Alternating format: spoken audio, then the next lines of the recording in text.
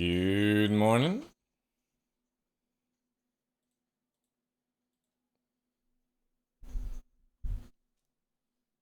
Welcome in, guys. Hope you're doing well.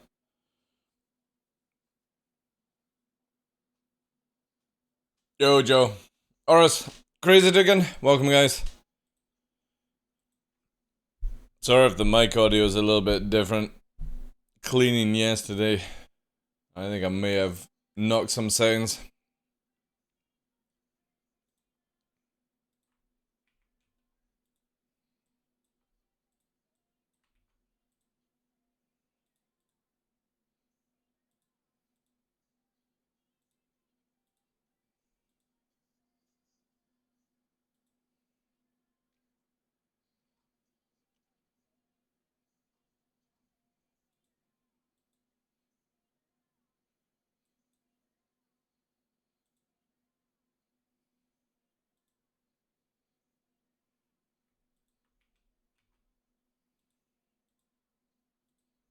Yo, John. Good morning to you, Chief.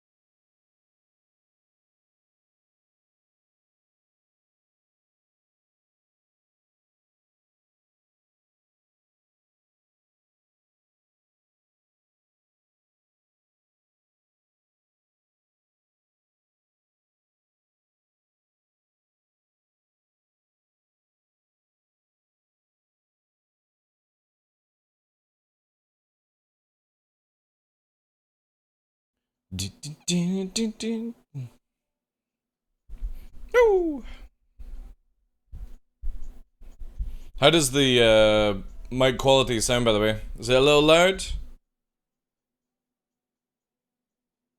Maybe move it down a little bit. Like to that level, is that okay for you guys? Oh, it's a little low. Little low, little low, little low, little low, low, low, low. Right there. Hi, Nixie. Music louder than you? It's meant to be. We're at full volume. Music normally sits like this level, right?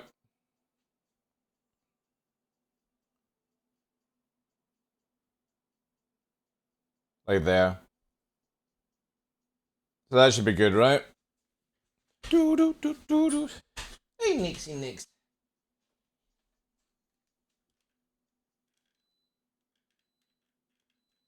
Oh no, the aircon unit. It's been a pain.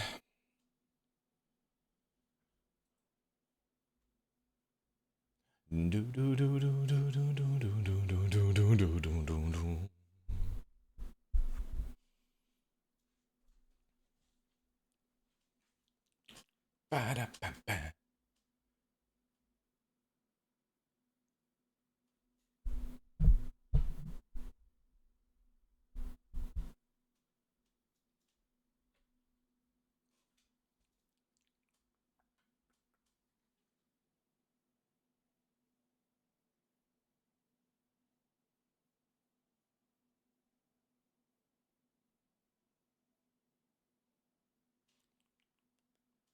Let's change this in here. Save preset.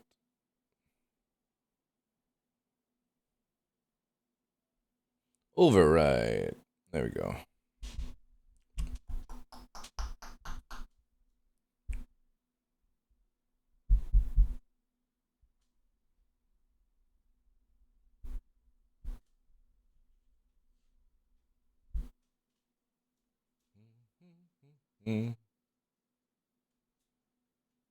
Wait, actually, that might be a little off.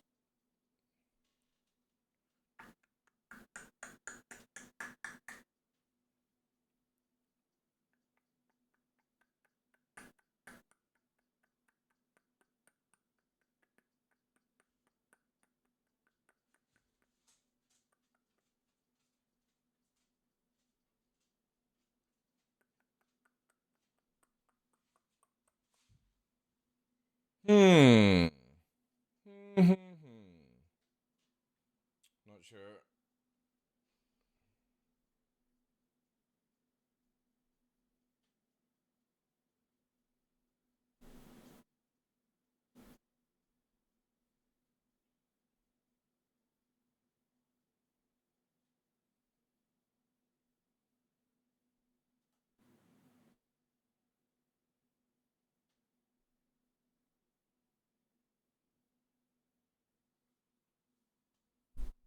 Yo, Zeman, how you doing, Chief?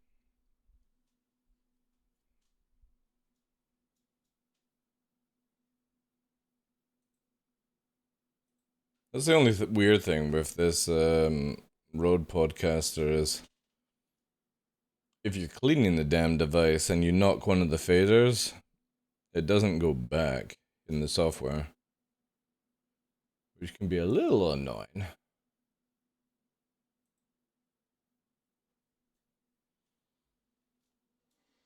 I'm also putting the trumpet back on the desk. I don't know where I want it though. Maybe like there.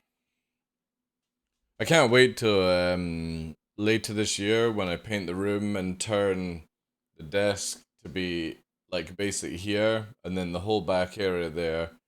We're gonna get some set pieces to put all the things that we've collected over the years on it. When I finally get rid of the green screen, well, I mean, we'll have the ability to do the green screen, but we'll need a foldy green screen just in case.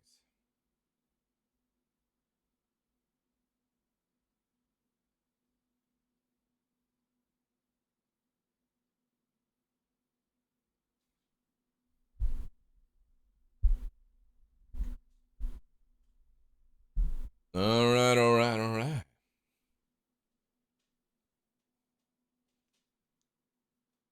We're good, we're good, we're flashing. I think everything's okay. Can you tell me how loud this is for you guys? Is that too loud, or is that doable for you?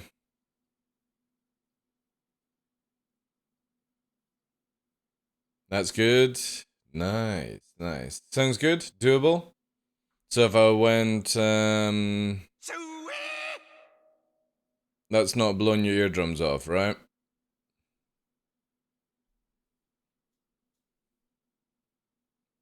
Maybe a bit louder? Oh my god, you guys are crazy.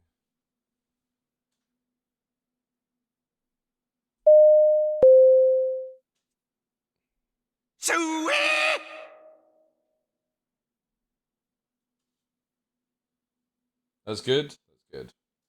Right, so that's on bar 4.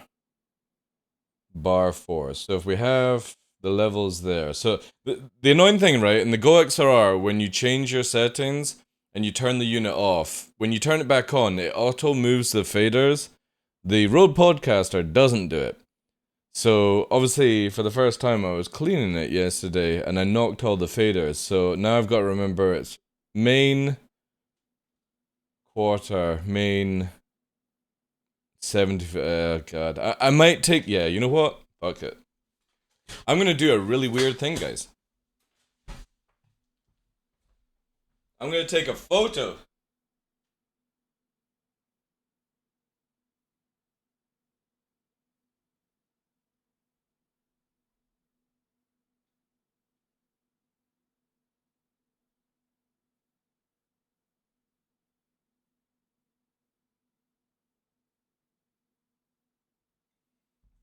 All right. There we go. I'm gonna take a photo so I know what the hell to do. Good morning, good morning, good morning, good morning, ladies and gentlemen. I am your host, Michael the Dark Lawrence, and welcome to another episode of The Darkness here on Twitch. It is Friday the 12th of May. Hope you're all doing well, guys. Sorry I was away yesterday. Had to take a little day off for personal reasons, which I'm not going to disclose. But I also managed to get some cleaning done, aka, or thus why this thing is a little bit scoofed. A little bit scoofed. But yeah, anyway, appreciate you guys being here.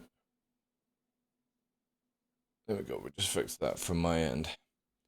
So yeah, unfortunately I knocked all the dials whilst cleaning this damn thing, so it's like, ugh. Super frustrating.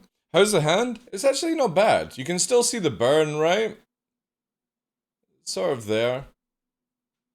It's looking okay, right? I mean, I can push on it and there's zero pain, but obviously there is like damage. You can see the burn mark. It's still there, but fuck it, you know? As long as it works and it doesn't hurt continuously, I'm fine with that. Which is gravy, guys. But yeah, it was okay after like yesterday and stuff like that. All right.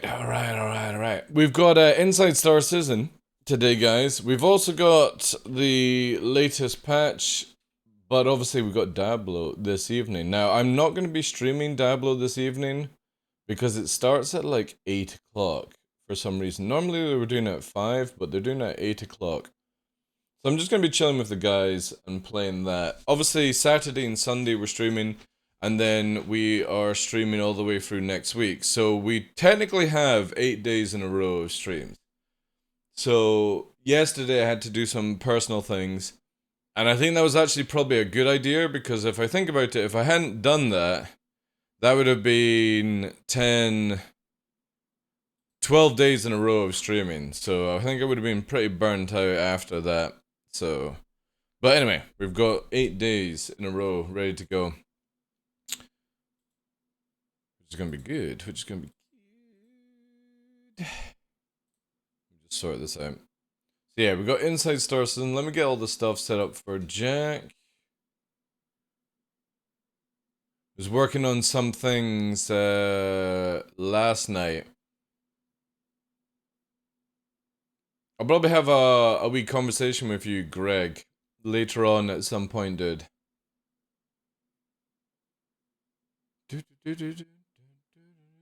There's Jack. He's changed his name again. On Discord. Right, let's just quickly set this up.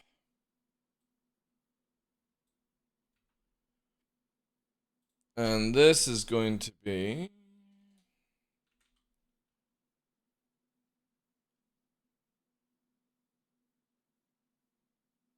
Yeah. This is 12.5, isn't it? Okay. We'll leave that open.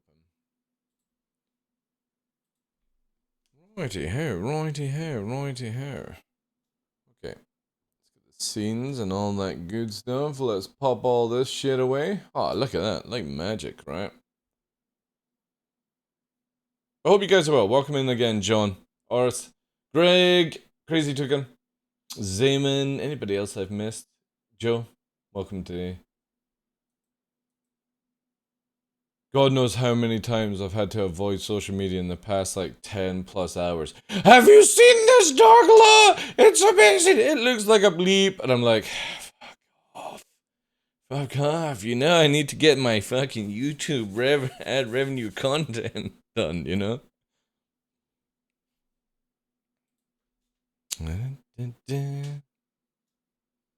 I've not actually, no. I've not.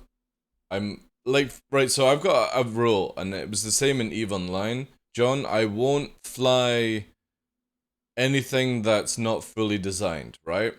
So the F8 Lightning has a broken flight model. It's the same as I've never flown an Idris or a Javelin. It's a broken flight model. That's not how the F8 Lightnings are meant to fly. It's overtuned for the NPCs and stuff like that. So again, just got no interest whatsoever in flying something that's broken. It's just how it is. Anyway, guys, this is Inside Star Citizen Settlers of Stanton. And yes, I do know there is going to be something at the end of this video that I meant to get my rocks off or something like that. You know, leaks, crazy, all that stuff. But if you're watching the VOD, obviously we're watching this on Friday instead of Thursday. Yeah. Last week was an absolute snooze fest for me when it comes to Inside Star Citizen. It was just super, super boring. So hopefully today's one, or yesterday's one, I should say, is going to be a lot more enjoyable. Hopefully. We shall see, though. Again, as always, if you have anything to put it down, chat, because you'll be part of the YouTube video. Content and memes? Yeah, I know. Again, I'll look into it, John, but not today. Not today. Populating the surface of Star Citizen's planets and moons is no small endeavor. From the tiniest of easy habs to the largest of landing zones, creating new places where players and NPCs alike can gather to buy and sell, collect and trade, create and destroy, oh my, is essential to our continuing efforts to expand gameplay opportunities within the persistent universe. And with the upcoming Alpha 320, members of the Montreal Sandbox team are doing just that with the newest edition of Derelict Settlements. Since the last time we talked about these derelict settlements, we've been progressing quite well. We started with maybe one settlement last time we spoke. That's a nice office. And now we're up to about 15 fully fleshed settlements. Is that the new Manchester office? I like that. It's very bright and botanical feeling to it. Nice floors as well. That's definitely a nice calming workspace I would like to work in. Ah, fuck. Should I... We're going completely off track here already. When I redo the studio, should I get some plants? Fuck, I could get some household plants. Because I don't need to worry about the green screen, right? With a unique look, narrative, and theme around. Has anyone ever told you that you kind of have Viking features? I know where my heritage is. And it probably is Viking, but Scottish as well. Celts were very much like Vikings.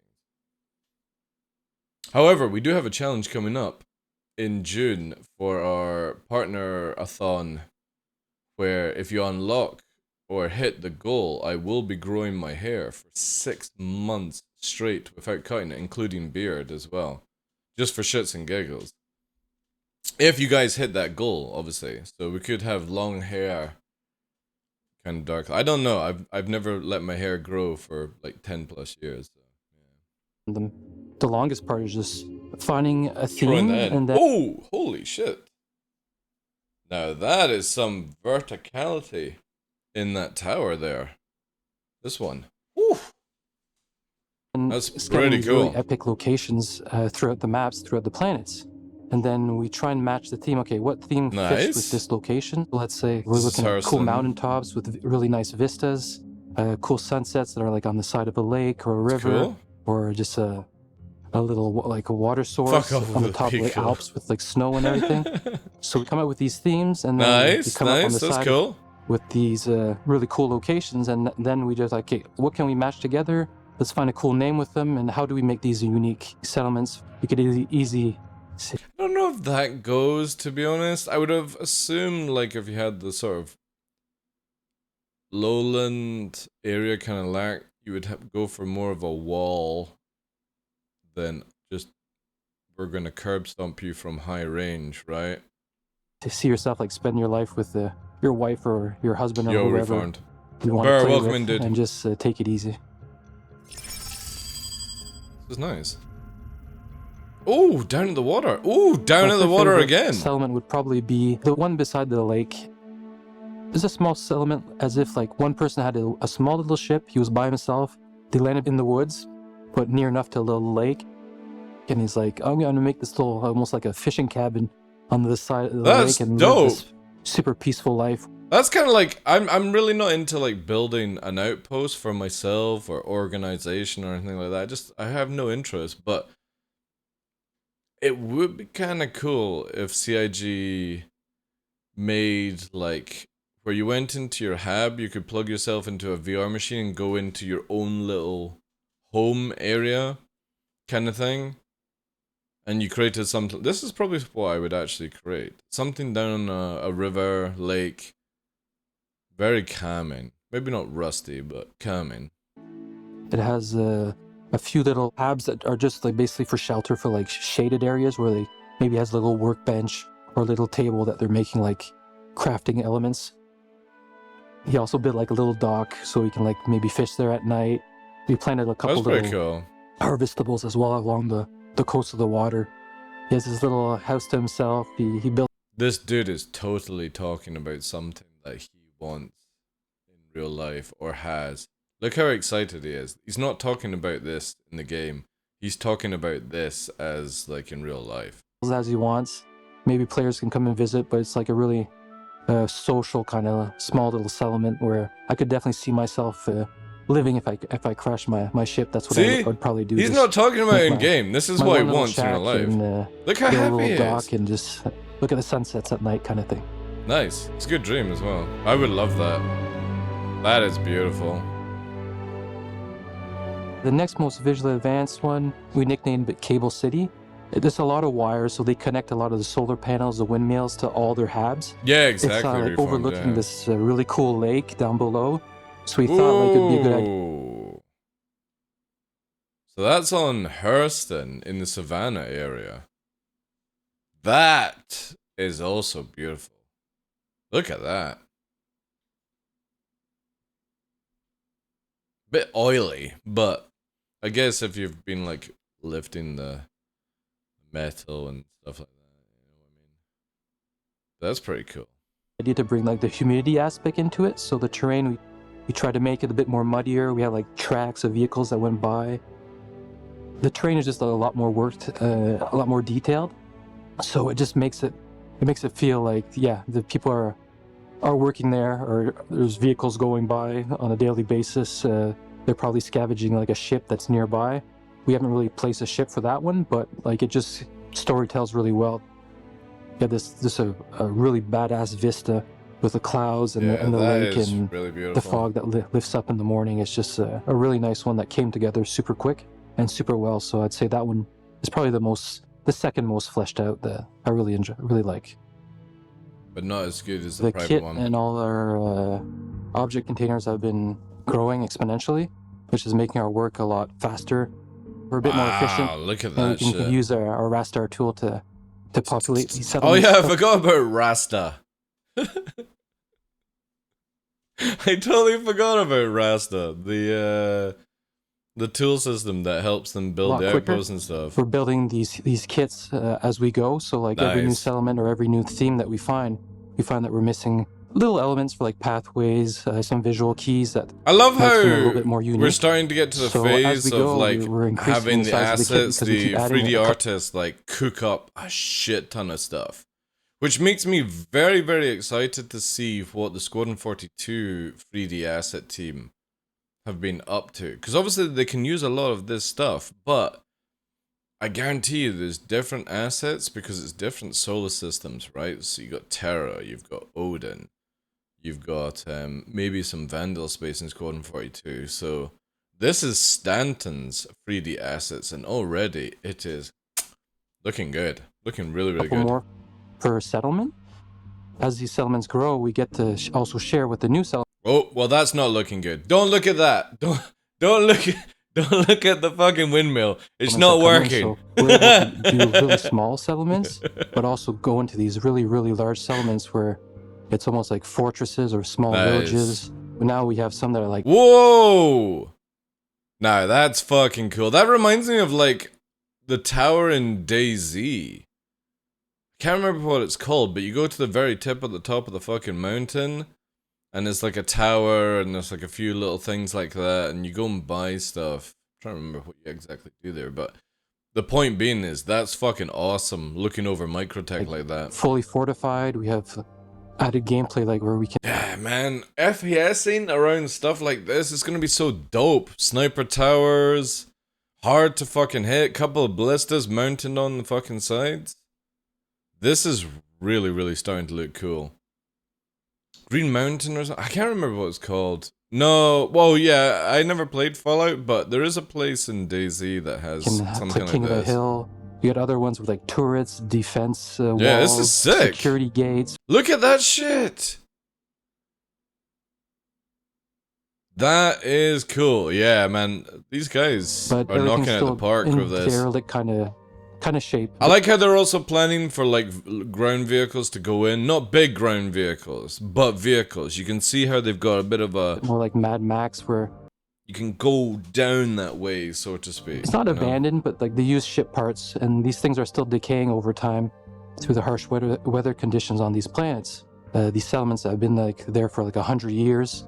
Others that maybe the spaceship just crashed and like they just started building a village for the last couple of years. Some people would make something that's a bit more fortified to defend against. See, look again, more open elements. space for maybe land vehicles to move like through. A bar just to invite their friends over. And then the A2 rocks up. You gotta remember, guys, that the A2 and the A1 are not always going to be able to bomb Danny, right? You've got to remember, eventually down the line, a Ballista and a Centurion will kill an A2 before it ever gets near the site. Like, the AA stuff that is on Pyro literally obliterates A2s. So, they're only a threat just now, but eventually down the line, you don't send in an A2 on the front line, right? Rescued soon enough, I guess, or within the next several years. So we have like a bunch of farms, we have greenhouses, we can have like hostile, and we can have also just social settlements now with a lot more assets to play with. My favorite settlement or outpost that we've created so far is the one deep in the forest. We nicknamed it like Ewok Village. Basically, you crash in the forest, so you're using all like what's around you, the elements. So there's a bit of lumber. So we're bringing a bit more organic feel to this settlement. Nice. I like that. I definitely see myself building a nice little town in there that's nice and protected. It has these little half barricaded walls made out of lumber, and it has all these drapes, these fabrics, these tarps that are playing in the wind. You have these old windmills that are in the background. That's pretty cool. I like how it's sort of dug into the ground. Again, bringing that verticality of the map where you can come in from the back of the forest, like up here, and you know what I mean? Like, it's... you can come in that way, or you can come in from, like, the back area here, and you're just a little bit elevated to scope over and stuff. Choices made, kind of thing. With fields of crops that they grew, but also it's a bit of, like, overgrown vegetation at the same time, because it's not, like, lined up perfectly. It's just, like, this little savage garden that you can pick some berries to survive or whatever. You have these big greenhouses during the winter season that you can actually grow stuff. You can also use these as harvestables. the player can go visit the greenhouses and just pick some things and add it to his inventory. Cool. And we really customized the art direction for each angle. So when the player approaches the settlement, we really have like either a big ship carcass that you can actually like go through, and then it showcases like the whole settlement to the player's eyes. And on the other side, it just shows like different elements and different little habs in the areas. So you know, like, okay, this is the farming side of the village. This is the what something. The NV team's storytell is nice though. I got excited about the possibility of applying that to that team. Mentions video. Alright. Yo, Cello, how you doing, Chief? Really good to see settlements on planets bring to life. Yeah, it does, dude. It does massively. Welcome in, Miss L. How you doing today? Environment. Alright, environment team. Right. Yeah. the more like the town hall or like this little bar side. They have like again, it's really nice to paths just that are developed, start throwing in when there's assets. Now, I know it's not everyone's kind of thing. Again, I'm somebody from the combat background, but eventually down the line, you're not always going to be able to refuel at every location. You're not going to be able to repair at every location. So sometimes you might find that the game slows down massively where you've got to spend a couple of in-game days at a location like this waiting for somebody to come and refuel you. Because again, CIG will change how fuel works in this game. Right now it's very, very casual. But if you're flying around Microtech for like a couple of day cycles or something, you know, you're not always going to be able to get fuel wherever you want. Mod, we put like little metal plates and panels so that the player, like, you can tell. Plus, there might not be a reason to actually be able to fly around these areas, so you have to go in by foot. And if anybody's ever tried to walk in 10 kilometers, it does take 30 minutes of real life moving through locations to get to. And I think that would be the rewarding part, is you get to go to locations that you can't go by just flying there. There has to be a reason why you use land vehicles. Easier for the players to navigate, find like the lootables. So it just feels a lot more alive, this one, because we spent a bit more time. And this is basically our benchmark that we're aiming for. So it would be the forest settlement, my favorite. That's cool. I like it. So yeah, it's simplistic, but it also gets to the point. Where we're at. They're evolving quite rapidly now with our new systems and our new tools. So we actually reduced the size of the team because we don't need as many artists, just because our kit is actually quite large now. So with just a handful of artists, we can really produce like a lot of settlements within a couple week period. I'm super excited to be able to show the players and share the awesome art that we've been creating. That's cool. So they're making like several years on average, and, again, not all the time, but they can make a settlement in a week. That's brilliant. Now, before these settlements arrive in the upcoming Alpha 320, there's still the little matter of Alpha 319, Invictus Launch Week, and a new vehicle manufacturer that's making its debut at this year's event. And even though the big reveal isn't until next week, let's go ahead and have a quick chat with John and Will to see what we can squeeze out of them maybe a week early. We have a lot of ships and vehicles in our game now. We're getting very close to, if not over 200 now. These CIG idiots make me sick. Why do they make you sick, dude? And if they make you sick, why are you watching me? Keeping brands with a consistent theme is important because it helps immerse you in the universe. You see a ship of a certain style and role, and you go, that's that manufacturer. And having consistent brand and manufacturers helps players give that initial read on what that vehicle is going to be. If they start branching out into every category under the sun, it sort of dilutes their visual identity and also their lore background. Loves the pain. Brands and sub-brands or entirely different brands helps strengthen that narrative. You look at it, you know, hey, it's that brand, it's going to roughly do this thing. So this was kind of a journey that started back when we introduced the Misk Razor, a racing ship underneath the Misk brand. And so we created this lore for them that one of the CEOs of the company had a real passion for racing. And so he kind of charged the company with coming up with their own version of the racing ship, which ended up being the Daedalus. And while that didn't quite take the Murray Cup as that CEO had hoped, a couple years later, the Razor came out and it was another attempt at them. The company itself was so excited and charged by the creativity that came out of developing the Razor, especially when paired with their I do love this ship. I don't think it should be able to fly. I think this thing should have been a hover, like, racing car person. groundbreaking Xi'an It just looks like an technology F1, right? sharing program. They created a new division in the company, Mirai, pushing Mirai. the aesthetics and the devotion to quality that MISC is known for into bold new directions.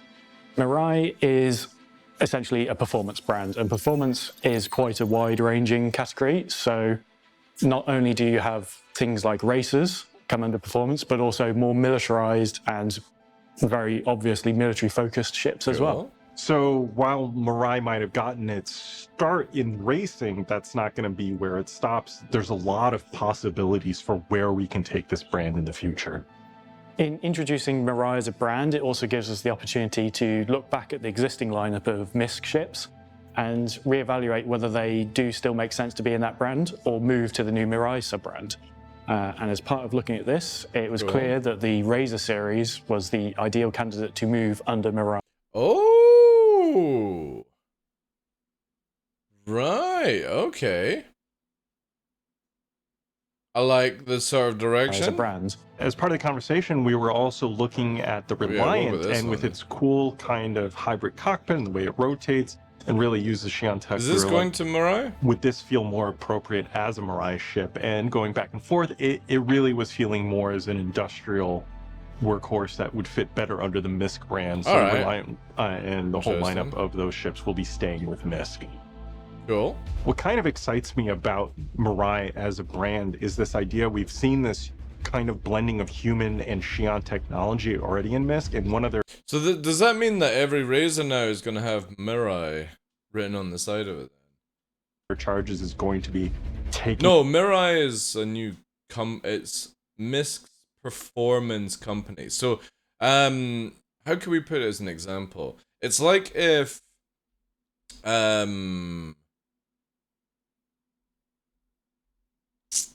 think of any company. That's it, yeah. Spectre, that's a really good way of looking at it. It's AMG for Mercedes, Nissan and Nismo, something like that, yeah. It's like the... This is our traditional... Like, Ford have got it. You know how they've got their Ford industrial lineup, which is like the transit vans. And then they've got, obviously, like, the Mustangs and... stuff like that, you know. Yo, Vince, how you doing, Chief? Danny as well, welcome, Spectre. Good day to you guys. So, that's the way you look at it. It's basically, it's like a car company, or a company in general, that are just spicing up their stuff, you know? Please don't compare these nice brands with Star Citizen stuff. Well, again, it's just an example, Manamors, right? Okay. It even farther. So the idea of the human ship designers looking at this Xi'an tech and saying, where can we take this? So it'll be really exciting to see what directions Mirai can take the grounding that MISC has provided them and take it even farther.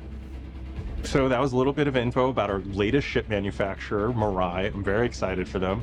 And if you want to learn more about the new brand and the ships they're developing, make sure to join us at Invictus. Yes. So what did we learn this week? Well, we learned that there are about 15 new derelict settlements, each with their own look and narrative that are being added to the Stanton system in the upcoming Alpha 320. That more and more will be added in subsequent patches and provide new opportunities for gameplay across the surface of its planets and moons. I kind of like the way they're going with that. There's something new in the future of MISC when Mirai arrives at Invictus next week. What is it? They'd be furious if I said. Ooh.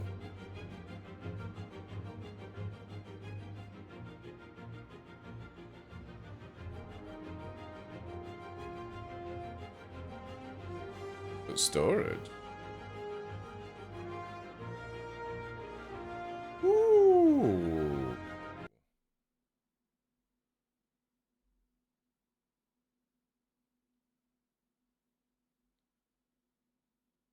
Now that's interesting. That's very interesting.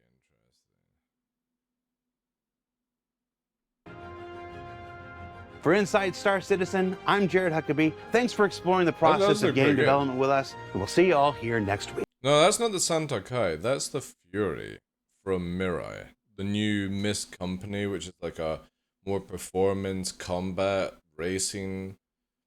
Just basically moving like Mist, wanting to have a non-industrial side to the division, which is fair enough. But that's 4 size 1 repeaters, so that's the same damage currently right now as 2 size 3. Faster fucking reloading. It's got 4 missiles on it, which look like size 2s, but they could be size 1. No, they're actually size 2s. I doubt you're going to be able to change out them. But it's the way it's like, it gives me the vibes of like the mech. Obviously, I know it's a ship, but it looks like the mech from Matrix 3. You know, where they're like sitting, and they got the big guns on the arms and stuff like that. It looks really, really cool. I do already know that it's a snub fighter, because obviously I've already known the stats for a while. Which I kind of agree upon, because to be honest, if this thing could actually warp, this would be my fucking go-to ship all day, every day, just because of how small it's going to be. So I'm kind of glad that it is actually a snub fighter.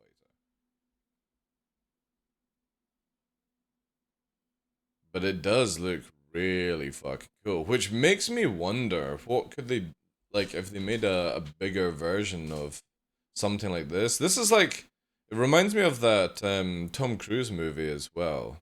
Orion? Not Orion. Oblivion? Is it Oblivion? The one with the drones flying around, and they sound really fucking dope. Yeah, I think it's Oblivion. Yeah. They have some really cool sound effects on that one. Let me actually go here quickly, and I'll bring it up on the screen what I'm talking about. Just so you guys... Oblivion... drone.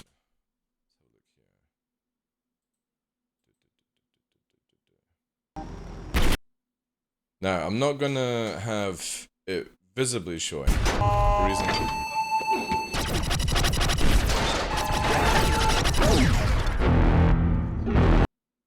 That's the sound, right? Because, obviously, if we have visions, we're gonna get copyright striked.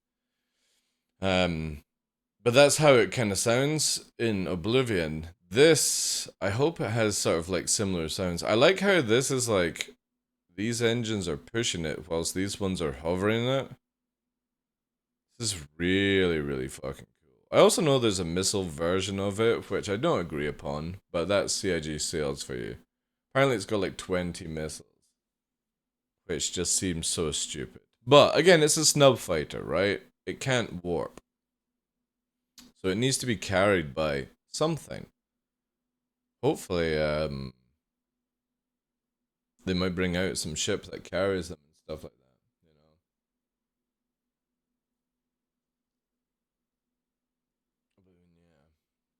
Yeah. That stance looks like veto mode. It does, yeah. Or like landing, you know what I mean? And now do another Aegis Mist Corporation, build a hammerhead where the turret ports are docked for the Fury. That would be kind of cool, yeah. Again, this thing is very, very small when you see it here, transforming. So when this thing lands, it's super, super small. So look how much it actually extends, just there alone, right? Here.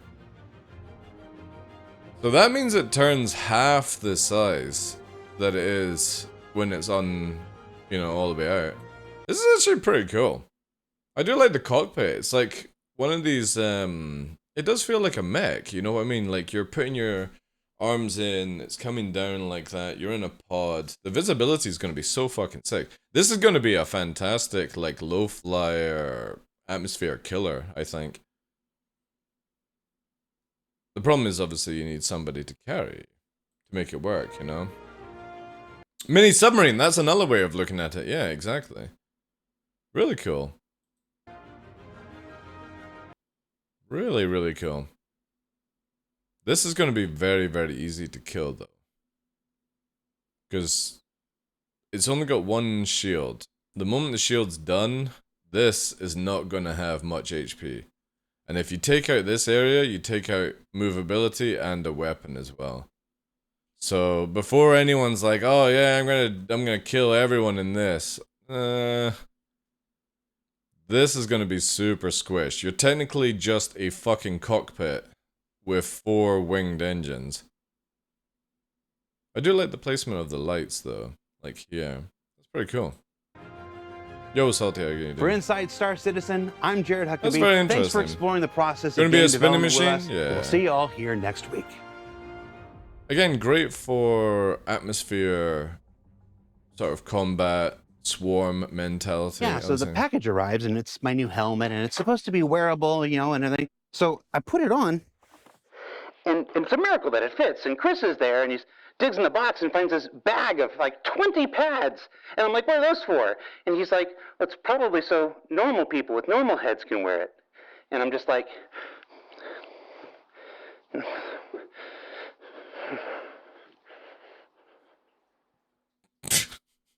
For fuck's sake. For fuck's sake. Oh my god, I think Jared's losing it, chat. He is losing it. However, that is pretty cool. The settlements are looking really, really good. I like the way it's going with that. And definitely interested to see how this Mirai is. I've got the stats here, but we're not gonna talk about them. We'll maybe talk about them later in the stream. You'll be able to watch the VOD if you're watching YouTube. But anyway, thank you very much, Jared and the team. You guys as well watching live. Appreciate it. And yeah, that's a lot better than last week, I feel. Alright. Let's get that details sent to Jack. So we can try and grab this. We can go back over here for the time. Oh my god, why does that sound like a robot? Did that sound weird for you guys?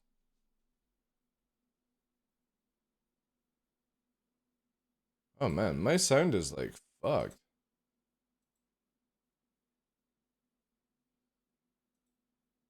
That sound okay now?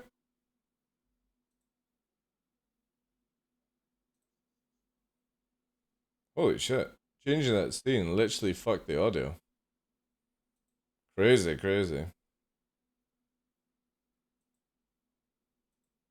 Cheers, Obrak. Thank you. Thank you for the 16 months, dude. Appreciate that. Right, highlight. Let's go into this.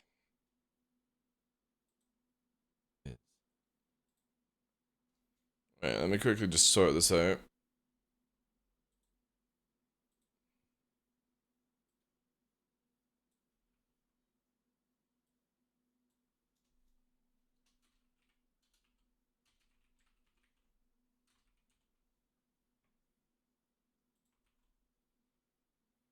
Let's do here.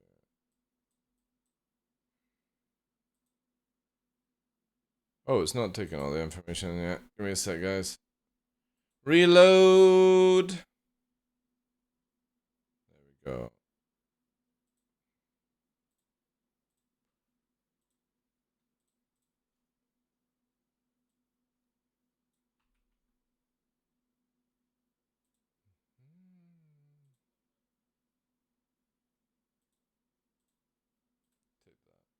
There we go. All right. Send that to Jack.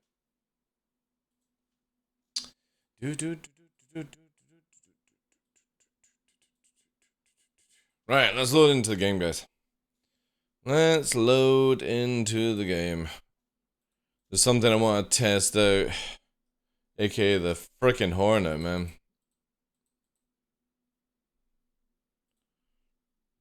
Unless it's been patched, obviously. Unless it's been patched. Maybe a future missed capital military ship, as a friend is telling me. Maybe. I don't think they'll do capital ships though, Cello, because They have like 14 large ships, including capitals, lined up. That's like literally 9 years of development so far for all of them, so.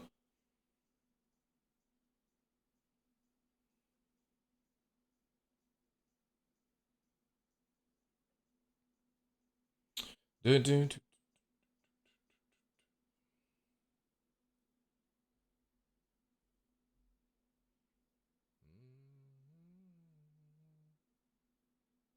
has a Super Hornet, 20 Gs with boost. Is that how it normally is, though? I know it's like totally scuffed on the Hornet side. Oh, holy shit! They've added this in. Ooh, this is nice. This is nice. But yeah, is the Super Hornet buff, Doris? No. Skip that. Let's have a wee shot of it.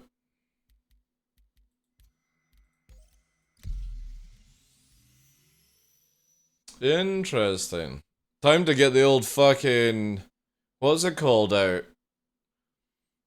I've got an absolute junker. Are you sure you have been playing long enough to skip the tutorial? Oh yeah, I'm totally pretty sure about that one.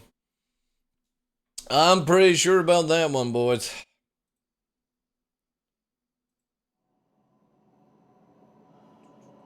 There's a lot coming out in Invictus, which is really cool. Lots of vehicles, and for the future of the stuff as well. Yo, Koval, thank you very much for the tier 3, dude! Whoa, dude, that's way too generous. Thank you, thank you, thank you, thank you, thank you. Appreciate that, sir. Oh, have we been wiped? We've been wiped, I think. Thank you so much for that, dude. 4 months support. Appreciate that, sir.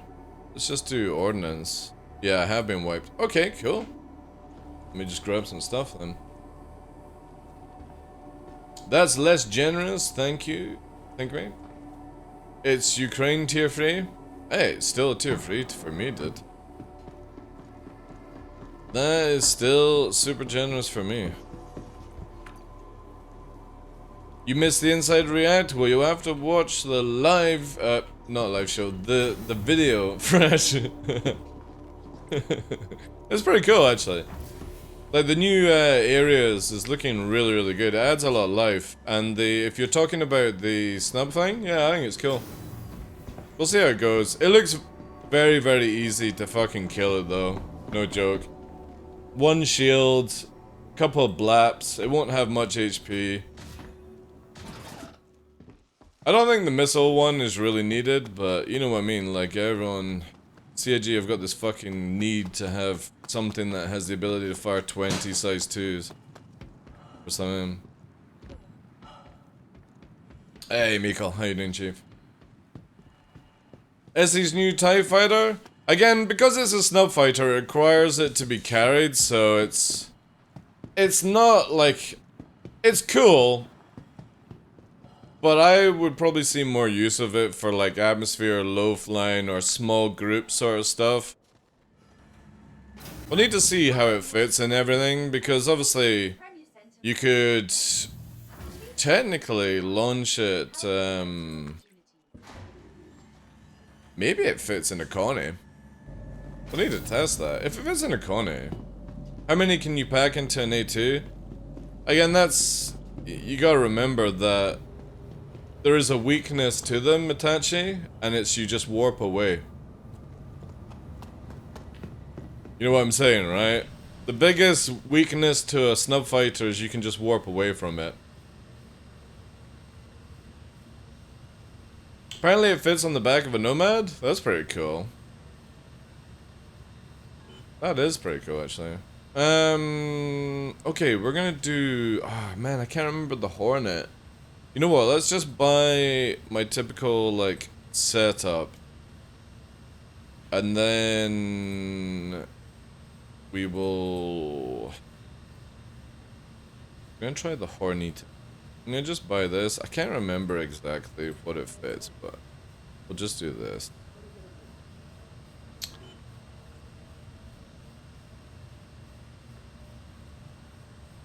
We'll see if our macro system is still working.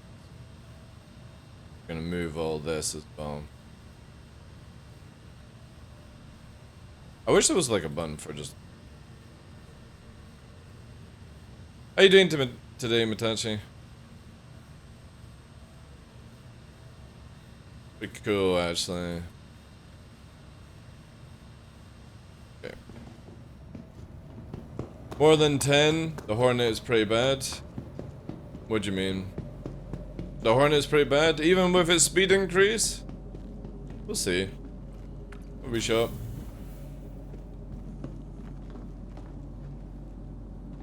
Yeah, exactly. The biggest thing is obviously like with the snubs, one of the biggest weaknesses is obviously they don't have long in the air. And again, as I was saying at the start of the stream, one thing that a lot of people have to remember is that the amount of fuel that we have in our ships is not the final amount. CIG generously give us overfuel so that we can play the game right now. But the moment that you have to go and refuel, I would probably say that a snub has no more than 50 minutes of flight time in the future. Last call for passengers. The shuttle is preparing to depart. Which is a big, big weakness. Hold that goddamn thing. Woo! Please clear the hatch. Shuttle will be departing. So, yeah, I mean, we'll see just now how it goes. I would imagine we'll soon see swarms of TIE fighters flying around. But again, if one size 1 hits it, that's it, it's dead, right? And these things don't have many flares, so to be fair, you can just out-missile it. And they'll die pretty fast. That's kind of cool, it fits in the back of a Nomad. That just makes the Nomad even better now, if that's true. Because you could actually have a wingman with you when you're doing combat missions. So not only do you have free size 1 shields and free size 3 weapons, you've got a bed to log off in, but you could have a wingman with you at all time? I think that's fucking dope, man. Holy shit. Mayday, mayday, mayday, mayday, mayday, mayday. Video 1, pull the chute! Pull the chute! Like somebody just broke their engines off whilst leaving the hangar.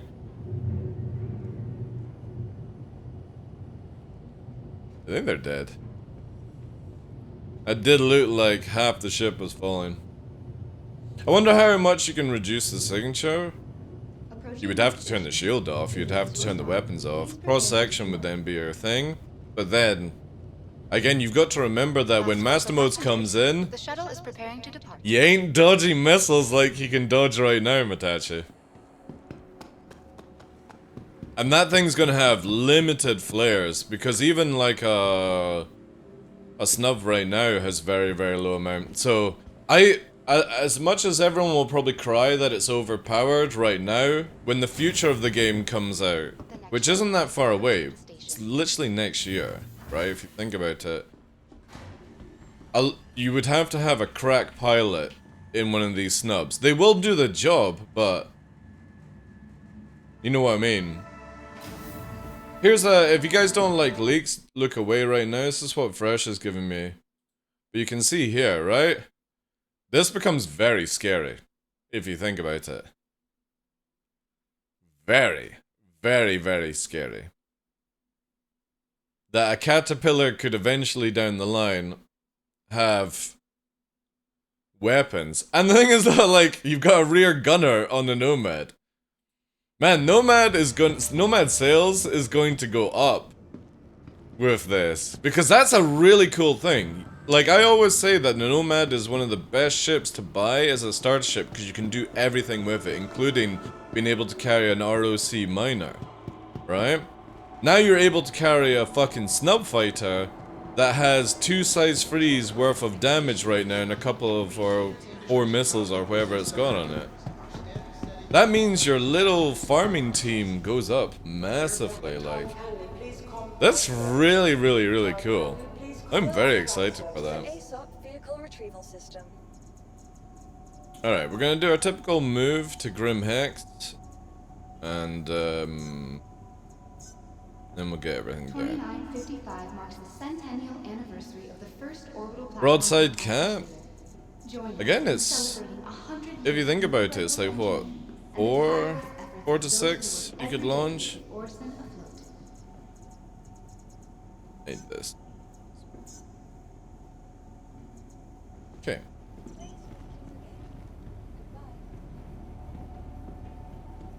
I think it would be crazy to have 20 of them on top of you before you can even detect. The biggest thing that with that one though is Mitachi is that you're gonna put 20 people in snub fighters. Wouldn't it be more logical to put them in like Gladius? 20 Gladius kills hammerheads and everything like that in seconds, you know? That's the thing you gotta look at. Yes, you could do the swarm mentality, but it would be more logical to have 20 fighters than it would be 20 snub ships. Snubs are really only good if you have maybe like 3 or 4, but when you start going over that limit, you're better off with actual fighters at that stage. Because not only do they have the more ordnance, fuel, tank, abilities and stuff like that, you know? Well, all I can say is, dude, if I was literally sending 20 people into combat, it wouldn't be in 20 snub fighters. That would only be for memes. Because I could take 20 Gladius and destroy 20 snubs.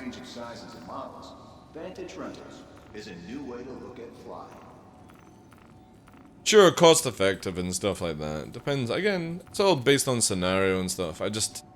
Yeah, for me, I wouldn't go to the extreme. Maybe a referral for the Invictus for the Fury? No, you're not gonna get a Fury off referral. They never do that. It's only like a Drake Dragon or a Nargo Cargo or something like that. They never sell their new ships in a referral code, dude. Not gonna happen. Never ever seen it. It's normally Drake Dragonfly or like a P-72 or P-52 and stuff like that. No, CIG are not nice enough to give us decent referrals. They just basically give you an LTI token. That's all it is. I need voicemail. We're gonna try and get this and moved over to joystick gremlin so I don't need to run it.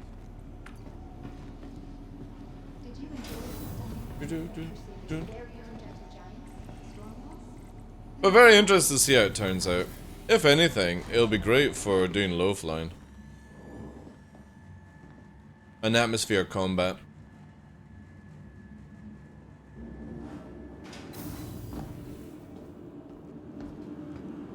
Oh yeah, of course, yeah.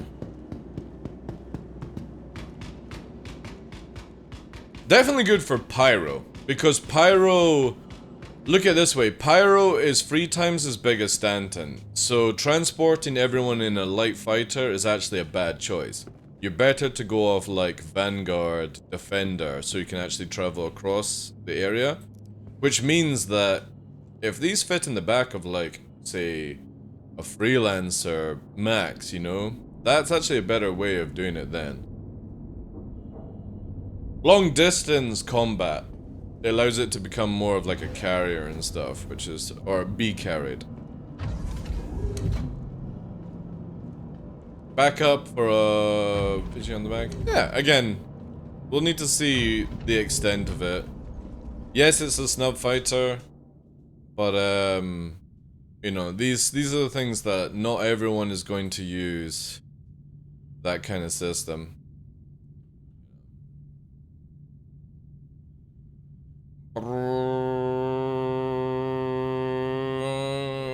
Let's go.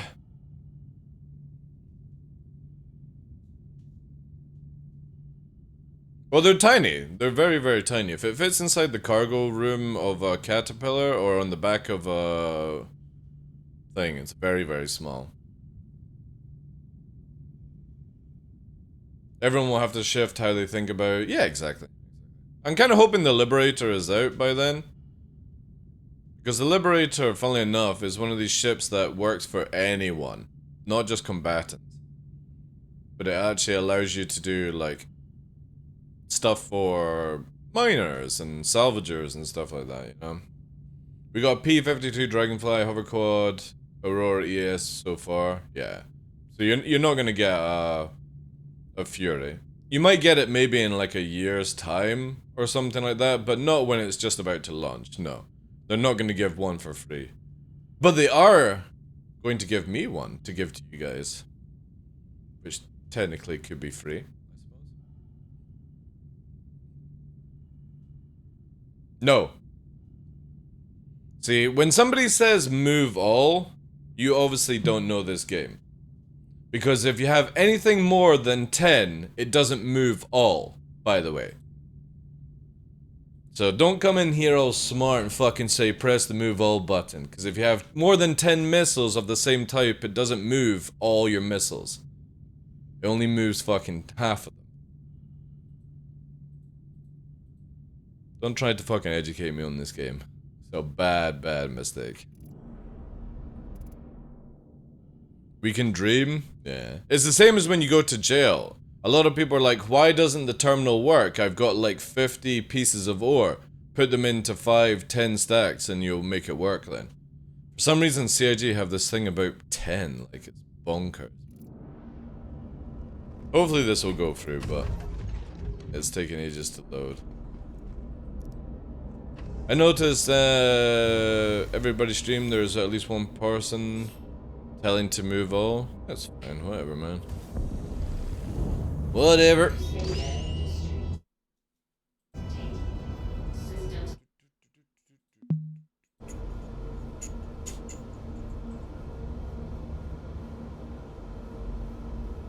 You are clear to launch. It's almost like the people that tell me how to low fly, Zayman. You know what I mean? That one's funny. Yeah, Dead Mouse is like nice chilled music for this time of day. I always get a good chuckle of that one. DarkLaw, this is how you should be low flying. Alright, okay.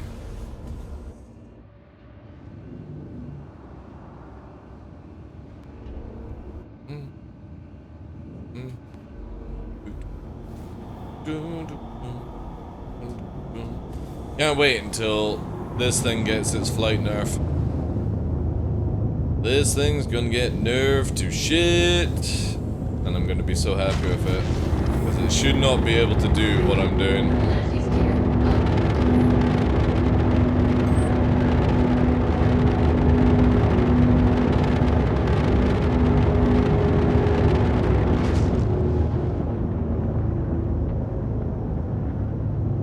Nice engine sounds, yeah.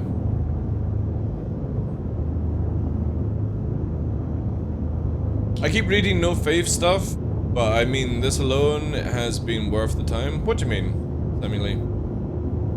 No faith? George Michael?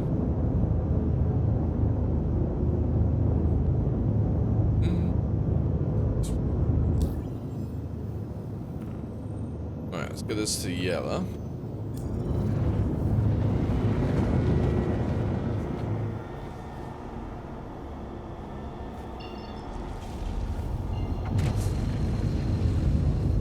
Oh yeah. I think the biggest issue that we have right now is that we need core tech before CIG can snowball, right? What are you getting up to in the PTU today? We're going to test out this freakishly fast Hornet, Super Hornet, that not sure if it's a bug or if it's intentional. But the Hornet has way more faster frontal speed than it has in 318. Not that it's going to make the Hornet any much better, but for atmosphere, this should actually make it really good. So we are going to do our typical test with it today. And the only Hornita I have is the sexy one. What's it called? The Heartseeker. The Valentine's Day one. So we're gonna give it a wee test out. We're gonna fit it up, see what we can blow up with it. I hate coming in from this angle because I have no idea if invisible rocks are still the same thing, so we're gonna go down this way. If you were to go straight, I'm pretty sure the invisible rock is still there. So we will just go underneath it just to make sure we don't have to deal with it.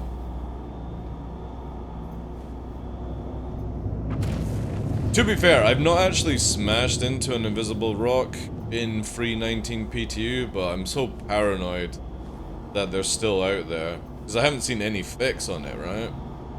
No, like, oh, we fixed invisible asteroids. Going to, what's it called? Xenofret might actually give me that information.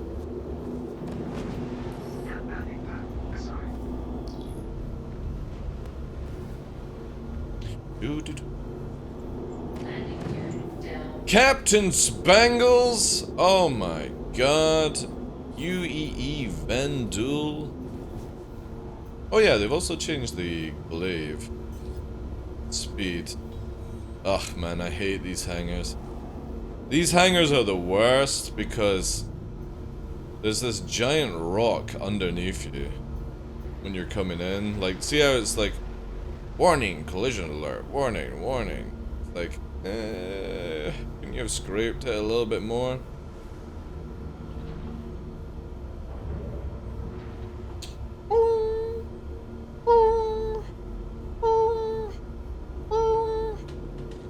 And that should be touchdown. I think it's a little bit off to the left. Yeah, she's a little bit off to the left. We can excuse that. I should have shaked her ass in a little bit more, but it'll do. Again, I don't fly this thing that often. Alright, time to move everything back. Yay! Brrr.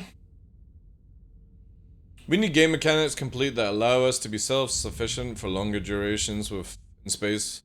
Thank you for the follow. Without being reliant on NPC cities. I know, like, for me, the moment that we have the Kraken, I want to have that sort of Battlestar Galactica feel where I don't have to be living in like Grim Hex or something like that. I want to just stay in things.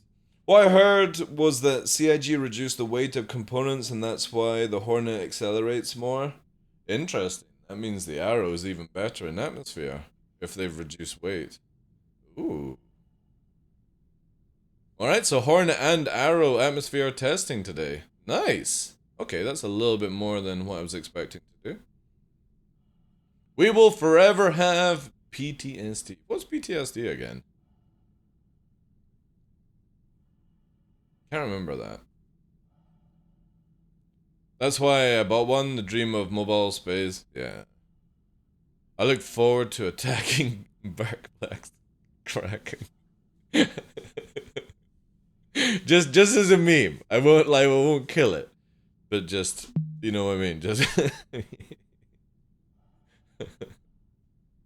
it'd be kind of interesting. Alright.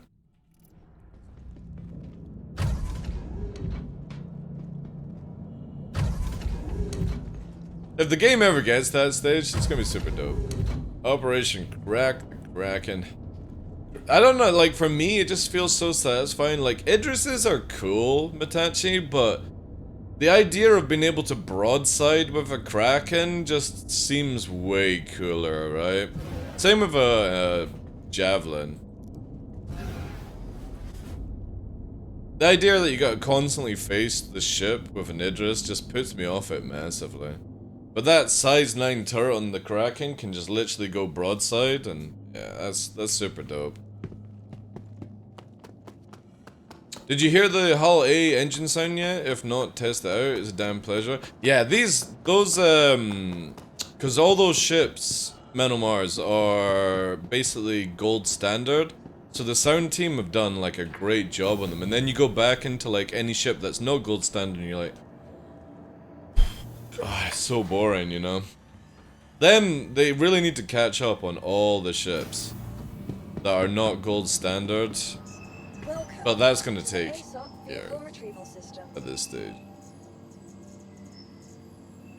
Right, so we're gonna get the wee Heat Seeker, or Heart Seeker. We're gonna get an arrow. Actually, I'll test the Gladius out as well for Atmo fighting. Because I've been flying around in the Gladius a bit more since I've been playing solo.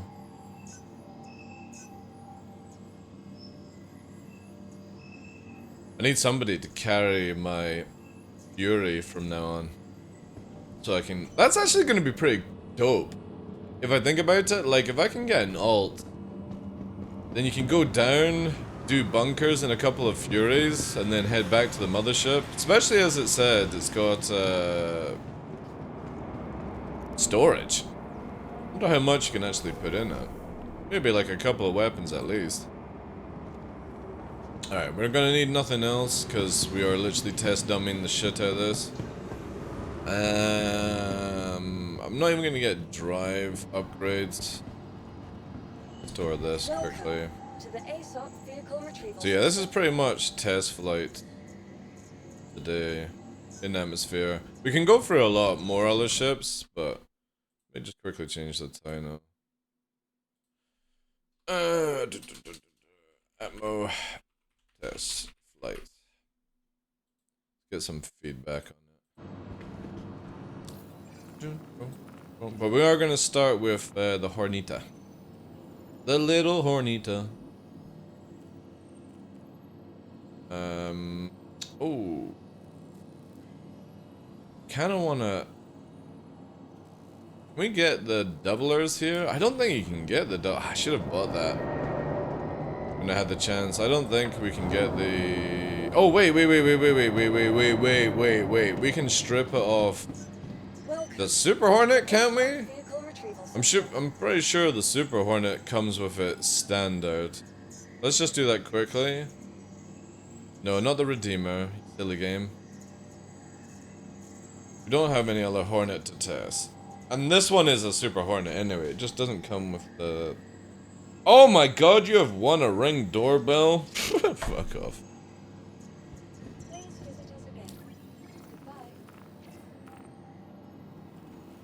Alright. Pretty sure. Yeah. Look at that. Awesome. We can strip this motherfucker. We don't want the nose turret. I only want the ball. That's all I want. For the heat seeker. If this ship ever becomes viable again, I will be using it all the time. Because this is a dope little fucker, like. Again, I've really not had any reason to fly this ever. Alright, time to put some stripping on. There we go. That will actually... Oh, no, that's the other one. I need that one. Why is there only one badger? Where did the other one disappear to? Oh, wait, maybe it's just fuckered. Oh, I need the Valkyrie as well. Valkyrie's got spare Panthers that I can use. Wonder if Sig still plans on having the disabled bangle and the... I don't think. I really don't think that's ever gonna happen. I mean, if it does, cool beans, but I would not be preparing an org around something like that. I don't think any of those big ships... Maybe, like, they'll do it where you could do, like, what's it called?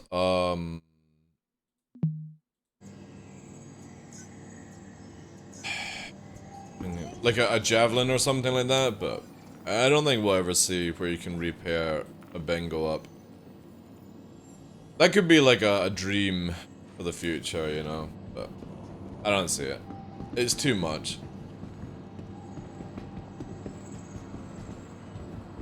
I still want Idris and Jav, but those are in-game dreams.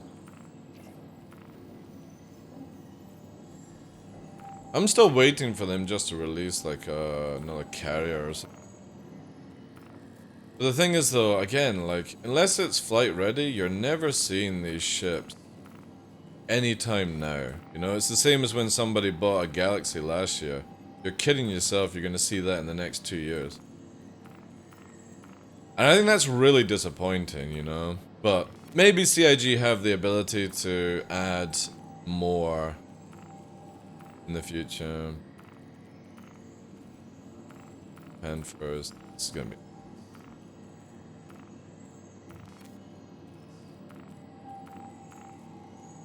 Right, so it's a lot less missiles. But to be fair, if speed is game right now, let's see. We shall see. We're gonna just stay with that. I don't have any skins for this. Okay. That's it. Let's try this one first. I haven't seen any info about Pyro for a long time. Do you know what is happening? It's just being constantly worked on. Door, dude. You're not gonna see Pyro this year. A lot of people are like, oh, I can't wait to be flying around Pyro in 4.0. You're not gonna get 4.0 this year. That's a guaranteed. Because they're already behind and stuff like that. But I'm fine if they can just get server meshing in by this year. Server meshing, I kind of feel like I would like to see CIG work on server meshing Pez and master modes before ever releasing Pyro. Like, use Stanton as a test ground for as long as you can until we actually have to go somewhere else, you know? SM? Get that, eh? My Valentine. Oh god, what the hell is that? Be my Valentine. It's been a long time since I've flown one of these things. Let's hope it's not takes another 10 years. Oh, if it takes another 10 years, it takes another 10 years, right? It's just one of these things, guys. As they say, Rome wasn't built in a day.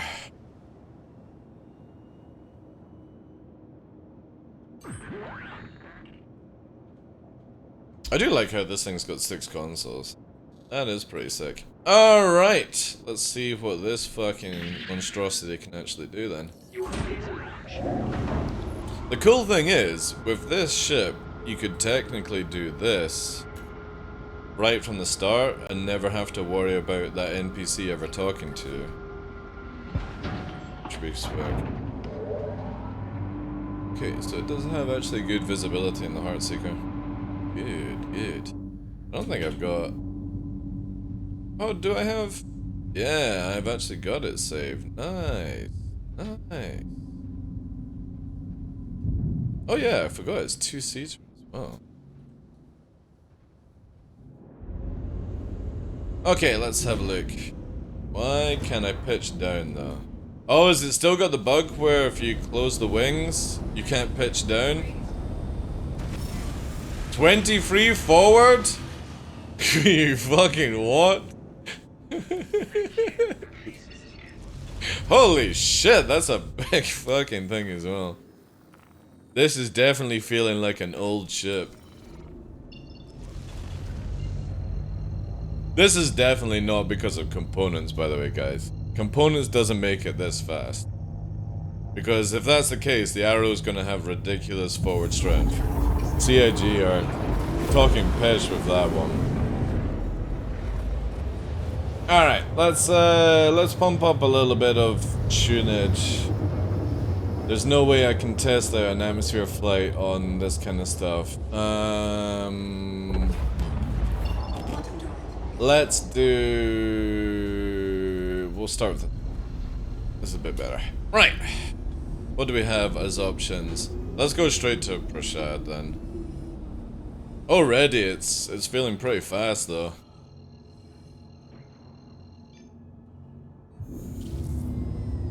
That giant calibration screen is nuts though. And before this thing is faster than an Arrow, right? If this is faster than an Arrow, I'm gonna be absolutely blown away. Let me quickly just check your message, Damon. Alright, yeah, you did. You know, we have new areas on Discord you can put music down as well, dude. Why is it so silent?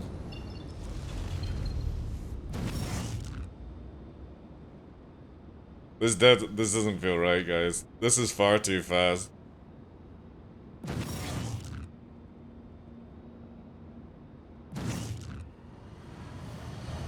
$900 at this height. Alright, so it's faster than an arrow.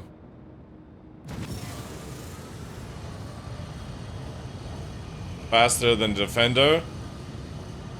Yeah, this is broken. Oh fuck. This is faster than a fucking or near catching up a Herald. Alright. We're not gonna have any turn because we're rocking this thing.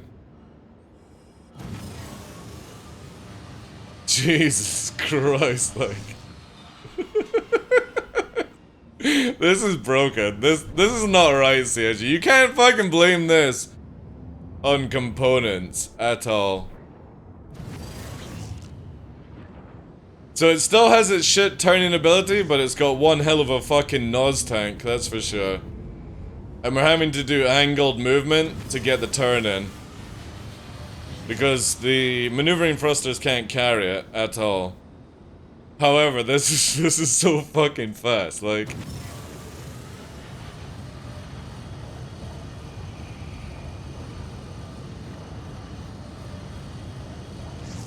She's got good sweep movement as well. But yeah, if we want to turn, we got angular turn it like this. However, this would actually be really good to throw off arrow pilots.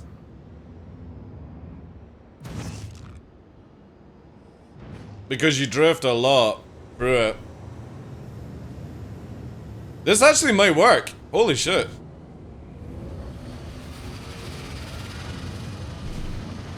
That fucking push to lift it off as well. So you gotta literally use main thruster to keep it from smashing on the ground. Little overturn there. Yeah, the back end just literally lifts up. Interesting if this was actually the way they want to have medium fighters go. Give me this in the Saber, I would be super fucking happy, like. Nobody is outrunning this shit on Hurston, like. This actually might now be more dominant than Saber in Hurston. Again, that's your afterburner turn, by the way. But it fucking goes, that's it pushing at like 300. Let's see what an SEM turn's like. 18 Gs? Holy shit. This actually might be really dope, man. Again, you've got to compensate for the drift, which will throw a lot of pilots off. However, again, if an arrow is, like, winning, you just go like this. Fucking bye! I'm already 200 meters a second over what an arrow can do, you know? That's fucking crazy! And again, the damage output, you actually might be able to burn down arrows and gladius, and then if you fail, you can just fucking disappear. Look at that push here, look. That's me turning, by the way. And it's just going up into the fucking the sky right now. That main engine is so powerful. However, if this is how CIG want flight to be for master modes, I'm all for this. Because you should not be able to turn at high speed, in my opinion. And this is amazing that I'm having to actually fight it to turn around. Which means that keeping it SEM, I can do a lot in SEM right now that you couldn't do before. Like, that's a shit fuck, that's 400 meters a second push. We're yawing over yawing right now. But if all ships were like this, this would be sick for combat. This means actually knowledge of flight movement would be a big thing, not just fucking aim.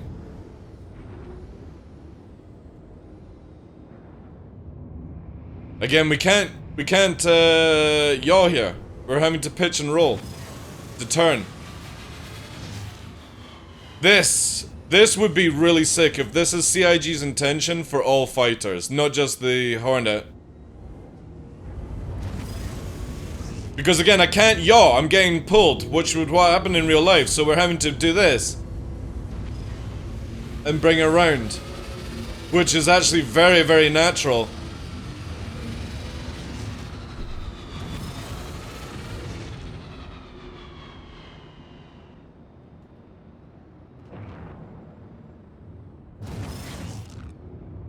Again, we're gonna have to angle her up. and go for the vertical to bring around. Because yaw effect won't work. Because it's too powerful. This is so fucking dope. This massively changes how combat would be. This is not a component change. CIG are talking shit. But we'll test the arrow out to confirm it. If the arrow doesn't do the same effect, they're lying, by the way. This is definitely because the main thruster is far too powerful compared to the maneuvering. And I'm all for this.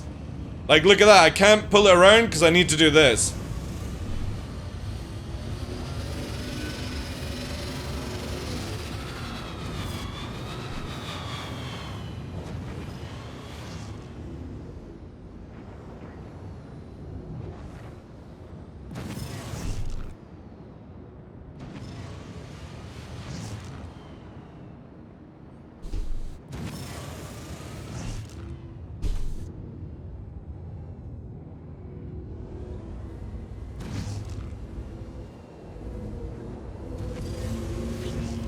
This is really cool. Definitely would like to see more ships flying like this.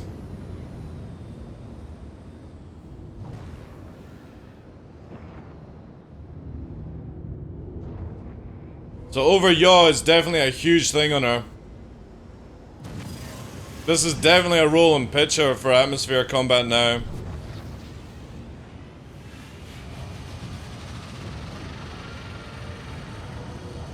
But fucking hell, look at it move!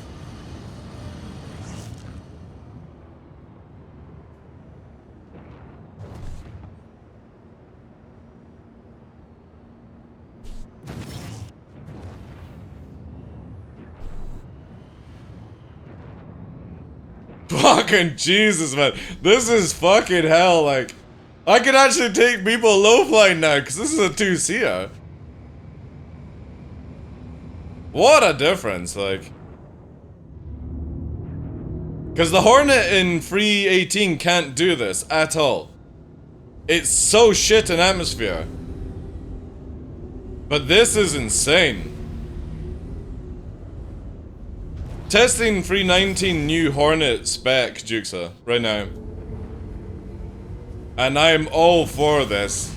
If this is the future of how ships are going to move in atmosphere.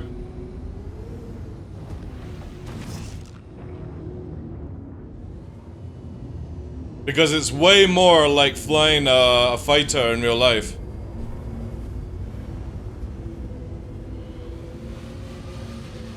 Because if you over yaw, you slow so much down. I'm able to keep that 400 up right now.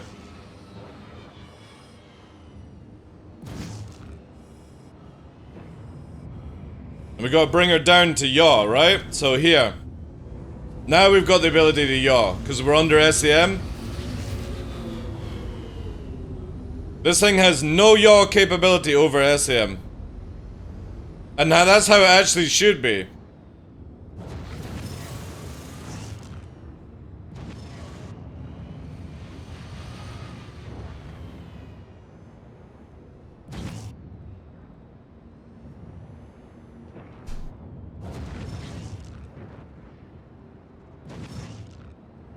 We're driving at 700 meters a second. This is actually really fucking terrifying. Because not even the arrow can fly at this speed at this height. Not even the Saber can fly at this speed at this height, doing this kind of shit. Like normally I fly like doing 600 in a straight, but this thing's fucking 800 in the straight. Watch this. Right, let's max out the speed right now. Before Afterburner. We're already over arrow speed in the straight line. We're 700 meters a second before the dump. Dumping now, 800. 900. 970. 1000. Fucking hell, like. The fucking Super Hornet is so broken. Unless other things apply this. Look at this turn as well.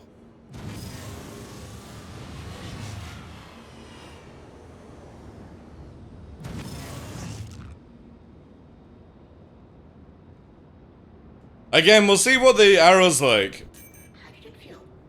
But this is nuts, man. This thing is gonna be really good. Again, is that all the guns going at once? Oh, yeah, because I can't see the other ones. The two. Alright, let's bring her down, lock her into SCM so we can actually see what her flight capabilities are at. So we're not going to over speed right now. Let's see how her turning movement is.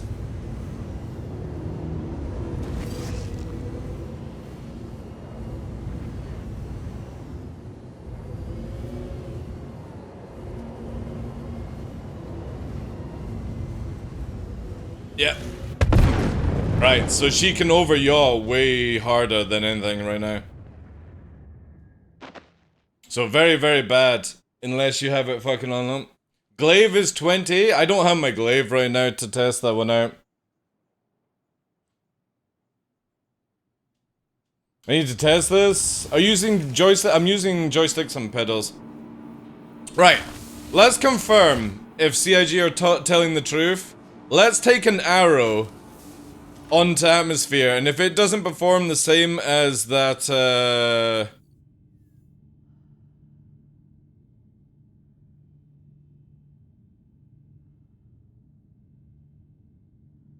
what the fuck is a Nova Pyrotechnica rocket?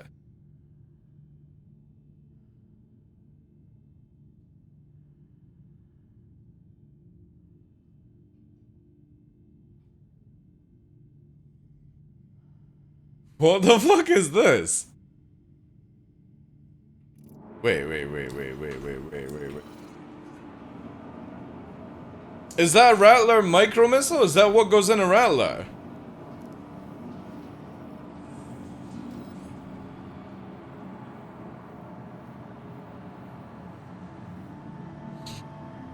Are you talking about the current stuff, Menomars, or like the future of the game? Because if you're talking about the current, yeah, I hated it. It's so stupid, right?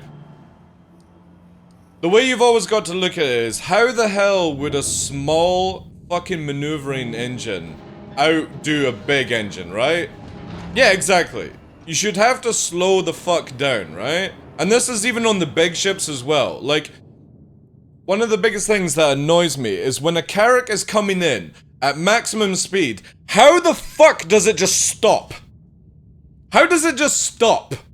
Like its reverse thrusters would be able to stop that momentum. And the worst is when you see an 890 coming through atmosphere and this is the ground and it just goes like that. Fucking lens. It's like, it annoys me to the maximum, right? Let me get rid of this so I don't have to see this again. Alright, so it's rockets that go in the Rattler. That's interesting. There we go. So I'm all for momentum outpowering maneuvering thrusters.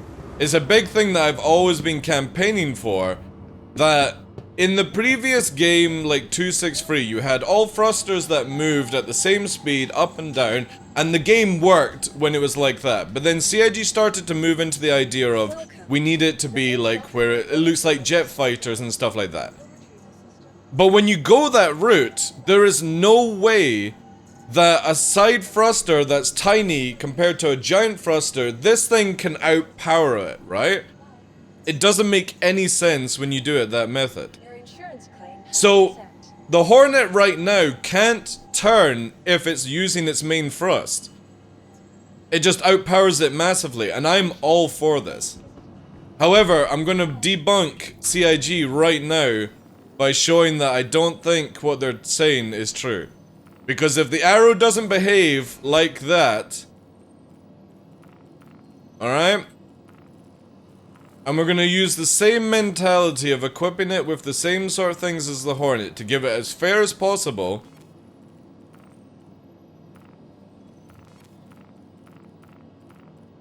But I guarantee you the characteristics flight of the Hornet, the Super Hornet and the Glaive are not component issue. It is CIG testing master modes. That's what it feels like to me. They're putting in that ship that maybe they're working on, want to get some feedback or something like that. Because component does not change that fight characteristic ever in this game. It's a load of shit. Trust me, I've flown around in arrows with no modules apart from one cooler, one power plant, and somebody's taking me to location, and the characteristics of the ships don't change that much. But we'll see in the arrow. If the arrow is the same, then I will believe what CIG are saying. If it doesn't behave the same as the Hornet, the characteristics of the Hornet are just changed. Could it be that they don't know what they are saying? What do you mean? Don't know what they are saying? No, CIG are wanting to move into what I'm talking about, Zarky. So for years I've been saying, if you're going to make a ship that looks like a fighter, make it behave like a fighter. Which means that maneuvering thrusters can't out-counter a giant thruster, right? Only in a ship like a Car-2-All. If this thruster is countered out by this, it makes no fucking sense. How does this thing out-counter this?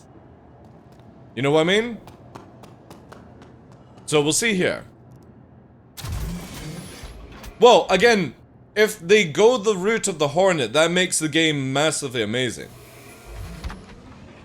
Is on an Aurora? I think I've got an Aurora, right? But I don't think the characteristics are going to change. I genuinely believe CIG are just testing out how, or testing something else with these ships right now for 319. And again, I'm all for it because the Hornet and the Glaive have had no love for a long time, you know? If they're making ships look like fighters to handle like fighters, they need to make bulky ships behave like... Well, that's the plan, Zarky. So everyone who flies it... Right, so for the biggest thing, do you guys know that the flight characteristics of the Hercules are of a light fighter? I guess nobody knows about that, right? They just assume that that's how it's meant to fly. It actually has flight characteristics of a light fighter. Which makes no sense. So you can pull out of heavy atmosphere faster than a fighter can in a Hercules. Which just would not happen. So the Cutty will just do flips? Well, no, because the Cutty is meant to change in between like VTOL and stuff. It was meant to have engines that did this, right? The original Cutty, the engine spun forward when you wanted to slow down. And they rotated around, but CIG got rid of it. So, for the Cutty, you're going to have to behave like a fighter as well. Any ship that has more power on the rear end will have to advance slow down beforehand. You can't just go fucking fast forward, VTOL and flip it around. Because another thing that's going to change is VTOL will stop working the way VTOL works right now. You can't go into VTOL until you slow the fuck down. Because it just massively changes physics completely. Even in space. You can't just fucking change your engine position and fucking launch yourself out. It would just fucking start doing this shit. Because you would never be able to stop the momentum, even if you put the engines back. It's one of CIG's biggest flaws that the space movement in Star Citizen is fucking wrong. But if they made it hardcore simulator, nobody would understand the movement on it. Because you would have to fly like this, and then you would have to go up thrust, up thrust. Up thrust, up thrust, up thrust, up thrust, and push forward now to slow her down. Up thrust, up thrust, up thrust, up thrust. You know? And nobody wants to play a game like that. It would be too confusing. But they need to stop it where big ships fly around like fighters. And the easiest way to do that is make it where momentum and weight has an actual effect. So when you're pushing forward at 1,000 meters a second, you can't just instantly 180 and slow the fuck down. There would be still massive amounts of drift before that happens. And right now, it's not like that in Star Citizen. You can literally stop ships like the Caterpillar on a dime. What we need with big ships is they need to be super tanky, good defense, so better turret systems, And when you're coming into a place like Prashad, instead of you going at max speed and then just fucking stopping, you need to be going, alright, I'm 10 kilometers out, let's start reducing speed now. We used to have this, right? So we used to have it where if you brought a reclaimer into Daymar and you didn't slow the fuck down when you came through the atmosphere, you couldn't stop, you would hit the ground. Alright, let's test the arrow out. Going by what CIG have claimed, I don't think is true. Again, you see how the arrow here, we're dropping down to 700. We afterburner, 730, 740, 750. We can't even hit 800 right now, guys, right? So, lighter components, yet we can't keep up with a Hornet. 775 we're capping out at. Can we yaw turn? Oh, yes we can. There we go. Unlike the Hornet that had to slow down before turning, this thing can literally falling leaf around no problem at high speed. And brings it back in. So yeah. The Hornet is definitely not a component change. It's CIG are testing something. And I think they should test it on more things if they can.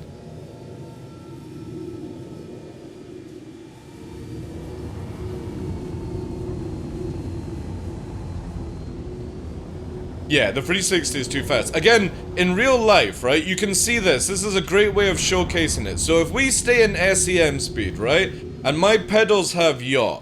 So if I yaw, you can see how we can move around in a complete Z-axis horizontal, right? And no problem. However, if I take the speed limiter off and we get over 300 meters a second, see how it starts snapping back, even though I'm pulling on it. The faster we go, the yaw effect kicks in and you can't turn. This is a natural way of what happens in real life, where eventually down the line you have to do this, and this is how you turn around with pitch and roll. Now Star Citizen doesn't have this, because in some cases you can push forward, angle it certainly, and there we go. We've literally yaw effect round to 20 meters a second, and we instantly stop from 400 to 20. Right, okay. Yeah. So we're going 400 straight on this afterburner. These little 4 maneuvering thrusters managed to counter out that power and turn us around. Alright, okay. Yeah, that makes sense, right? So what I would like to see is if you keep under SEM speed, you can always yaw. The yaw effect here, which is turning around at speed. We'll lock it down. You can see there. We're blacking out because of the G's. That's amazing. But the moment that we go over SEM, you should have to be forced to do this because yaw should never affect anything in your movement. Like we're yawing at the same time. Look how fast I can spin her around at 200 meters a second. This is basically using the yaw effect.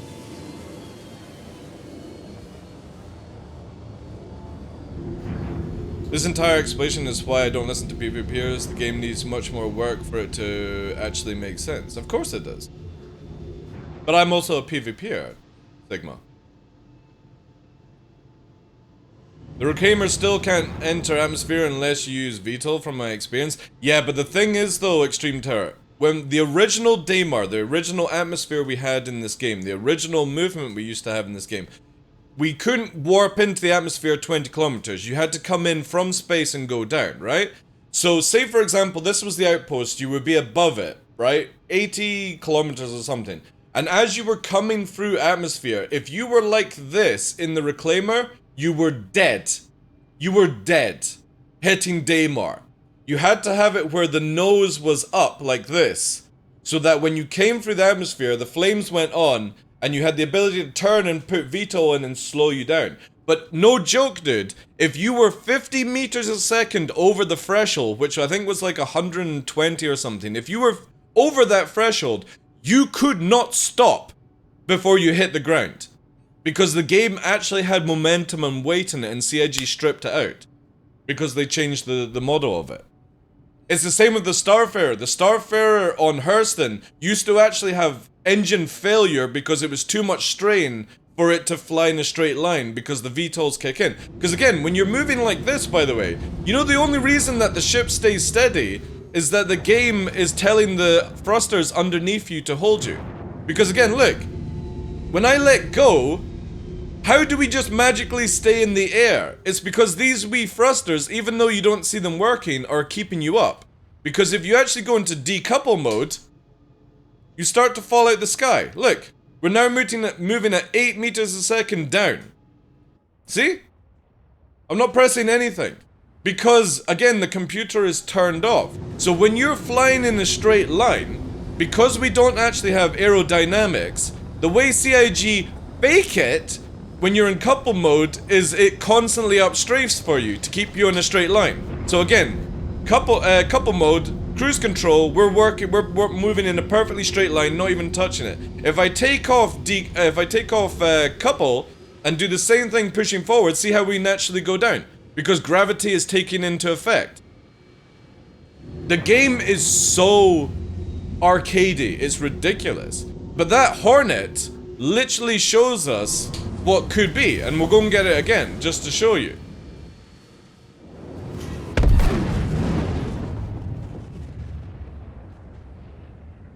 In the general PvP sense, it's hard to get good. Oh yeah, I know, dude. I know. It's whatever, right? It's the typical thing from PvPers where they generally think they know this game and they don't know this game at all. They only know what they find in fucking stats and shit like that. There's a lot though that do know about the game, but there are a lot that just only have a good aim and that's all they are. Because again, when you fight them in atmosphere or you fight them in hard atmosphere, they go from pro level to fucking noob level. Yeah, they might be able to beam you down because of that great aim that they've got from PvP, but they have no idea, no understanding on how a ship is meant to move. You put them in DCS World or anything that flies in 4DOF and their brains can't comprehend it.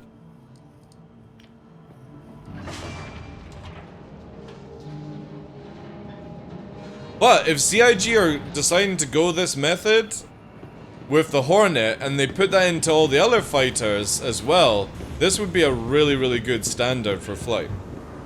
Because it means that fighters would not be able to sit behind a heavy fighter all the time. Because their main thrusters would eventually push them out of position. Which means that CIG could massively nerf the range of weapons and up the damage of weapons at the same time. Hey devs, hey didn't you?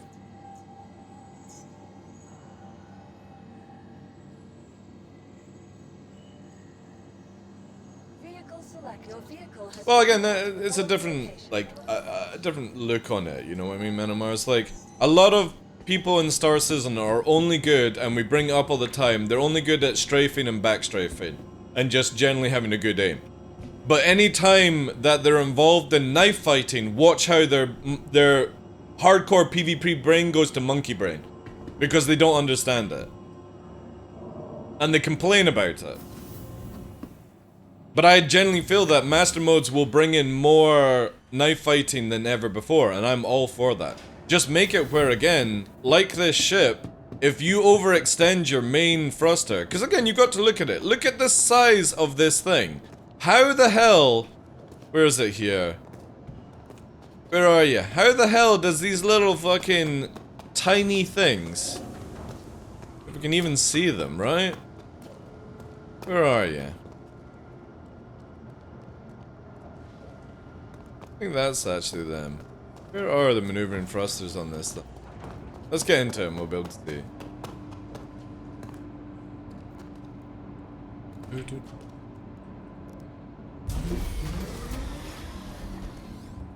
They get sheared off when you dock? What do you mean? Do you think they know what they're doing with the flight model? Oh yeah, I definitely feel that with master modes, you're gonna see Star Citizen in a much better place. Maximus. 100% believe that CIG, if they add this in, is gonna make a huge difference. Yeah, Husker, because the Hornet has some really crazy movement in 319, so we're just showcasing it for people so they understand. Or try to explain it, I suppose. The bottom of the Hornet is too draggy. Well, again, see look, so there's your maneuvering thrusters, right? How the hell do the tentacle monsters of this ship out-counter this main thruster? And in 318, you could say that. In 3.19 you can't say that. See, look at this. I can't even pitch down until I raise the landing gear. You can't pitch down. It locks it in position. This is a thing that's been in the Hornet for a while. But if you see here, right? So we come to a halt. And the ability to reverse thrust is very, very slow in this thing. Compared to what it does in going forward. So again, if we see here going forward... Fucking 23 Gs going forward, only 5 going backwards. This is how it should be on all fighters. It should be on the Ghost as well. It's any Hornet has this ability right now, Husker. You know? This is how it should be. You shouldn't be able to reverse thrust, and you're only getting 5 Gs going forward. You're getting 23 going like 23 forward, 5 backwards. Then we've got 5 going to the side. Actually, it's more like 2. No, 5. Yeah, 5.1 side. 7.9 going up. 6.1 going down. This ship's actually super balanced compared to other fighters right now. But what I love about this is in space you can do the yaw effect, right? Because again, there's no gravity pulling you around, blah blah blah blah blah. You can get these amazing sweep motions. But the craziest thing is if this thing gets in trouble, it can disengage, do this. Which means that we can actually start getting jousting brought back into the game. Before anyone goes, oh, I'm sick and tired of jousting. Do you know that jousting is actually a valid combat tactic? It's just, the problem is when you're facing somebody that doesn't know how to let go of W, you go, oh, I'm sick and tired of fighting jousters. But if you actually fight a pro, they never move more than 2k away from you in jousting. And it's great for getting your shields up and regenning and stuff. So not only will, if combat changes the way like this, you'll have your joust, you'll have your merge, horizontal, vertical, depending if you're going in atmosphere. I suppose it works in space as well. But then you're also going to get it where you have to BFM a lot more. And BFM means basically at certain points you're going to have to slow down before you turn. Right now you don't need to even think about that in Star Citizen, you just sort of do shit. But in this system, for the Hornet, you actually have to go, right, well I'm moving at 300 meters a second, I actually need to turn slightly, straight from a different direction, just to get that, right? Let's see what she's like in combat, right? Let's quickly take out the little mantis here. Oh, no missiles!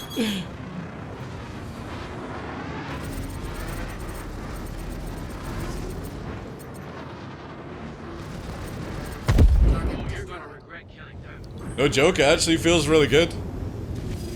It feels really, really good.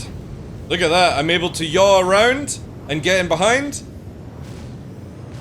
Using our main thruster to push us. Look at that shit, holy fuck. I'll try and reverse out of it a little bit. See, they're in a tight spot because of that.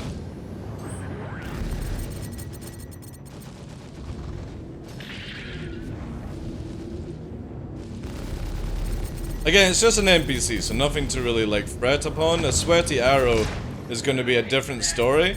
But if all ships had this ability, this would be really, really fucking cool. Go into this so we got a bit more of there.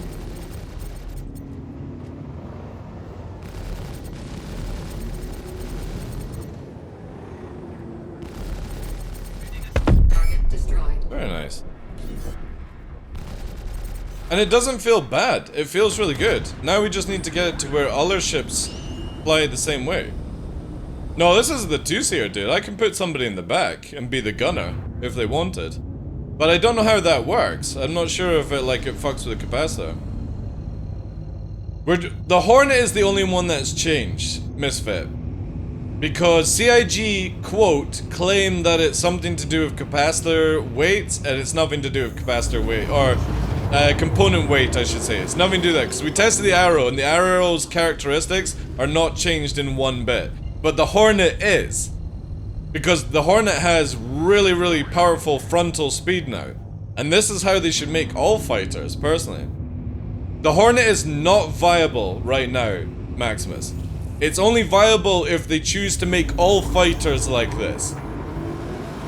Because again, it can't outturn a Hornet or an Arrow or a Gladius.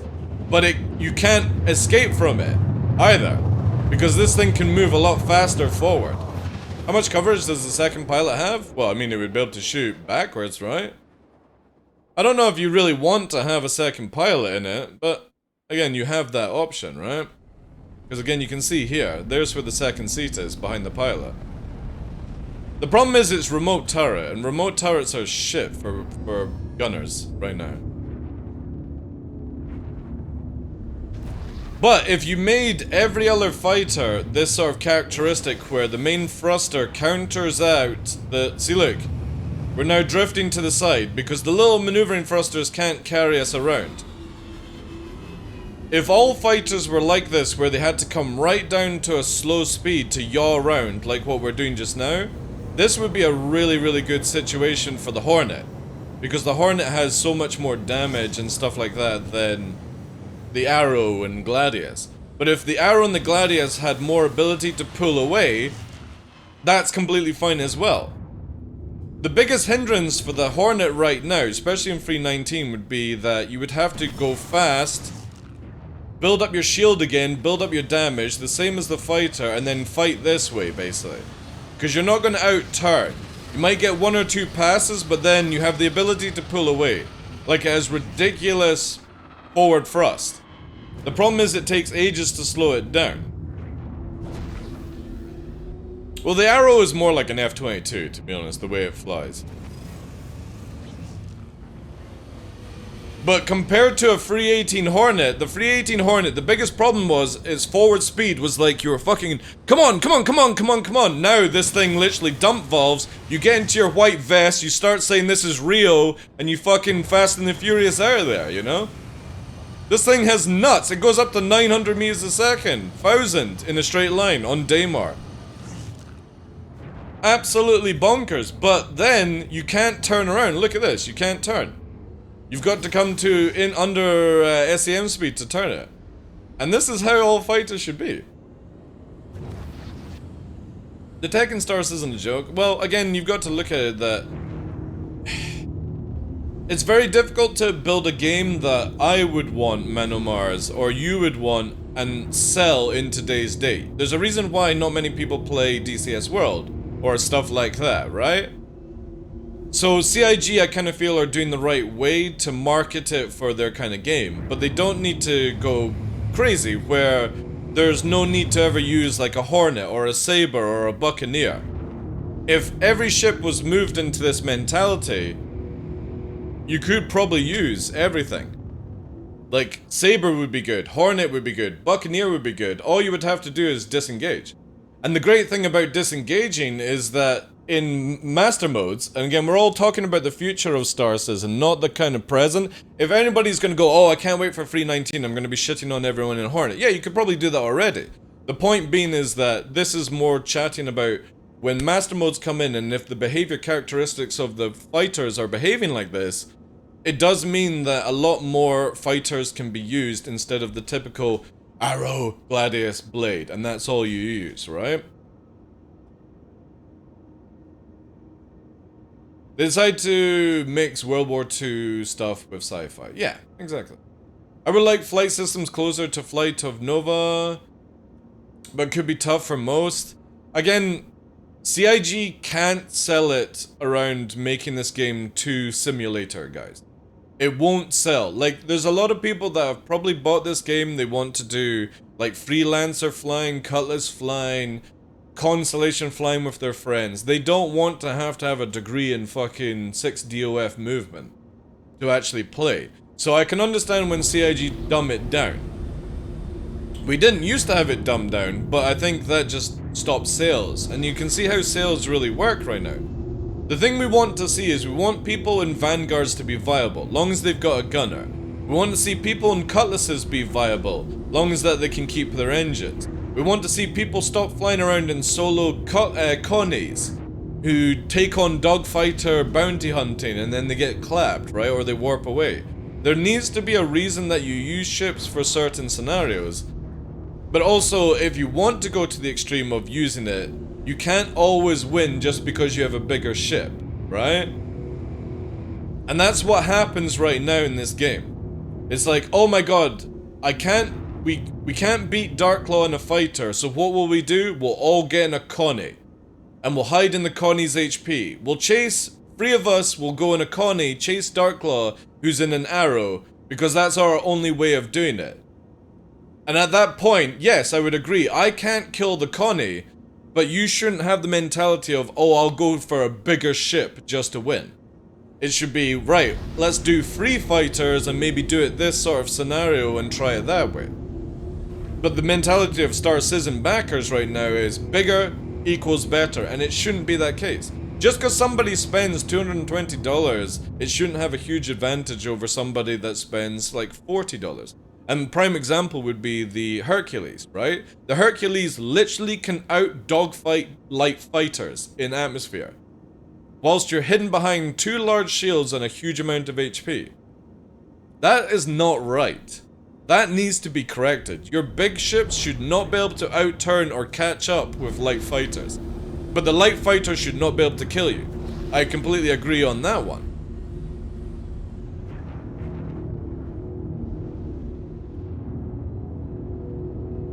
Yeah, the Vanguard is looking very good with some of the changes that CIG are coming up with.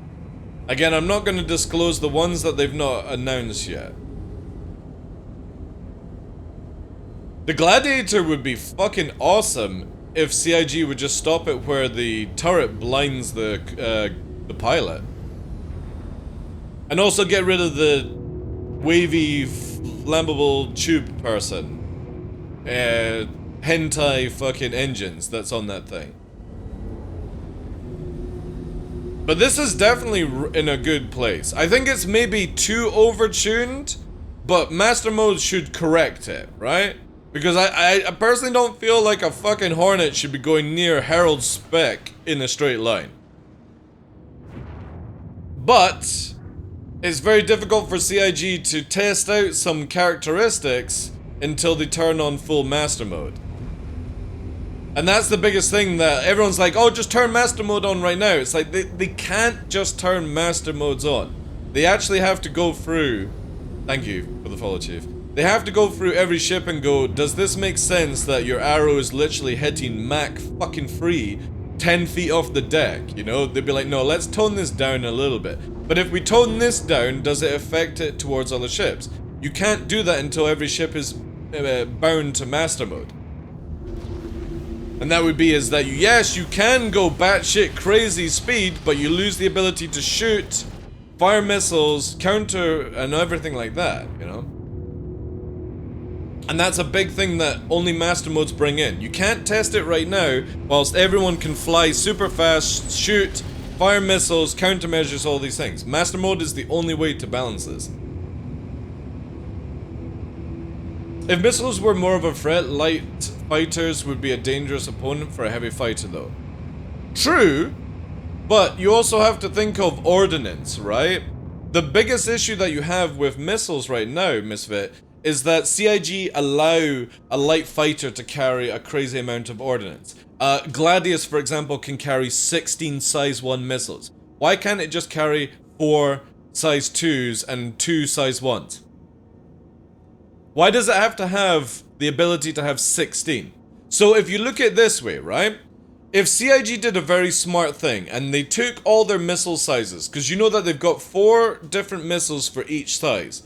So if you took out of the size 1s and you put them down to only IRs and made them Fox 2, basically only heat seekers, and they could only be fit to small ships to basically do anti-fighter gameplay, right? Then you take ships that are bigger, like the Miss and stuff like that, and you rack them up with big ship killing missiles, but they can't do anything towards light fighters at that point, or they struggle. There's the ability that you will hit them, but they also will struggle at the same time. You make it where fighters go after fighters, and medium ships go after medium ships, large go after large, capital go after capital, and then you have these little ones in between, like the Eclipse, that can do a big payload, but the sacrifice is, in a dogfight, it's dead, right? And that's fine if we go that route. Same with the Ion, blah, blah, blah, blah, blah. But CIG have it right now where you can literally go Matrix Neo and put as many missiles as you can on. The Connie, for example, has the ability to have size 1s and size 2s. So the size 2s can be designed around going for bigger ships, and the size 1s are dealing for anti-fighter. Now, if you would be like, oh, well, we're going to have 20 missiles, just make it where the pilot has to have an operator who can fire the missiles, and that's it. It's very easy to balance around those sort of situations. Then you're putting 2 people into one ship, then you need a gunner to defend your ass. So that's 3 people in one ship instead of having 3 fighters. Of course it should have a slight advantage over 1 person in 1 light fighter.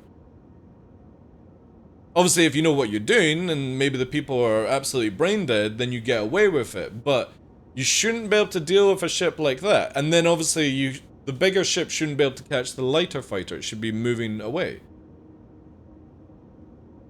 And this would also balance out missiles, where again, CIG have this crazy idea where you've got the Talon Strike that has, what, 24 size 3s on board. How the hell does it even fly with that amount of ordnance hanging off it? Have you ever seen a bumblebee, right? A bumblebee turns up to the flower and it's like, and it's got nothing on board, right? But as it's been flying around the flowers, it's got all these little bags of fucking pollen and stuff. And you see the motherfucker with its tiny wings going, fuck, I overdid it. I can't fly properly. All I know is to get back to the hive and get this shit off me before I cook myself from overheating. Yet the Talon can fly around at maximum speed, do swirlies, and it's fully laden. CIG need to make it where the weight of missiles massively affects flight, so that the Talon at the beginning of a fight is super slow and all it can do is stay at range and go bang, bang. But the more it deploys, the more maneuverability it can get. But at that stage, you're an easy target to begin with, and at the end, you're more dangerous. Or you come in with less ordnance so that you've got more mobility. This could be also a characteristic as well for, like, fighters here. Where again, if we open up our missiles, we've only got these 2 little dinkies down here, but if we decide to go for a bigger missile setup, we wouldn't be able to fly as fast as we have, you know? Because it would be heavier weight.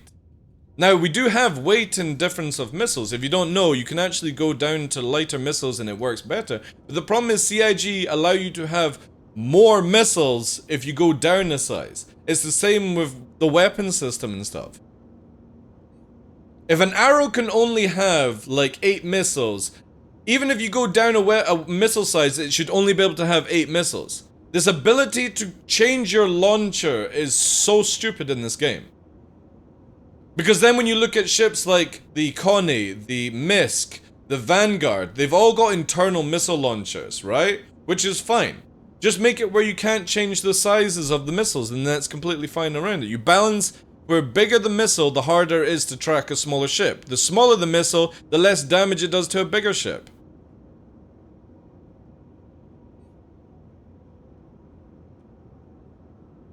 No, it wouldn't be Extreme Terror. Even in space, the heavier your ship is, the more your thrusters would have to do more things. So, yes, you would be able to be mobile, right? But even the weight of extra weight would change the way your ship's, like, momentum would work. So you would drift more the heavier you are. Because your thrusters don't instantly change around your weight. You know what I mean?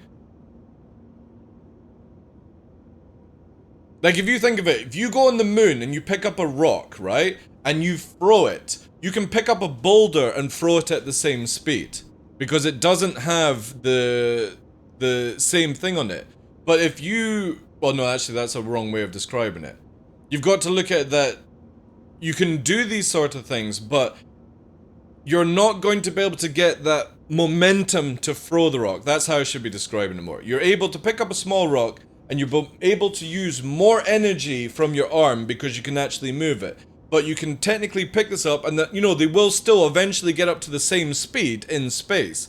But you're not able to do it as effectively at the beginning. So it would be the same thing with missiles. If the missiles are more heavier, yes, you are going to be able to get up to maximum speed, but you're not going to be able to do it as fast as if you didn't have the missiles.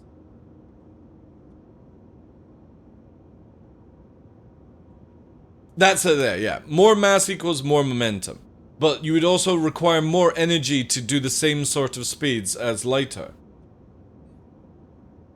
Because Star Citizen has a weird thing where you eventually get to a cap speed for some weird thing. If you were to take a rock and you're to throw it in space, it will keep getting faster and faster and faster.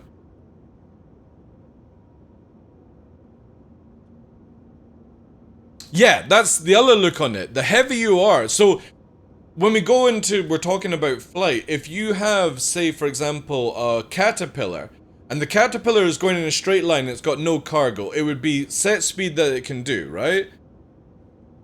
If you basically spin it, or if you did the same movement but you're full cargo, yes, you would still get up to the same speed, but it's going to take you a lot longer to slow down. Because the momentum is kicked in at that point, you know?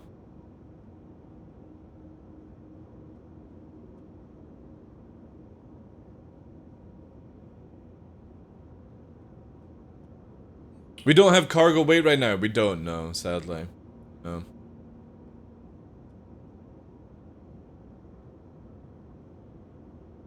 It would be a cool thing though. We actually used to have it in the game a while back. Like I was saying, when the Reclaimer came through the atmosphere in Daymar, if you were 50 meters a second over the speed, you didn't have the ability to slow it down. And when you were coming into port on Port Olisar, you couldn't just come in full speed, 180 turn around and go fucking stop and then turn back 180.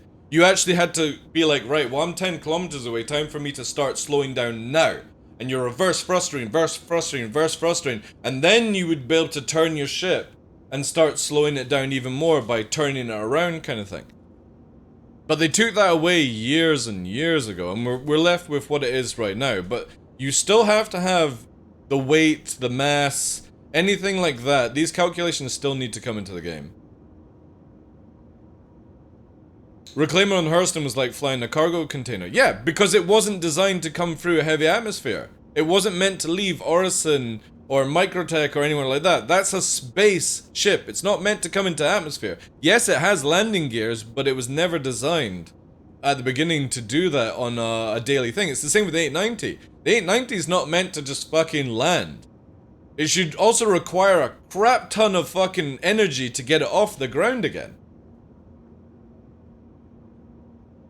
That's why, like, if you see modern day ships, or, like, the rocket pods that they're building, they don't come fucking landing down horizontal, they come in where they land on their main engines, because it's easier to push them back up into space, or off the ground, wherever, like if they were going to the moon that way.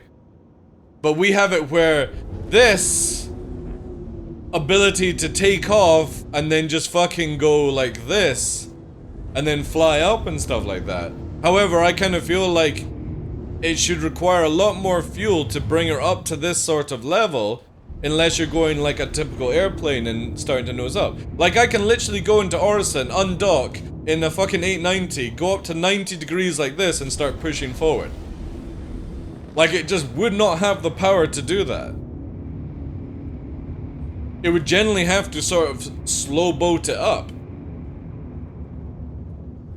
More like a plane, you know, bring the nose up, get to that sort of height, because obviously the higher you go, the easier it's going to be on the engines.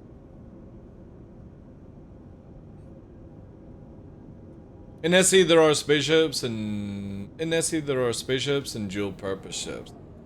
I know, but there needs to be a balance around everything, dude. Again, you can't have a fighter behave like a fighter and then you have a ship like the Hercules that has the characteristics of a fighter, you know? Fighters being able to veto and maneuvering thrusters. Oh yeah, again, like this is another one, Wartspider, that I hate about this game. I hate that you can just do this, right? And we'll just slow her right down. I hate how you can come like this. And then just do this. This annoys me massively. Because this is just so stupid. How you can be like this. These tiny little engines there would not be able to hold you up. You know what I'm saying?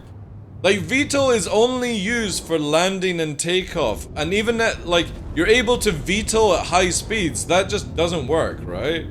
Well, don't bring back hover mode. Bring back a more sensible mode, right? Because hover mode had you where you were fucking rocking like this. Make it where you have to come to a halt. You have to just slowly bring her in. Because if you decouple and you do engines, right?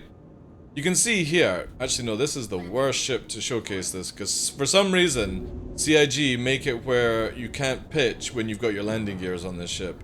Landing gear raised. Which is just bonkers. But you can see here, right? VTOL should only help you sort of at this speed. Nothing more. When you're coming into land.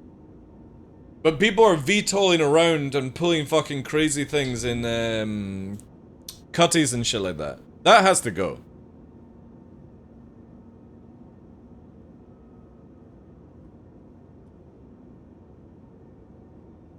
And then a bit of wind can fuck your day. Well, again, when they first brought out... Yo, Vashnia, thank you for the views. The raid, sorry, I did. Appreciate that. How was your stream today, dude? Only thing making this possible would be anti-gravitek or something. Again, it's just...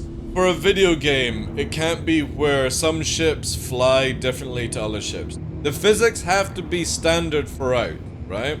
Getting some breakfast and chilling? Alright, cool, dude. Thank you again for the raid, bud. Enjoy your foods. I'm hungry as well.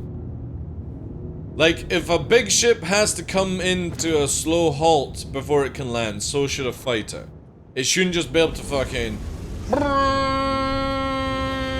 Fucking... Oh, yeah! Here we go! Let's fucking stop! Landing gear! And then just fucking dunk down, right?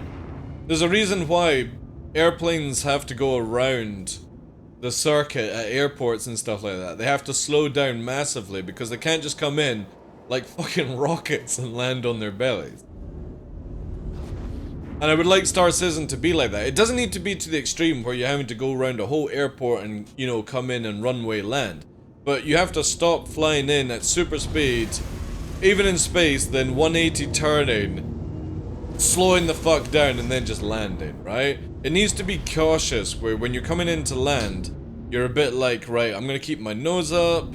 Right, say VTOL only works under 100 meters a second. We're engaging VTOL mode, keeping the nose up, landing gear goes down, and then we come slowly into a little land like that.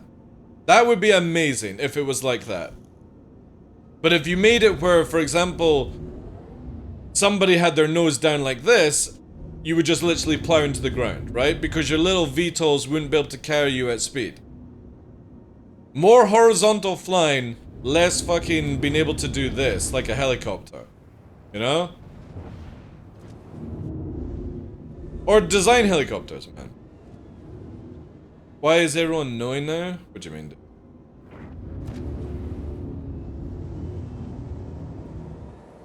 Oh, everyone knows about the Hornet, if that's what you mean, Bashcan. But I, like, as I'm describing with it, this is how the flight model should be for every ship. In my opinion. The main thruster should kick out the sides. Oh, dude. Everyone was gonna fucking know about this, right? But they should make the Gladius and stuff the same. You should know, at these speeds, or good acceleration, you should have to roll and pitch to go around. At speed. And then under SCM it allows you to yaw. This would be amazing. This would get rid of a lot of the light fighter bullshit in the game.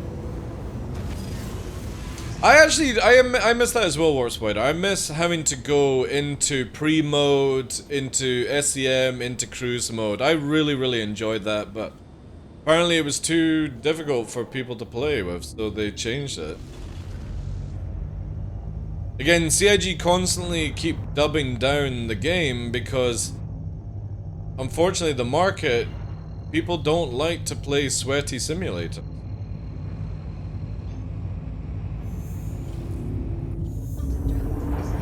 So is the So with the Hornet, it's actually worth to turn around 180 degrees and use main engines to slow down from high speed now, I guess. Yes, because that's generally what would have to happen. If you think about it, right?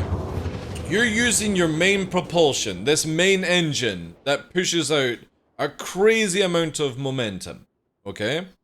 And you're going forward at high speed. There is no way these tiny little dinky things have the ability to counter out that momentum.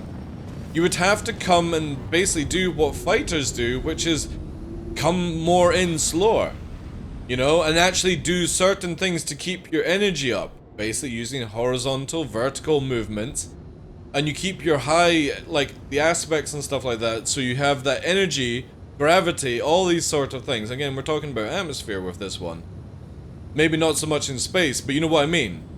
And then you would be accelerating, and you'd be like, right, well, I'm wanting to get into more of the ability to actually dogfight, I need to slow the fuck down. Which means that when we get to this stage, which would be like master modes, right? So we're ready to go into combat, we get a 30k, all that good stuff. You would be wanting to slow the fuck down because you're wanting to have that high momentum to get on aim, right? In Star Citizen, you don't have to do that right now at all. All you do is just literally fucking spin it around and it'll naturally slow itself down. But this current state of Hornet actually makes you have to behave like it. But Saber has still 20G. Yeah, because the Saber has always been something that goes fast forward and slow turning.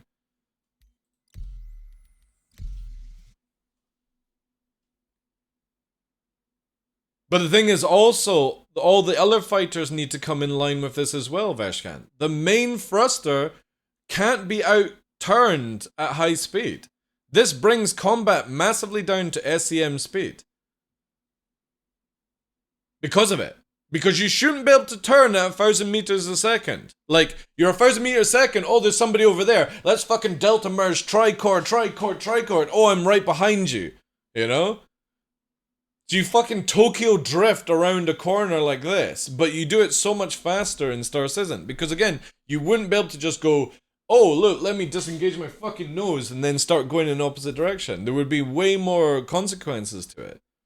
But the Hornet makes it feel like this would be a possible thing in the game. Titan should be able to land with higher speeds on runways. Well, unfortunately, CIG are not planning any runways. I kind of wish there were runways, but they're not planning any. They want to have these VTOL hangars. What do you think about the fucking Pokeball? You talking about the Fury? It's whatever, man. Like, most likely it'll take a couple of shots and it's dead, right? Again, it's like all snub fighters. Eventually down the line, snubs will not have the fuel that they have right now. They most likely will have 5 to 10 minutes worth of fuel, which makes them very weak in long-term battles. Only good for like an assault, basically. I've heard people compare it to TIE. It looks like a TIE fighter, yeah. But it ain't gonna fly like a TIE fighter, that's for sure.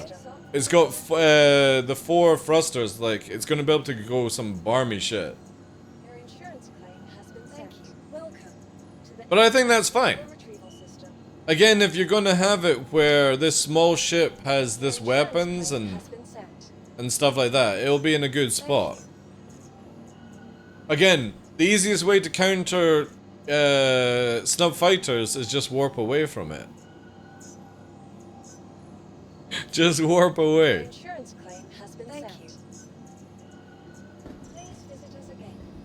Well, see, the thing is though, like, a lot of people are already saying, oh, I'm gonna swarm with 20 Furies. I would rather swarm with 20 Gladius, personally. Because that carries more missiles and it's more DPS and better tank. 20 fucking Gladius is gonna be way more powerful than 20 Furies. It's a small hitbox? Yeah, but you have no idea how much damage you can take. It might be where the shield's down, you shoot it once, it dies. Because that's how the fucking Merlins are going to be going, by the way. Eventually, the smaller the ship, the weaker it's going to be the moment shields go. You're gonna just go pop. Because you literally have no armor. Right now, Star Citizen is based around bad choices. These percentages of armor, these percentages of hidden stats and stuff like that. But eventually, Veshkan, these ships won't be like that. So there's no point ever caring about the current state of the game. It's only when CIG stop, like, changing things, flight, balancing, and all that jazz.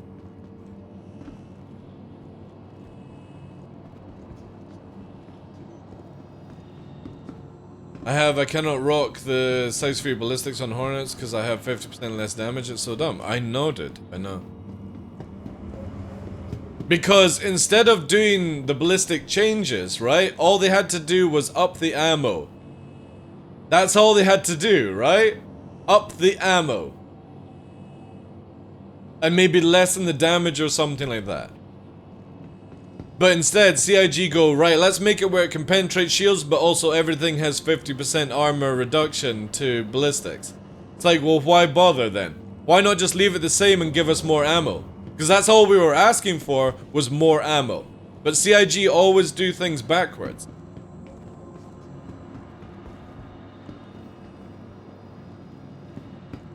Yeah, exactly, Veshkan. These are the simplest ways of doing it, but again, CIG, unfortunately, just only band-aid this game. There is no proper mechanics when it comes to flight, combat, anything like this. It's last on the list to be done for the game. Because, funnily enough, not many people care about this area, compared to other things. There's more people that care about mining, salvaging, all these areas than ever combat. That's why you've got such a small team for vehicle experience. Because nobody really gives a shit.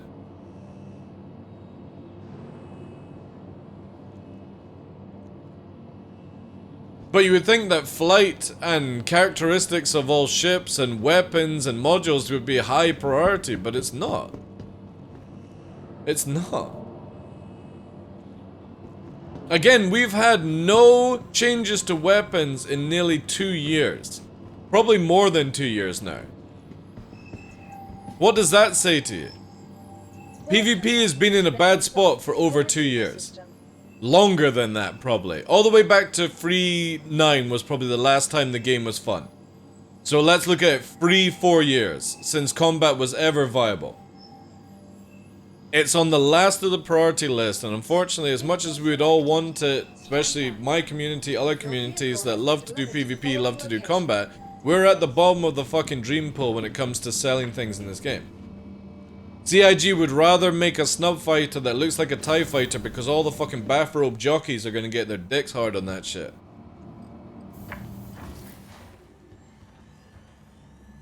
Instead of actually making ships that work, right? Make it shoot 6,000 fire rate, 1,500 bullets, and you deal so much damage. Yeah, exactly. Again, there's so many ways they could have made it. But CIG just band-aid this game did. No king shaming.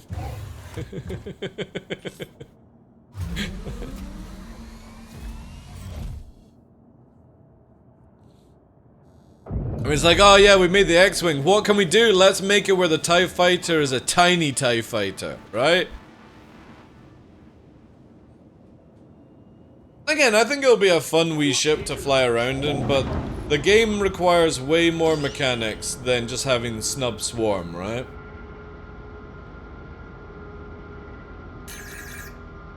Yeah, exactly, yeah. There's a ghost. It's so silly that you can't pitch. You can't pitch when the landing gear is down. By the way, look at this. I can't pitch. Only when the landing gears are up can you actually pitch the ship. But if you actually sit still, right, and we do this. Watch this. I can't stop the spin. I can only pitch up. CIG have forgotten to pitch down in this shit. Fucking stupid, like. It just shows you, again, that nobody actually fully tests these things out. It's always half-assed. Let's try this, but we won't actually have somebody test out the landing procedure of the ship before we change something. And it's been like this for a while. It's not 3.19. In 3.18, 3.17, 3.16, you couldn't pitch the Hornet when the wings are closed. You can pitch up, but you can't pitch down. Still not changed. Let's change the characteristics of the ship, but let's not even actually work out to see if we can fix the fucking ship itself.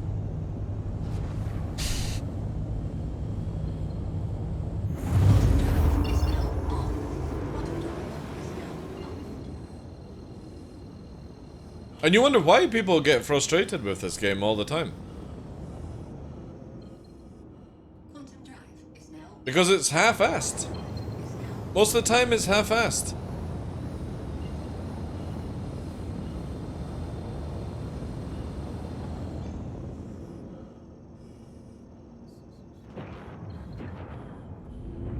quantum drive is now on.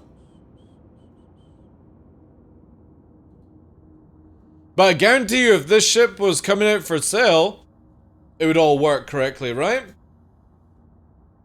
Well, they're rushing 3.19, but they've already said that most of 3.19 is probably going to be out in a later patch or something like that. They're just trying to get it out for Invictus, which is whatever, right?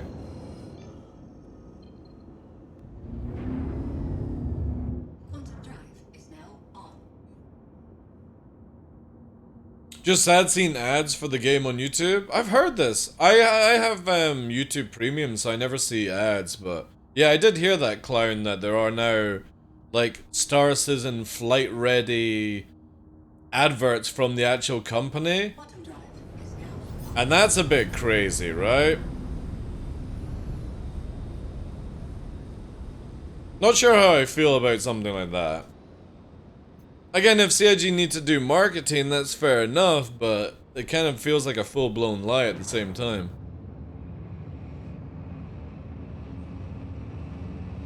I love how I have to actually slow down to turn this ship now to get into range.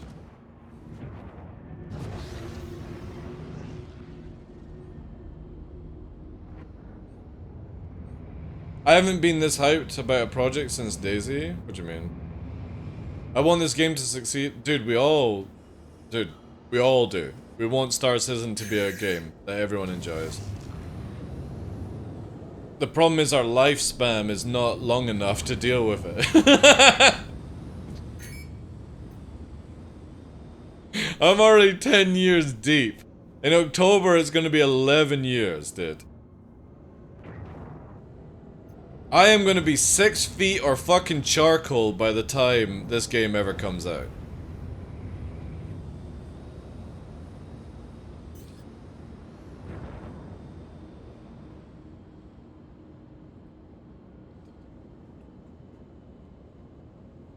Try a bit of... More ships.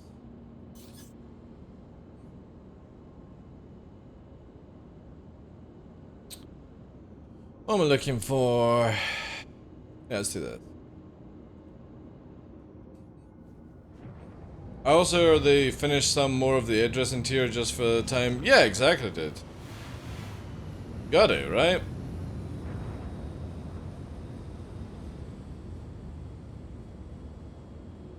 Flight ready? What patch is that? Sure. The glaive is good, Vashkant. But it's a shame that the scythe is set up where it can't fly in atmosphere because it's only got one wing. Which I fucking find hilarious. That the scythe can't fly in this game because it only has one wing. You know? I think that's like the perfect meme, right?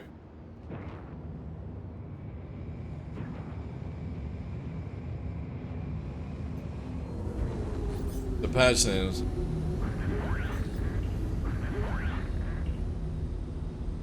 As an alpha is used for convenience when bugs come up by the White Knights. Exactly, dude, exactly.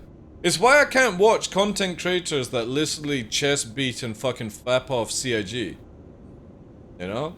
That's why you never see any, like, CIG employee in my channel, dude. Because they need some fucking justification for what they do. So what better? Find a white knight. They'll only say good things about the game. Yeah, I guarantee you they're the type of players that will also quit the game when it releases.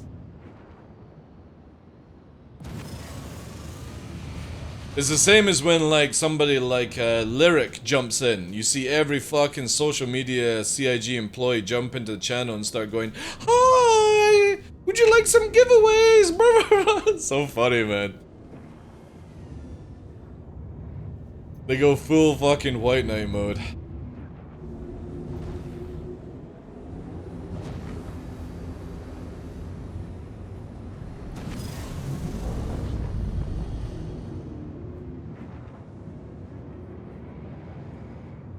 And here we have a miner in its natural environment.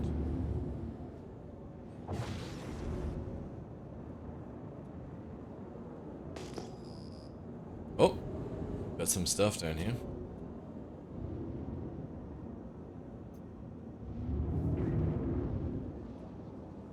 These pirates, I never see them coming. What do you mean? Is that stuff not good enough? Oh my god. What is this?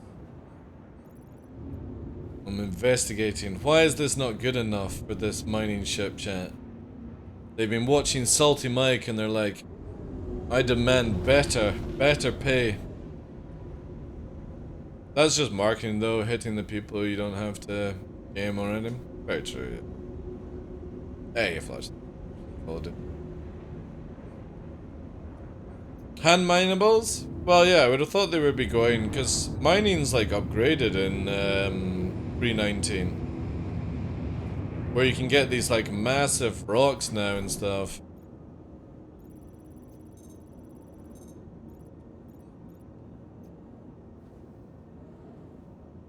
However, this is a very, very bad place to mine. Never come to Shubin to mine, guys. If this wasn't PTU, this thing would have been dead a long time ago. But we are following on its adventure. Hey, on the high ninja.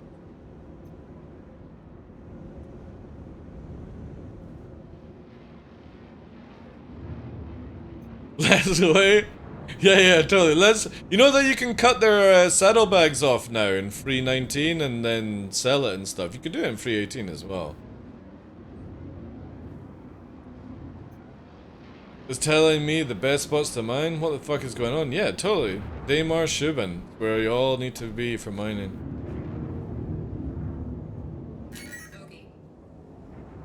See how they detect the red?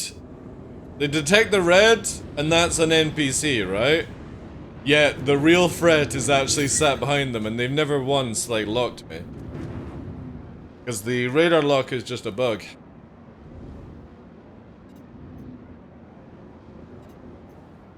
This is what I will never understand with players, is where they're like, oh, it's just a blue flying around me. What could come of that? It's like, the person that's following you the most is the biggest threat. Yeah, everyone says that mining is good everywhere, because you got these now, like, massive tonnage of rocks and stuff that you can chew up, and you need multiple people. I think that's really cool. Croncy put a tweet out saying that mining is going to be really good. I'm like, yes. double the fucking... Double the pride, double the fall. Oh, here we go, guys. We got some serious rocks now.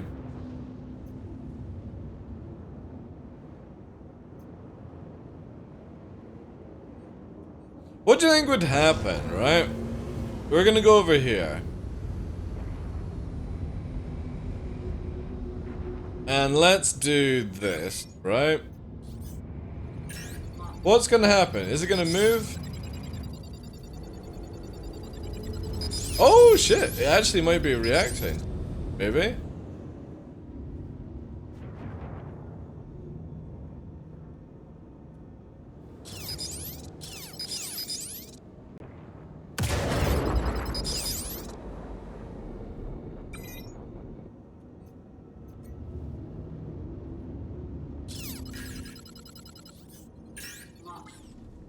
Holy shit, it's leaving.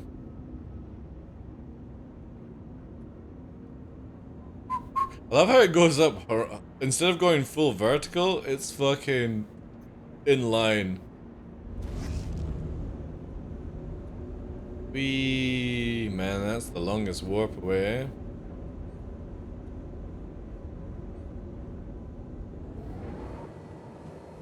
How's the R&B? It's good. It's good. I don't know if it would be like good against like a couple of sweats. The problem is that no sweat is catching you on this. Have you seen how fast this thing is in a straight line on Daymar, Veshkan?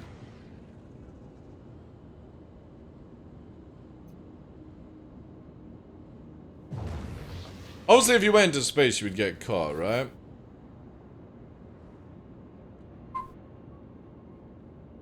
Watch this stage, right? 800, 900, 950, 960, 970. And this is the slower one. Yeah, I know. It's so fucking stupid. An arrow would dream to catch you in this. Arrow caps out at 800. You can go 200 meters a second faster. The arrow would actually have to go up into lighter atmosphere. At that time, you just do it as well, like. So, if an arrow goes up to try and catch you, you just do this, right?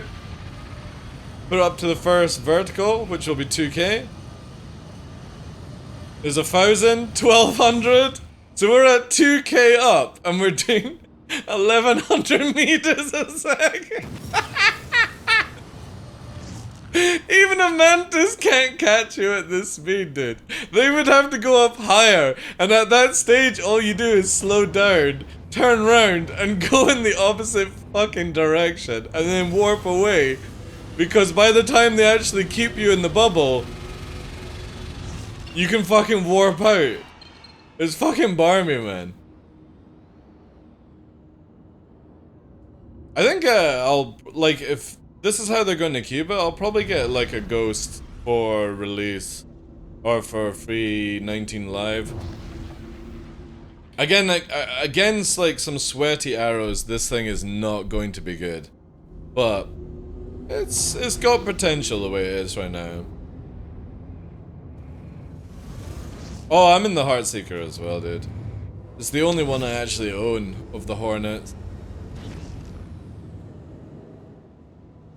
Crazy how the main thruster outpowers the maneuvering. That's what I love about this change right now. Is that main thruster can literally stop you from turning. However, it needs to be fixed. Like, again, the biggest thing that I keep saying, and this has been for a while, if we actually come to a halt,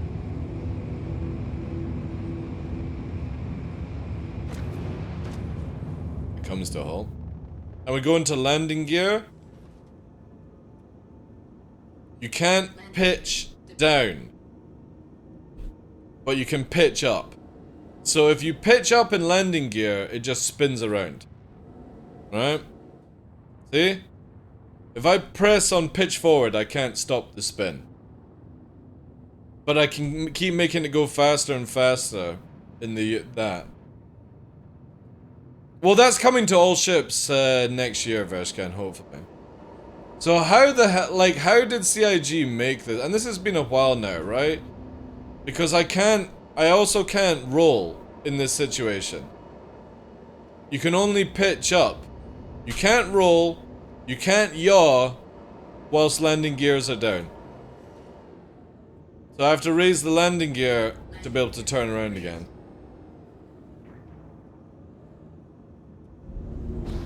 You think it's a Heartseeker problem? I thought it was all Hornets had this issue.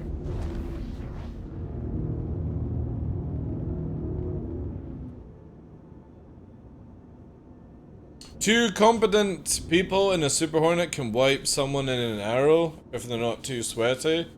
Yeah, but you're then changing the scale. You're two medium fighters versus a light. Of course they should win.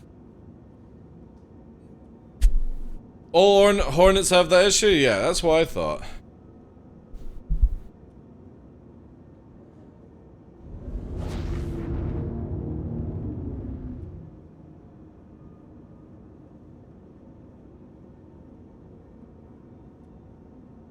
Well, I don't have a ghost to try out. I've only got this one, sadly. A bit of a bugger, though. Just funny again that CIG always change flight characteristics, but they never actually fix the issues that the ship had. You've got one? You able to let me have a shot of it? Watch. Shoot him, please. I just need to see the flight on it. This is where it's silly, like, if I'm coming in to land this ship, I literally have to make sure that everything is perfect beforehand. Strafe, yaw, all these things, then come to a halt, and then I have to lower the landing gear because I can't do anything. Like yaw is there, right? But the moment it starts to spin, look, see I can't, now, that's it. It takes so long, you have to let go and do all these weird things. It's super scuffed. The landing on it, again I can't stop the yaw. We have to just wait. Look. Yaw, no problem. Yep. Won't do it. So silly.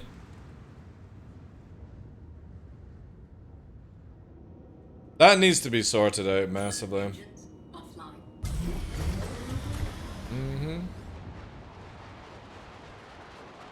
But definitely, the way that they've got the flight characteristics of the Hornet, where it's got more power going forward and it counters out the other thrusters, that's how it should be for all fighters, I feel. But I'll probably pick up a wee cheeky ghost at Invictus if this one's working.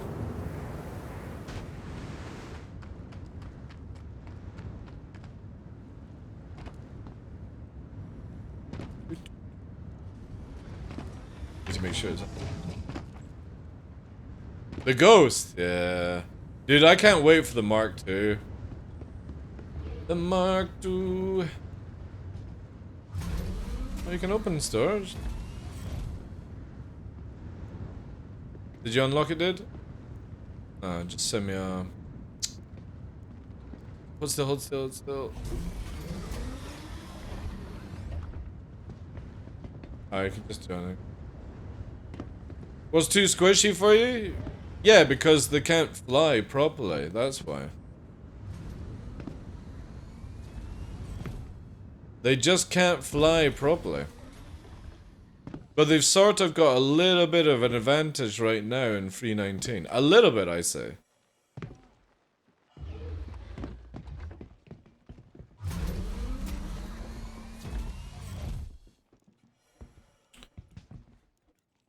So look.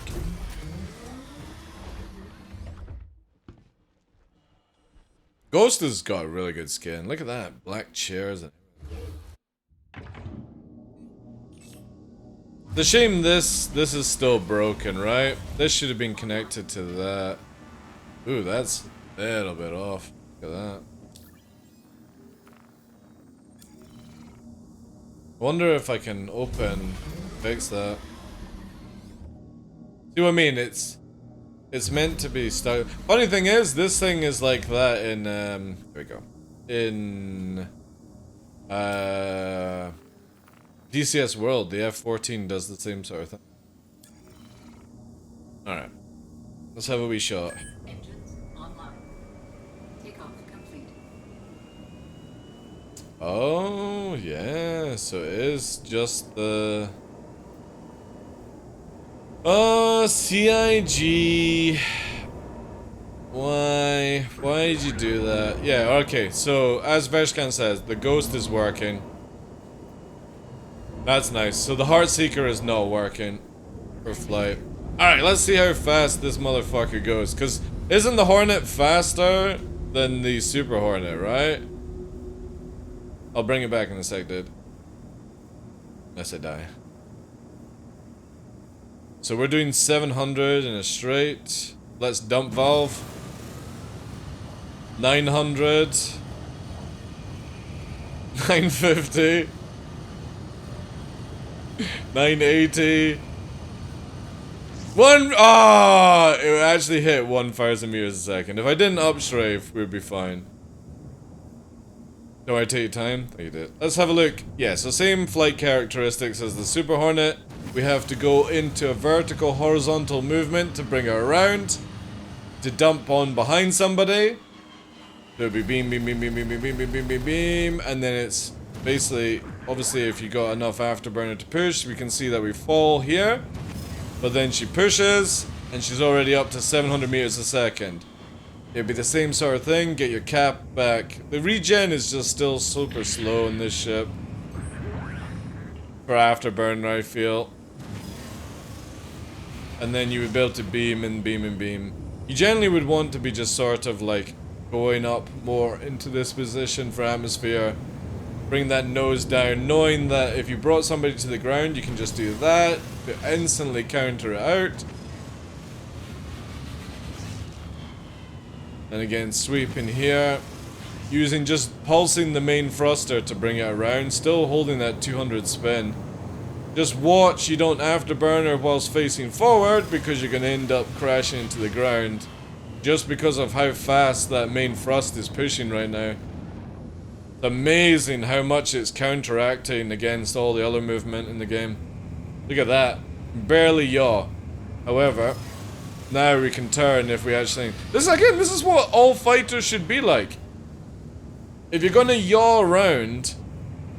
Like, the Scorpius is so stupid how you can yaw sideways. Same with the Arrow and stuff like that. This ship actually forces you to go around a corner. You have to bank and yank to do it. But the problem is the capacitor runs out at this stage. However, you should be able to dictate against light fighters in this sort of method. Because you are so much faster. Like, I'm able to yaw here. Like, that's a very fast turn, by the way, for a Hornet. And I'm holding up plenty of airspeed without afterburning. Because that main thruster is carrying it around really nicely.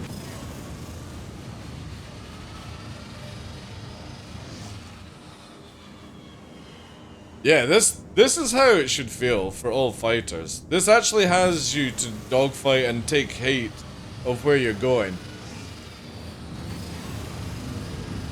Because look at the drift there, right? And I've got no afterburner to bring me around, so what I need to do is let go of the thrust, and then I can counter it with a quick pulse. This would be so sick.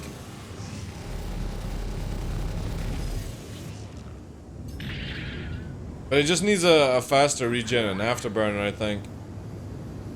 And I think that's what we're getting with master modes. They were talking about a full rework of capacitor use, so...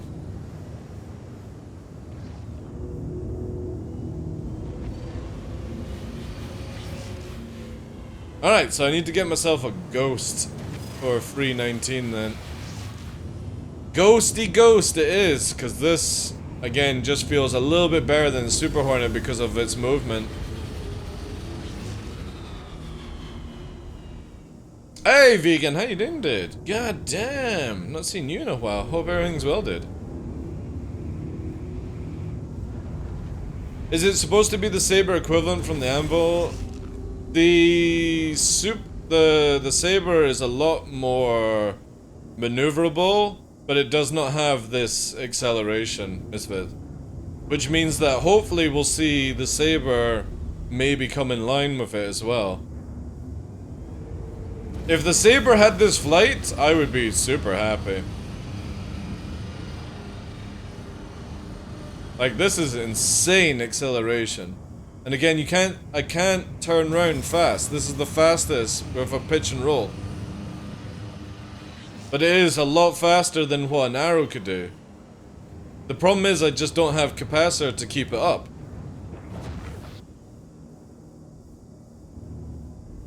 Been a long time, but life is kicked in place. Nice. Good to hear, dude. Good to hear.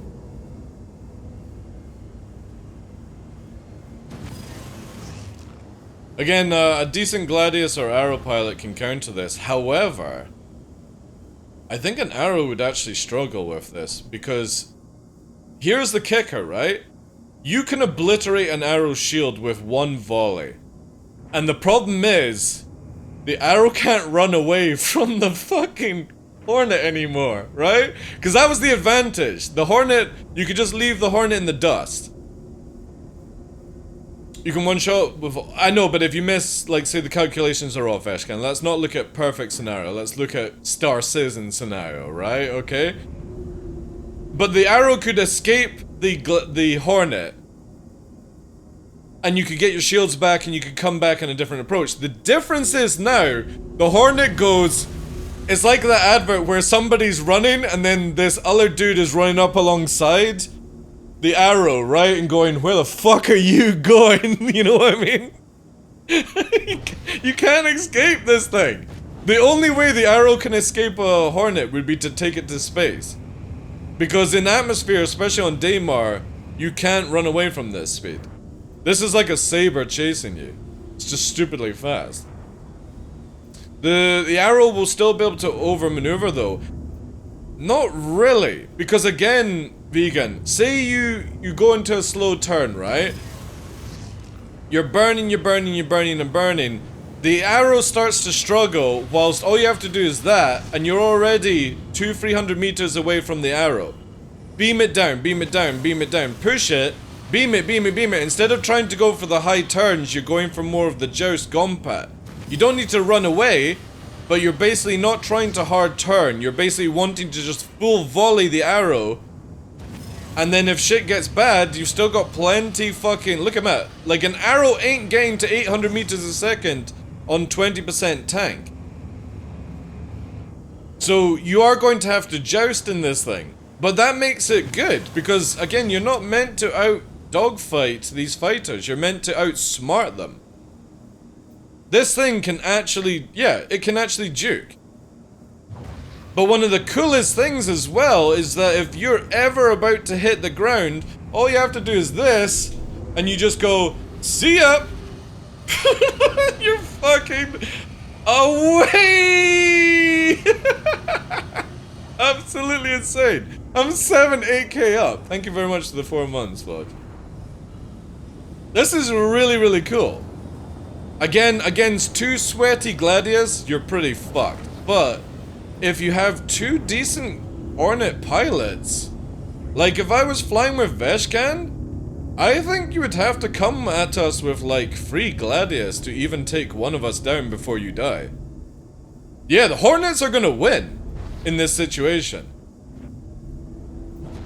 Because again, it is a ridiculous amount of damage coming out of it. You know what I mean? I'm actually pretty excited to see how this goes. Again, my biggest issue is just how fast the afterburner capacitor regens, but that's CIG's medium fighter bullshit right now. However, the biggest issue that we had with the Hornet previously is the moment that you were out of afterburner, you couldn't escape from a fight. Now you can. Even without afterburner, I'm pumping fucking 4Gs forward. I'm up to 800, coming up for 700 meters a second without even having an afterburner, you know?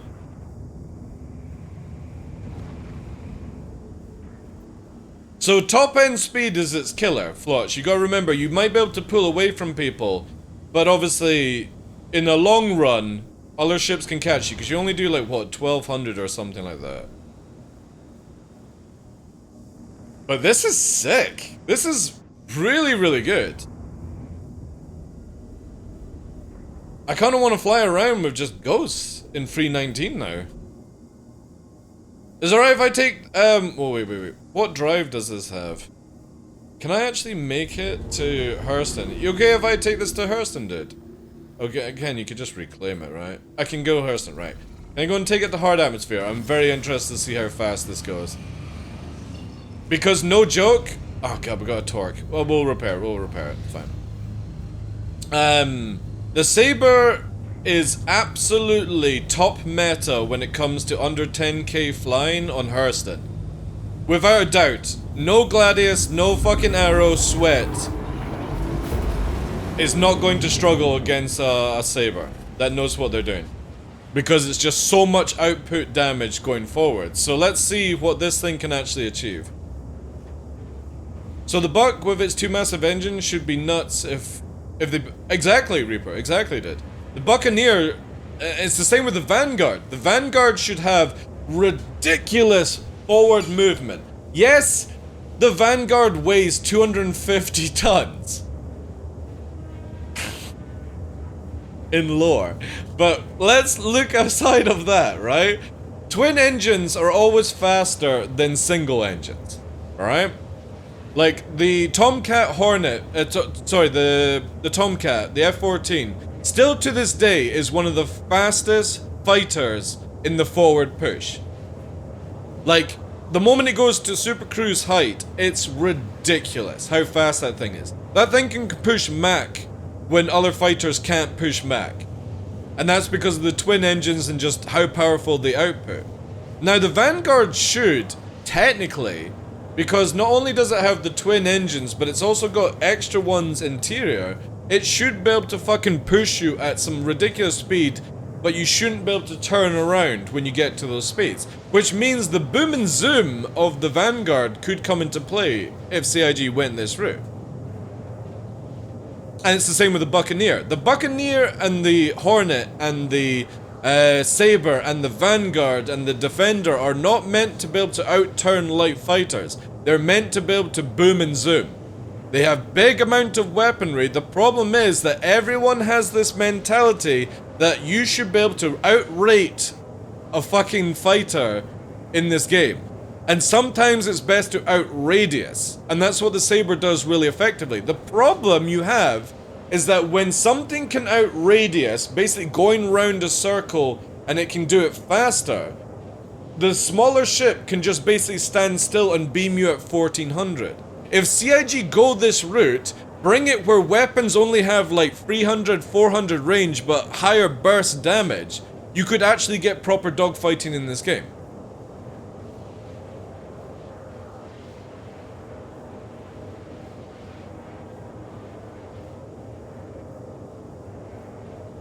Yeah, but again, there's not many planes that can do that though, Fetched, if you look at it, right? Hornet can't achieve those speeds. And that's why the Tomcat was an absolute beast back in the Cold War era. If they made a Super Tomcat, you know that they actually had plans for a Super Tomcat, but they cancelled it to go for the Hornet, right? Man, I would have loved to seen what a Super Tomcat would have been like. Because some of the spec on that shit was juiced. It was like a Vin Diesel fucking nightmare. It would have been amazing, man. But they never went for it, you know? Apparently, DCS World is getting the D version soon of the Tomcat with the updated HUD and stuff. That's going to be insane when that comes. That'll be a lot of fun. Apparently they're working on it, the D variant. So all the updated con and stuff.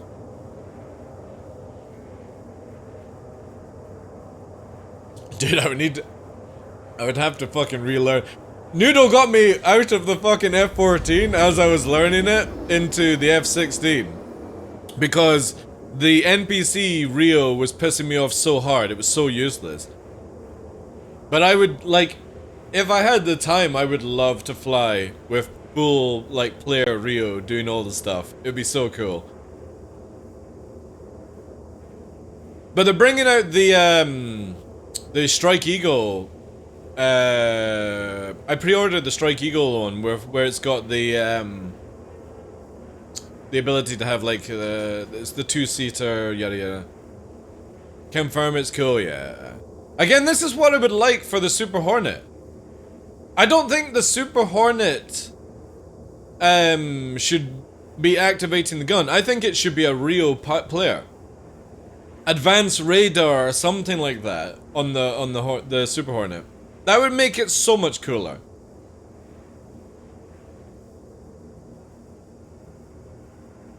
Is it only the front chair that's working? Ah, that sucks.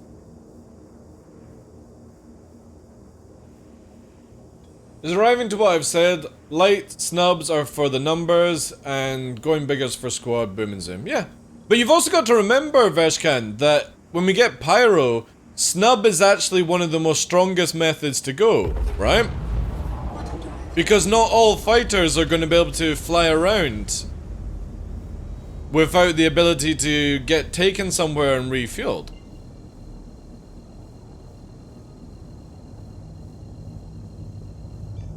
So I can see why CIG are doing the snub stuff. It makes it a little bit more easier for smaller groups to do, you know? But the thing is though, once you get the carriers coming out,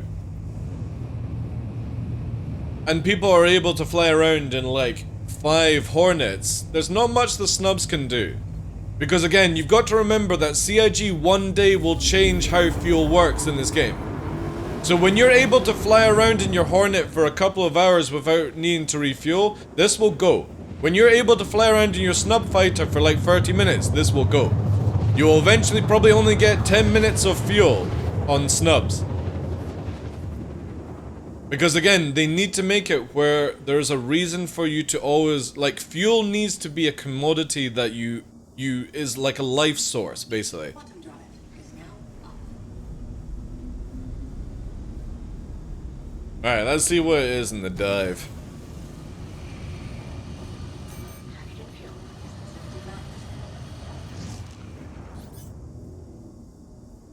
at 79%. Andromeda as well.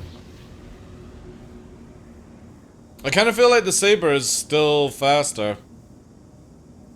We'll see in a second here.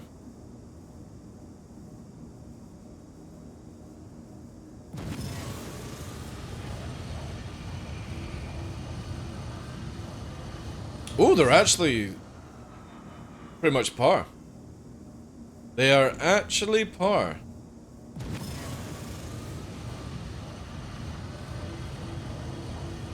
So the only thing that can catch a Hornet in 319 on Hurston is a Defender, a Herald, a Saber, or a Hurricane. Hurricane is ridiculously fast in a straight line. There's not many things that can outrun a Hurricane in a straight line.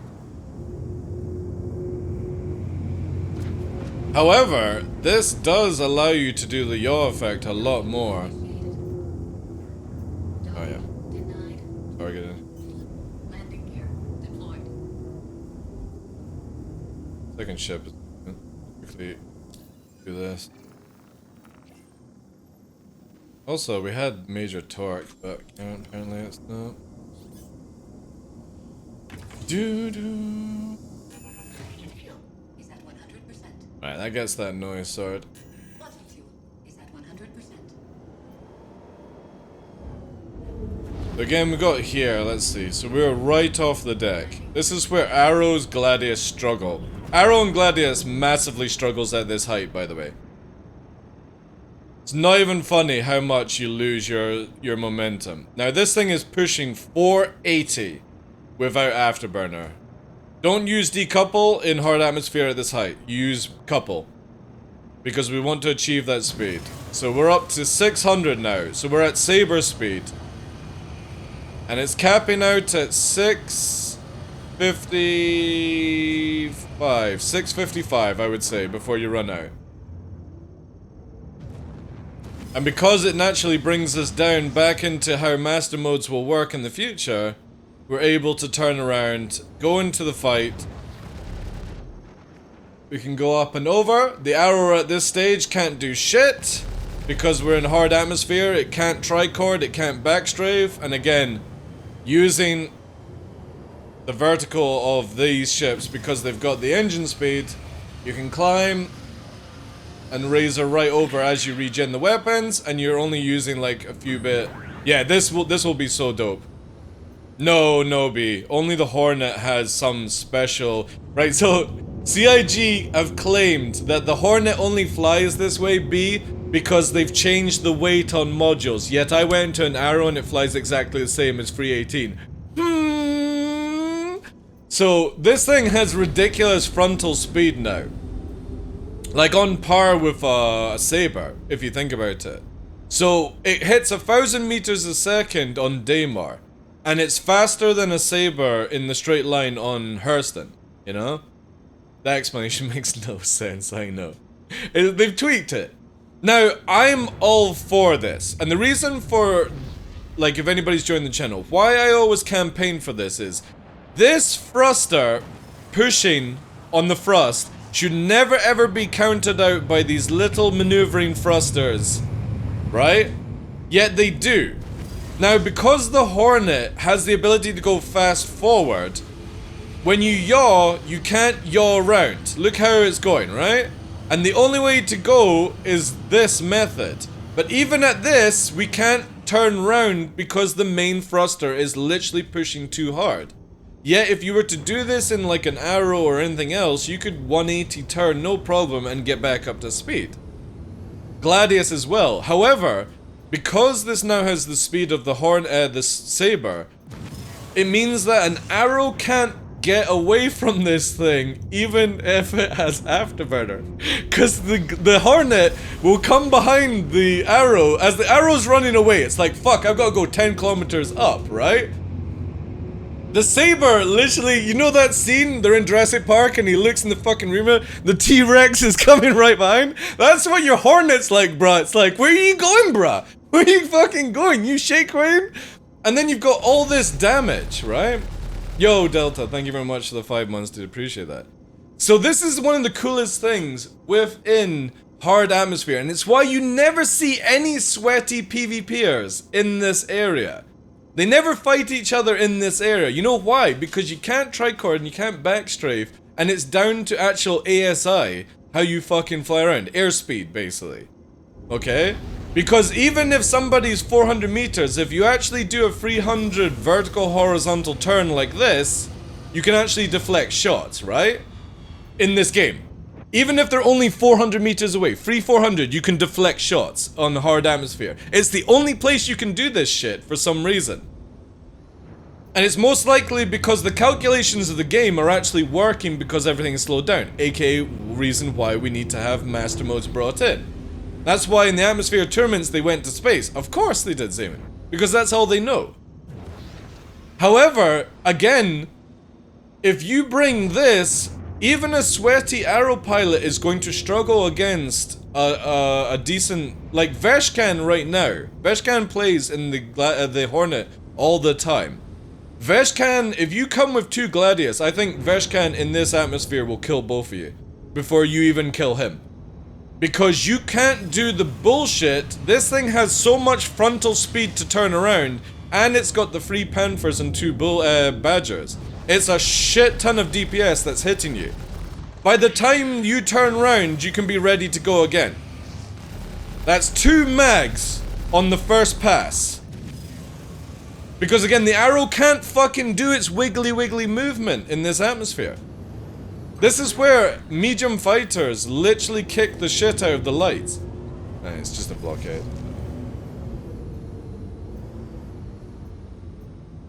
Oh, you would never say fight or flight.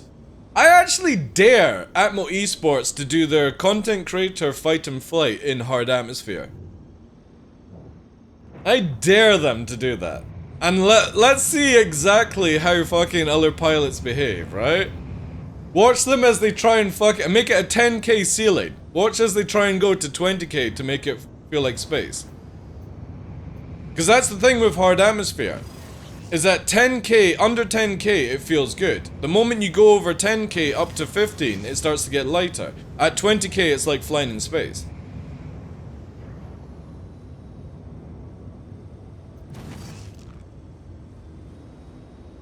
Although they made him leaders to ballistics. Well, that's a cool thing, though, Veshkan, right? If you think about it, right? Make it where... Or, like, if you're doing this, right? All you have to do is leave a pile of fucking guns at the outpost, dude. So, you have... Say, for example, you got a couple of Hornets, right? You bring a cannon fit, you bring a fucking... You bring a ballistic fit, at a laser repair fit, and you just have like a freelancer staying here, and you land, and you just start fucking doing this. Change out the weapons in Free 19. That's what I love about Free 19's like gameplay. It literally allows you to do that shit. I want an amp mode to. They wouldn't stick to a 5k ceiling, dude. The moment you start tricoring around like a nut job, you instantly go faster and faster and faster. Again, this is where master modes will change this whole game. Where it's about knife fighting, it's more about doing proper merges instead of fucking Dominic Toretto sliding into position kind of stuff. This whole delta merging, corkscrewing nonsense, man, just has to go from this game. Just have proper fucking turns. Where you fucking pitch and roll into your turn fight. You joust a little bit to fight for that position. You use the rate, use the radius. Fight for that position, get into a knife fight, win. And just take away these 1400 meter second fucking beaming weapons. You don't need to have them at that case. Make it where maybe only turrets can do 1400 meters distance. I hope, well, yeah. I hope they put a hard ceiling in. But this feels really, really good. Like, no joke, the Hornet feels in a really good place because of this. In space, I'm not sure.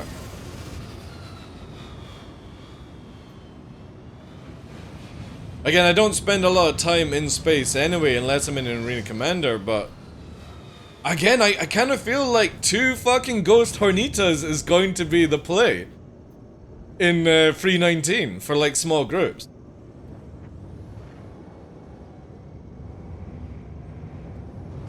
Maybe make it so you need to use missiles for longer range. Dude, I would love that. I genuinely would love it where missiles were only like... If they changed IRs to be like Sidewinders, where you could only fire them like at a certain distance, like somebody was free 400 off you, right? And then they made it where EMs were long range precision, and maybe make it cross section where proxy detection, right? If CIG would just get rid of all the types of missiles and just make them proper Fox 1 to free, and that's it. We would get rid of all this bullshit. And it means that you're only ever gonna get hit by big missiles if you're in a bigger ship. Which then you've got the HP to tank it, right? I already managed to get many of my guys with it in dueling, going boom and zoom, making them exhaust the boost, making them leaner. Dude, I think, what, it's in Free 19? Or are you talking about already Free 18 you do it? That's what I really want to test, Oris. I really want to test a glaive.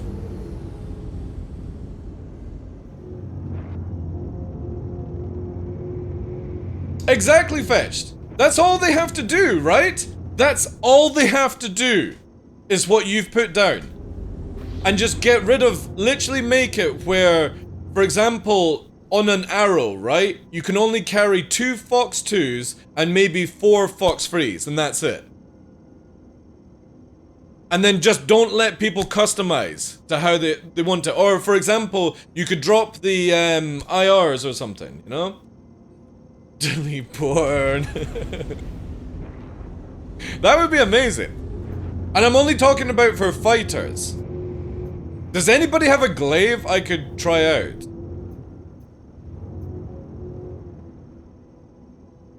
And they're at Hurston as well. I need to make a shooting range. Fuck. No, we need glaive. Anybody in chat got a glaive? Who's free right now? I've got an LTI glaive, but I can't buy it back. CIG, could I have a free buyback token, please? So I can test the glaive. Man. We need a shooting range? I would love a shooting range. I think CIG could also do something like that as well.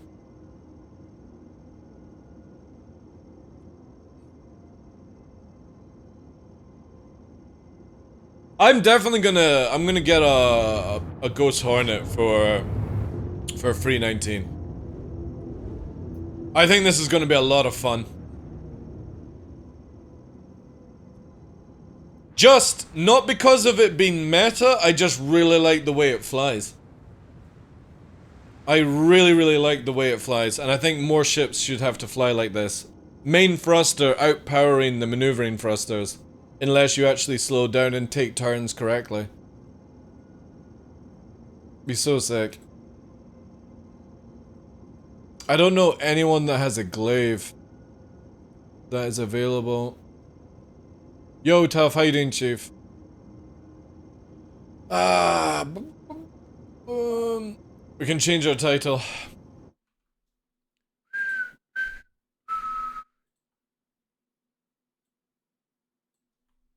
Looking for glaive, please.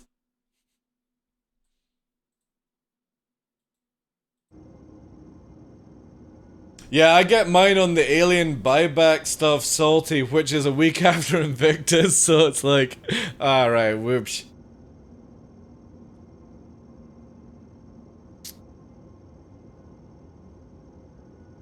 I don't know anyone that I can check out.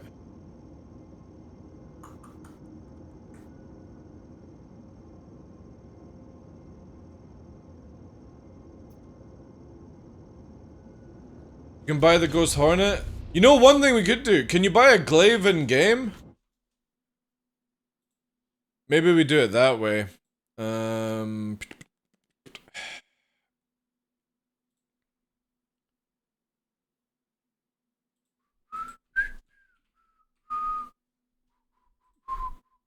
What do we need? Ah, it's not sold anywhere. Fuck.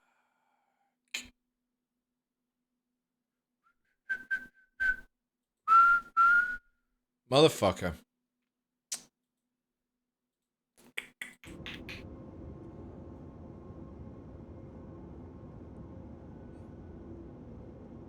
What's your startup folder bookmark? Big man. Why do you need to know that?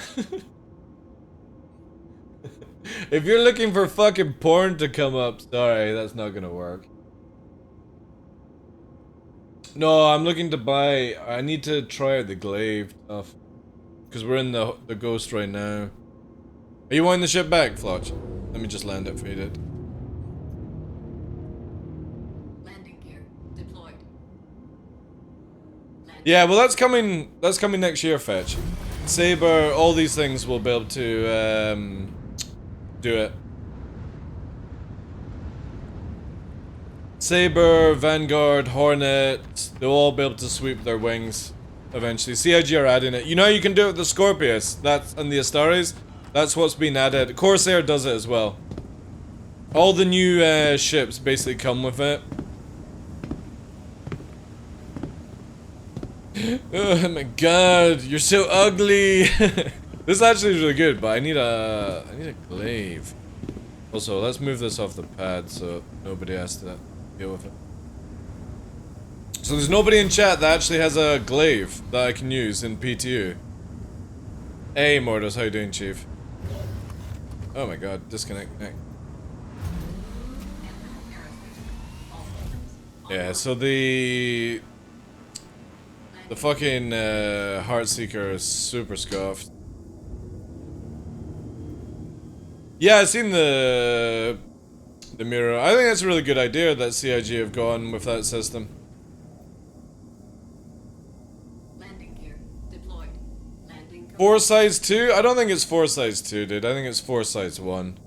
Again, I wouldn't go with any of that information until you actually get it in your hand, you know? It's like it says 20 missiles as well. Where's it in the leaks? Where is it here?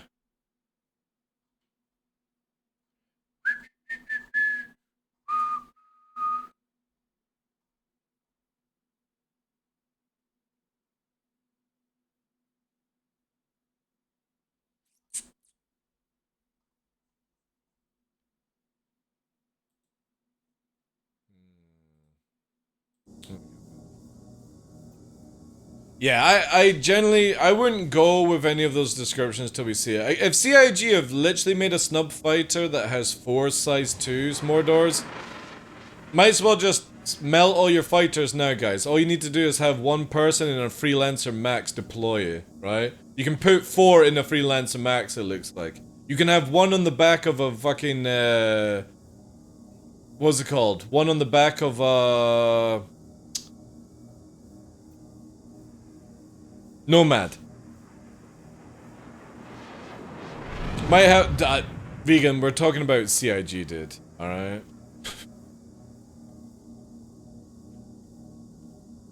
We're talking about CIG. These ships can put size 1 components in it even though they're smaller than anything else, right? This ship is meant to fit cooler, power plant, shield gen inside something smaller than a razor. Have you seen this? Look at this one. Look at this absolute fucking meme. Where is it here?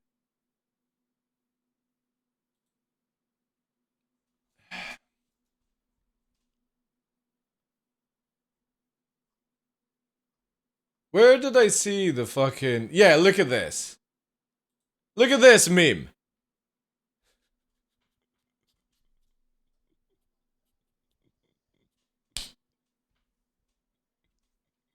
What the fuck, CIG?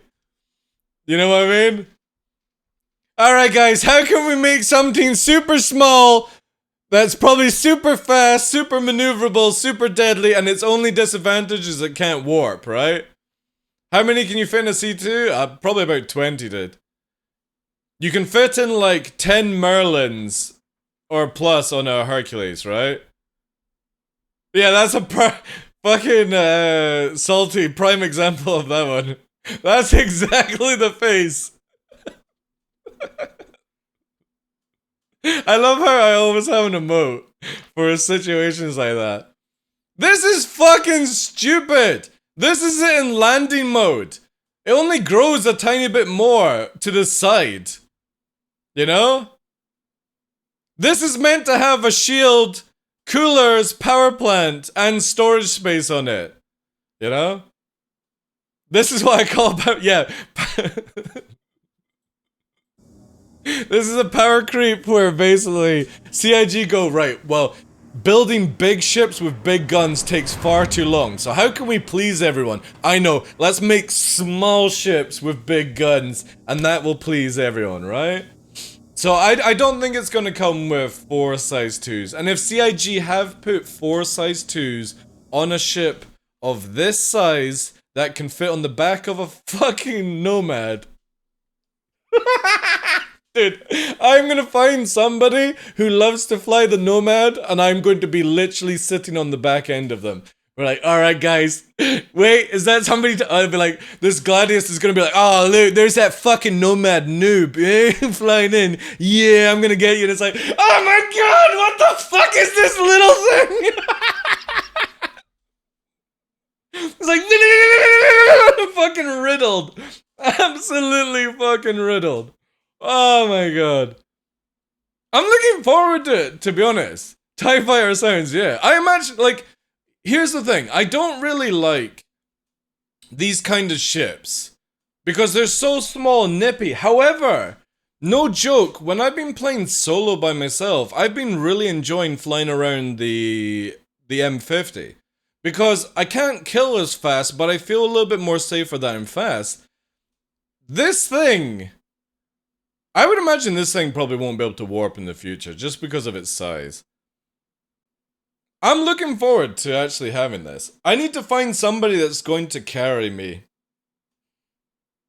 Carry me to every place I want to go. A group of 3 of those rattler him. Again, if CIG really go with 4 size 2s,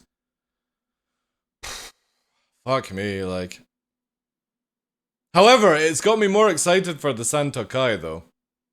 Because the Santokai is 4 size 3s. That's gonna be dope. Oh my god, who's flying around? Starlifter. Where is it? I can't even see it. Oh, there it is. Yeah, it fits in the back of the Nomad. Look at this.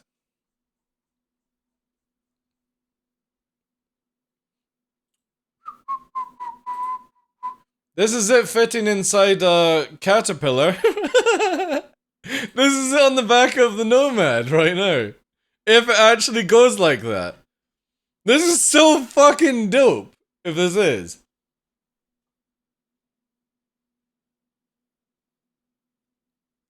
Rallying department? I should totally fucking start an organization called Snubs. That's it. Snubs are us? Who wants to join Snubs are us? Literally an organization that only flies around in snubs. I'm in. Yeah. We'll call it Oblivion. Oblivion. What does your org fly? We only fly Furies. What? Why? Because we're Oblivion. I'm getting a Fury, but mainly because it's cute. Dude, B, it's fucking sick looking. Like, it's a shame it's a snub. Because I would have loved that as a light fighter, no joke. They could have made that a light fighter with 4 size 1s and I would have been so happy. Do we need a sister org that carries the snubs? Of course, yeah. You've activated my trap card and launches. Dude, it's gonna be dope. It's gonna be really cool. However, the problem you have right now is that this goes out the window, right? This goes out the window because why the fuck would you race in anything else apart from this?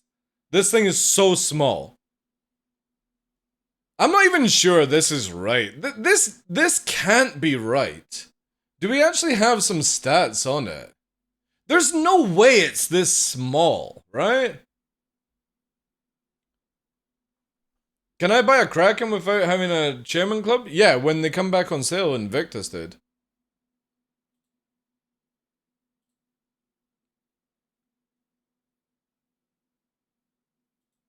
Look at this fucking meme, like. It's got 20 missiles and no guns.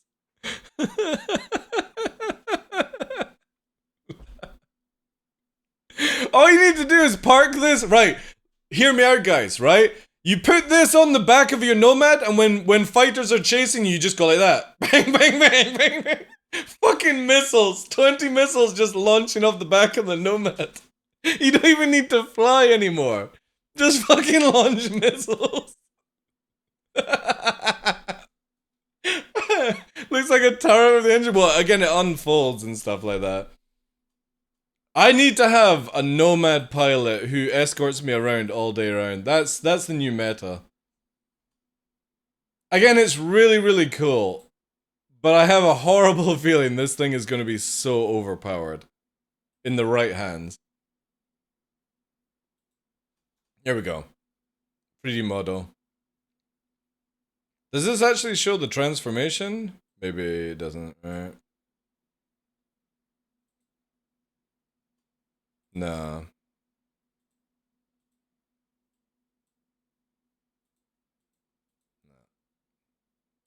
That's it in landing format, but I don't think we have a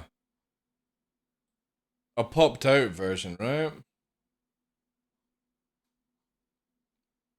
Have you guys seen this fucking meme as well? This is called the Tumbrel Storm that's meant to be coming out as well. The fucking Thunder Tank is being added to the game. I'll show you a prime example of what I mean with Thunder Tank. Anybody that likes fucking Thundercats will know. Thunder Tank. Look at this shit, right? It's totally the Thunder Tank. Let me get here. Where we got another image. Look! It's totally the Thunder Tank!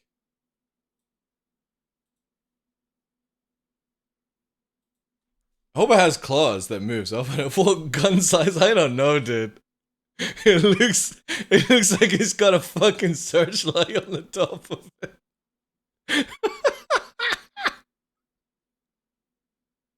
Man, like, where the hell? What fucking ship is this fitting in? Because if this is anything like the size of the tonk. I don't know if that's gonna fit in many things. It might just be really small, dude. It might be where you climb in here, like driver there, gunner there. It might be super small. It's a snub tank? Yeah, exactly. So when you're going for a ground assault with your Nomad, you take the snub tank with you, and if you're going for air-to-air combat, you deploy the snub fighter. Easy, right? However, some of the skins are pretty dope, like in the files, like a bright red one. You've got like a grey one. And it looks like they've got like some weird glass tint on it or something like that. Also, Hurricane skin apparently in the leaks, which actually looks really, really cool. Again, I reorganized Discord where it's got like the areas that are a bit different now. I still don't think it's going to be this size. I find that very difficult to believe. It's a stink. Again, if anybody's joining in, anybody have a Vandal Glaive that I could test out in PTU, please? There goes a fucking carrier. Hercules is gonna have troubles? Hercules launching lots of Furies is gonna be amazing. Hey, Girl Scout Bob, welcome in. A mini Santokai? Yeah.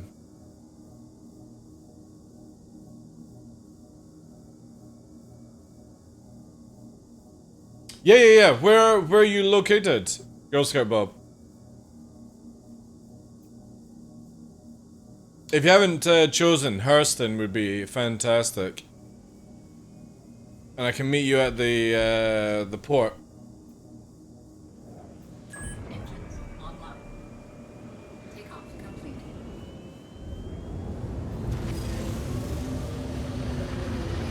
Landing gear raised. Because also the Glaive has got a massive like update in speed, so I really want to test this out. We'll start in Hurston, thank you. Can you deliver it to, or just add me when you're in or something like that, or I'll go back to menu and add you.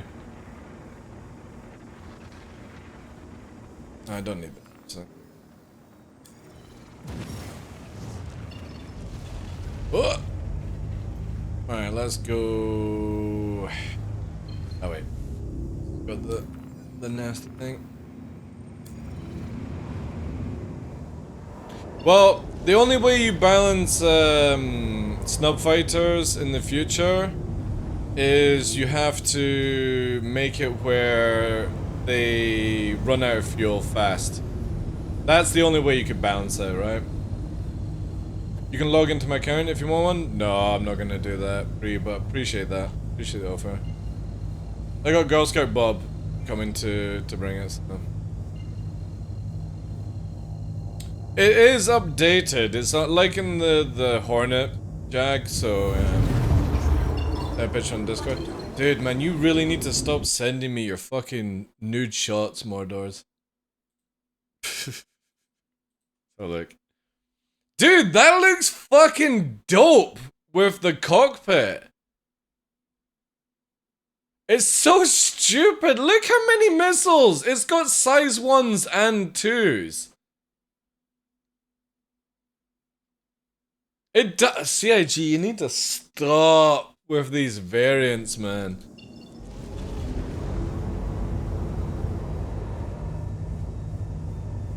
I'll probably buy one of each, but I'm definitely gonna go for the Fury more my kind of style.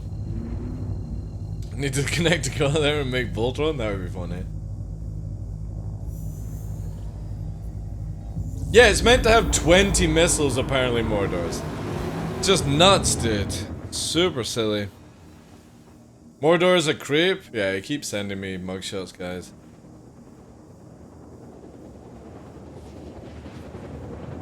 Why are they not updating the Hornet? Remove all the variants and make it based off that module? I don't know, dude. I don't know. I don't know why they just didn't make a Hornet, right? And to make it a ghost required you to put a skin on. Beshkan. Would have been so much easier, right?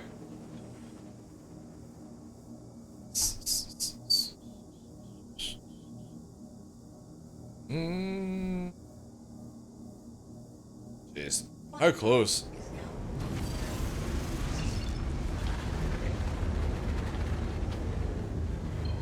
Where are you? There it is.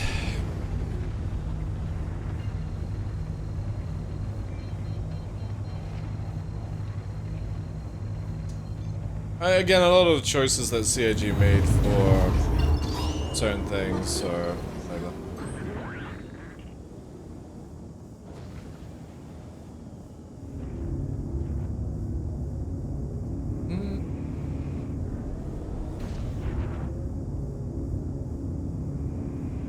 Oh, you call it cringe racers, Verscan? I'm still waiting for my 2-seer low flyer ship. No weapons. That I can take people out for a spin. Doubt I'll ever get that ship.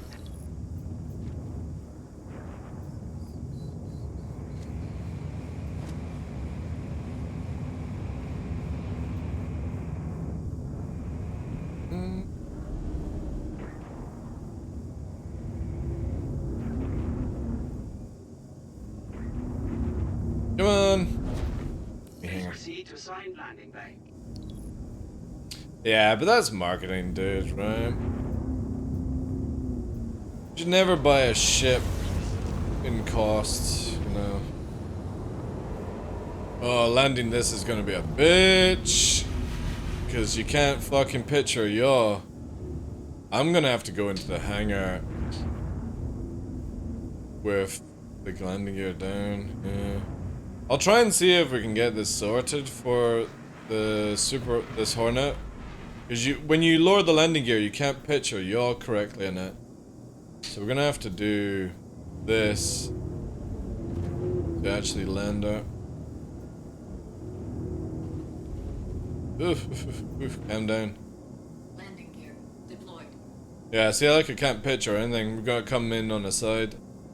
Landing. So sad. Engines. Landing complete.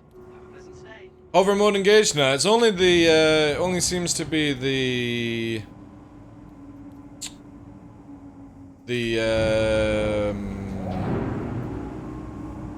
Heartseeker has this issue. Attention. Please come to an immediate halt and hold for your vessel to be scanned. Alright, you do that, Jesse. Have a nice day. Imagine scanning me in the fucking hangar, like. Good luck, Jesse. Oh, fucking stupid system. Okay. Thanks. Oh, good job, Jesse. I haven't already made it into the facility, possibly had a gun in my hand, you know? It is, yeah, Genka. It is, yeah.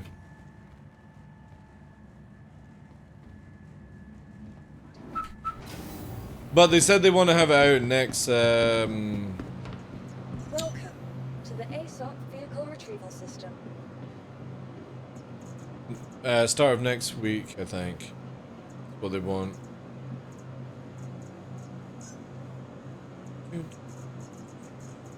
Man, if only CIG just let me have a glaive to play with. Might get back into SC? Yeah, don't feel pressured. We've got next month is Diablo 4. Then we've got Armored Core. And then we've got Payday 3 this year. Looking forward to Payday 3. That's definitely going to be a little nighttime gaming, I think. You know, it's been 10 years since Payday 2 came out.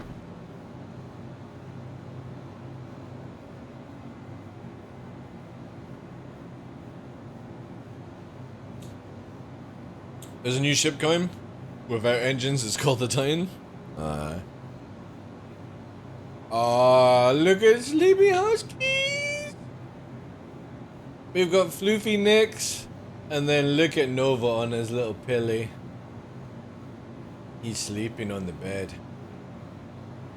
It is, yeah, Fetch. This year marks 10 years since it came out. Hey, Novi. Don't pester him, Nixie. Here comes the big Floofy.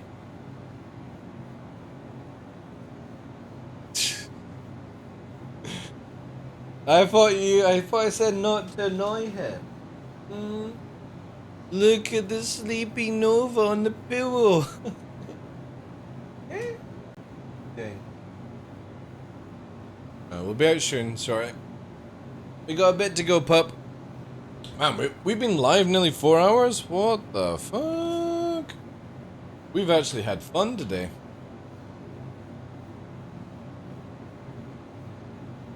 We get a gameplay trailer for Payday in the coming weeks, months, something like that. Yeah. Nova looks like he is done with a 9-to-5 job. He is. He's a tired dog. How's the dogs doing, by the way, man? Hope they're alright. They're fine. Nix is absolutely brain dead, by the way. He may be cute looking, but that dog is stupid as fuck. So, unfortunately, for my line of work, it's very difficult to do jobs and take him at the same time because even though he's in training, the moment that there is another dog or food, he doesn't listen to anyone. He literally, like, it's almost like the brain takes over and he starts making the most weirdest noises ever. And when there's food, you could literally throw the food like in your hand like this and all he will do is watch it. Even if you like leave the house and have food on the string, he just watches the food on the string. Which is a shame, because obviously, again, in my line of work and what we get up to, having a stupid dog is not good.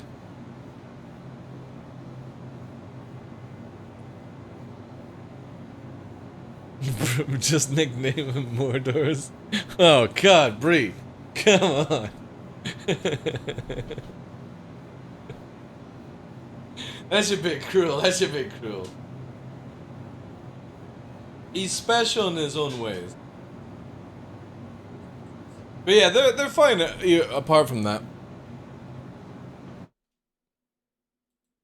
Again, sadly, nothing like Luna. Luna was so advanced. That dog was a smart cookie.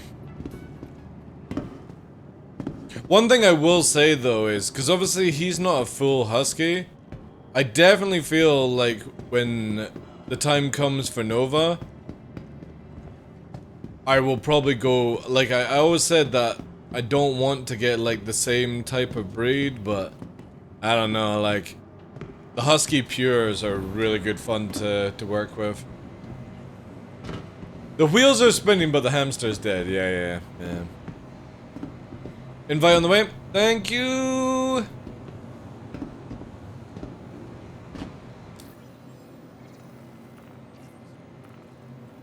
Let's go.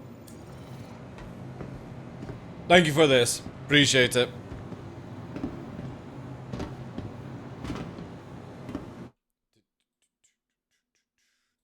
So we're going to be testing the Glava. Atmo Glava test.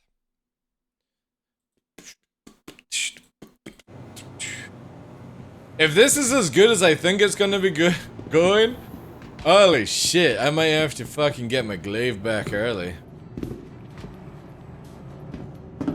Although well, the green light, we'd have to test that.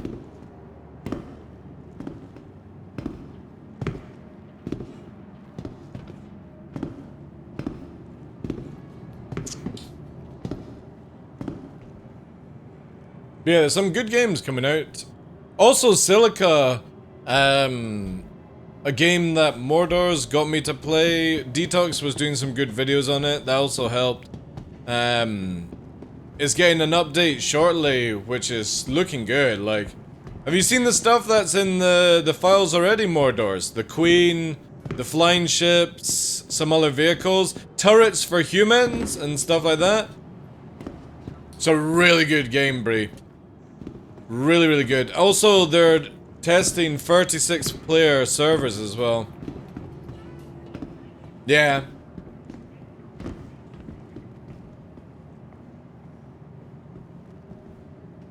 So dude, the Fury has 6k HP. That's the same as the fucking Saber.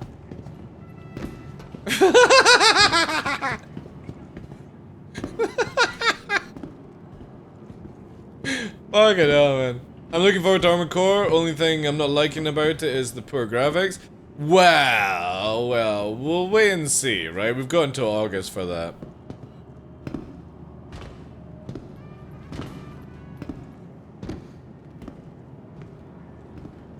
The good thing you've got to look at, Veshkan, right? So anything that comes out of Gold Star, yeah, you can say cringe, yeah, you can say very cringe CIG. Look at this way. It helps sell the ship right now, which makes more money, but you've got to remember ships like the Arrow, the Hornet, that are not in Gold Standard come out better in the long run because of it. So it's a bit of a joke right now, but when we get to the actual finish point of this game, hopefully within the next couple of years, where things will be more balanced, you'll see these little fucking Furies being pretty much shit canned to the ground. Because they won't be worth it. They're only a little fucking tasty treat right now.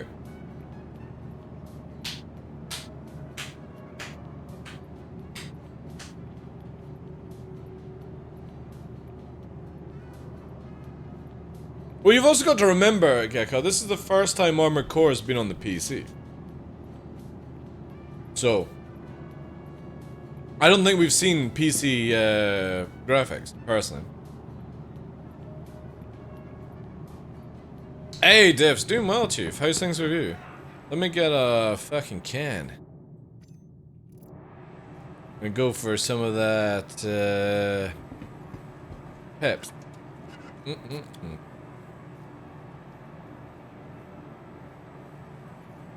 We know how CIG rolls. It'll be OP for the sale, then nerfed. Exactly, yeah. Enjoy it whilst it lasts.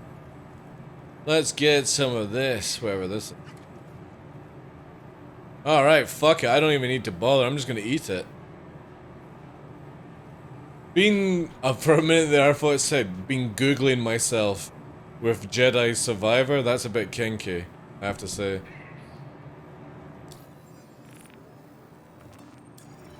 More calories in the metal can, yeah.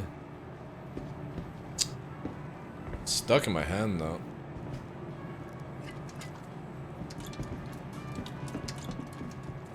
God damn it.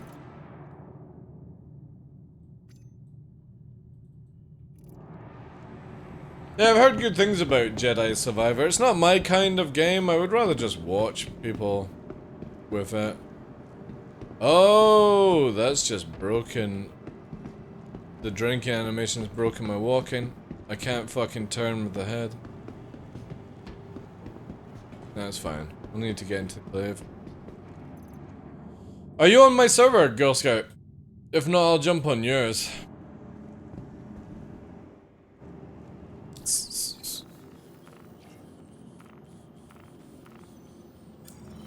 Appreciate that. Let me kill myself, see if I can do this. Oh, that was a bad mistake. I forgot to fucking save at this point. Alright, I'll be over shortly. Forgot about that. Forgot I only landed. I'll use the defender. I'll get a wee VK. Only take me like 2 minutes.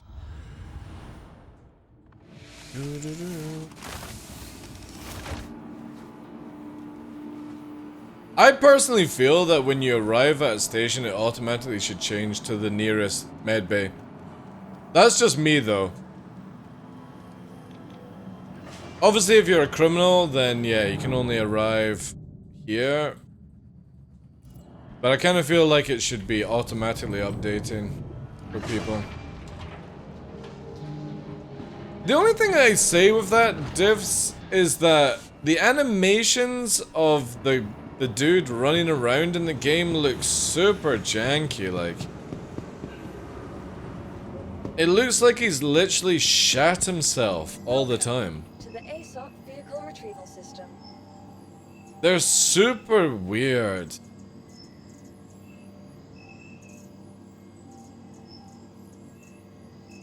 Where is it here?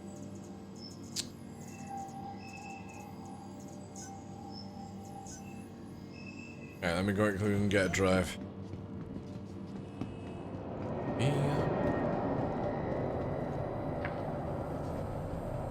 Yeah, like, I've been watching Detox play. I need to get some games in, but this weekend is Diablo 4. I've got a fucking mission to get max level down the world boss. That's what we're doing. So, tomorrow, Saturday and Sunday stream are Diablo 4. Just chilling out. And then we're back to Star Citizen. Because again, we're not gonna get the new stuff until next week anyway, so... I wonder how carrier ops are gonna be in SE. Probably a lot of fun. Probably a lot of fun.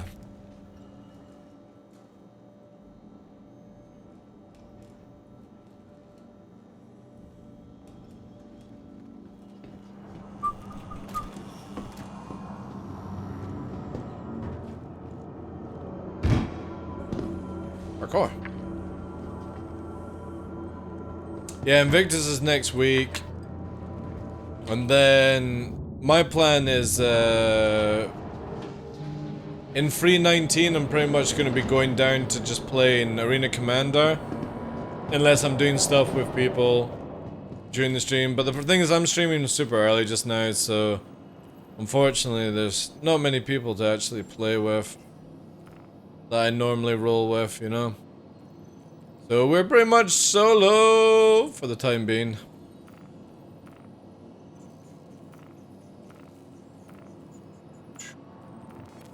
I'll probably just camp Daymar in my fucking fury. Welcome. Oh my god, where did TheDarkLaw go? That would actually be a really good ship for hiding in the caves. Anyone pokes their head in, it's like... Brrr. Vehicle select. Yeah, I'm just using it to get back over to Hurston really fast, Benji. It's literally the fastest motherfucker in the game. Because you can put a VK engine on it. Obviously, if I had a size 2 ship, it would be faster, but yeah, this is the fastest I can do. Did they scrap Theaters of War? Eh. TIE is bigger than you think? Well, the Fury. Have you seen the image of the Fury, Ace? Because if that's what it turns out, it's pretty fucking small, dude. Just gonna say.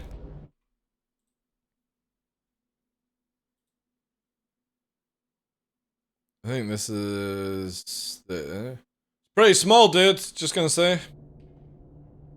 That's it in landing format. It's not gonna grow much bigger. I think it'll be a lot bigger, but if it turns out that size, fuck yeah. Yeah, it's super small, man.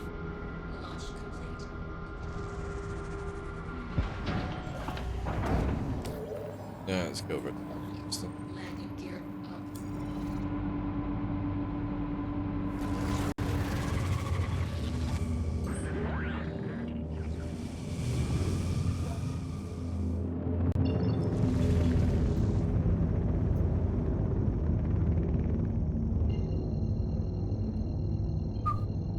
Thank you, and please visit again. Alright, 2 minutes, I'll be over there.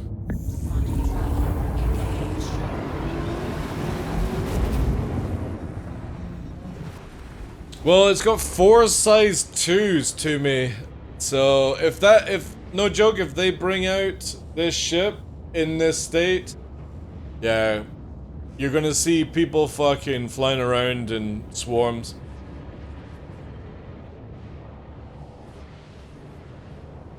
Because that's what I would do, no joke.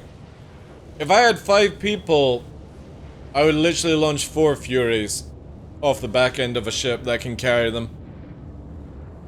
Find something that's got a size 2 drive, so it's the fastest in the game for moving around. Mercury Star Runner might be the fucking jam, who knows?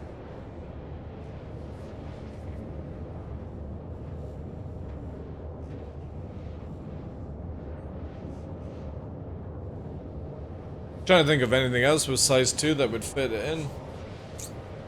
Maybe Cutlass. Maybe you could get in a Cutlass. That would be pretty wild.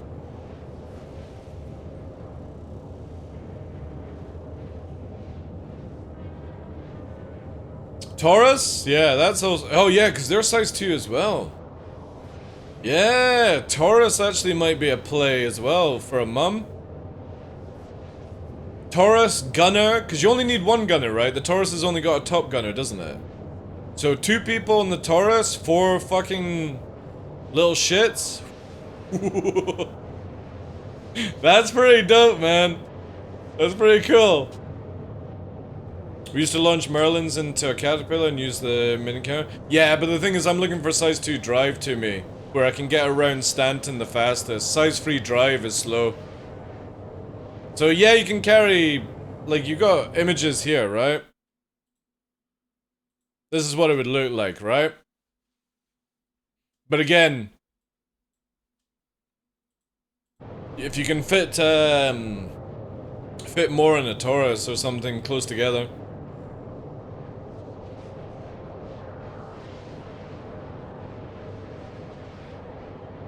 Yeah. Again, we'll need to see how it works, right? The new 600i would be fantastic as well, because the new 600i can carry a tank. So you could probably get 3 of them in the new 600i. Which means that if that's the case, obviously the new 600i is not out to test this, but the new 600i for when we get Pyro and stuff would actually be a really good mothership then. Armory, medical bay, 3 fucking Furies, and cargo space, right? Woo! That's spicy. A little 5-man team? That gives me chills for Pyro, like, because Pyro is 3 times as big as Stanton. So you ain't gonna be flying around in your fighters. Be heavy fighters and stuff like that. Anything that's got a big fuel tank. What's the fuel tank on a Nomad like? Is it pretty good? Because can you put a VK on a Nomad and travel from Crusader to Microtech?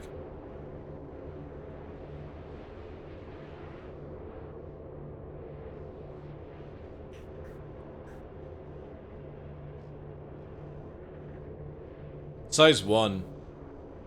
But a VK would allow it to travel really fast. It'd only be like 6 minutes from Crusader. I can't remember what the tank is on that thing.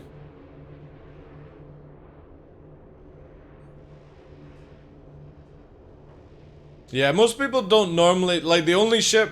The small ships that I normally VK are the Defender. Because the Defender has some weird-ass, huge, massive quantum tank stuffed somewhere in the ship, right? If you are not VK'd on your Defenders, you're doing it wrong, I feel. Because you can literally warp from Crusader to Microtech to ArcCorp and back to Crusader on one tank. It's bonkers.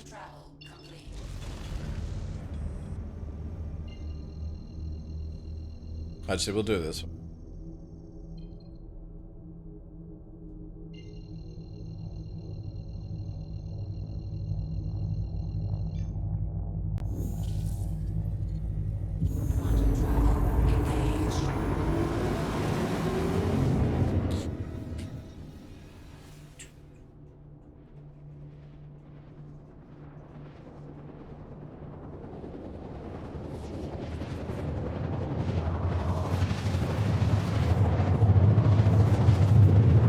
Okay, yeah. Yeah. Systems activating. Systems on. Engines. Whee! Engines. Ooh, this is super annoying. I really don't want to warp into the station.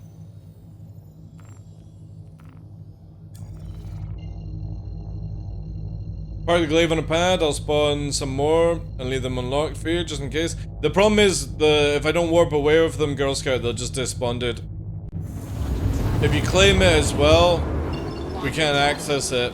it'll lock itself up, so don't bother, just leave it just now. I only need one anyway, dude. I'm not gonna do anything like crazy.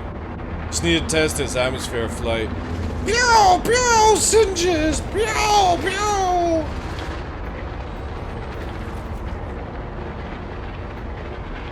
You'll probably need to get into the glaive and oh, I can just do it this way, right? No, it's fine. I can do it this way.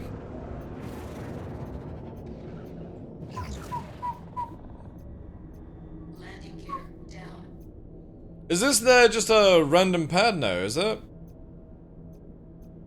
Can you just land here? And you don't get stored? That would be sick if that's the case. It is it? Right, nice. Good. I don't go to truck stops these days.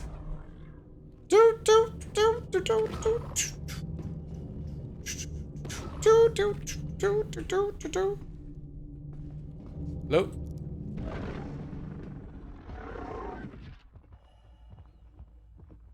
You wanna play in that? You can play in that if you want.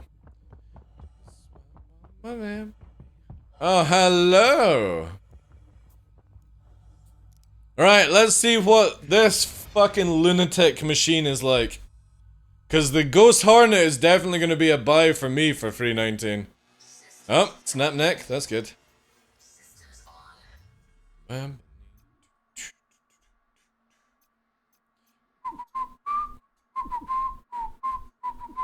that the one? Yeah, there we go.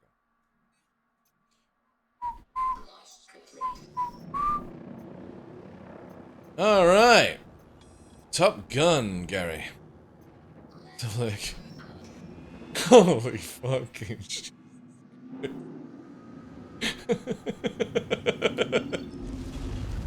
Alright, right. We don't need to do space, because that's irrelevant. We're going in. Thunder. Maybe not Edmund, actually. Let's go a little bit more in the light here.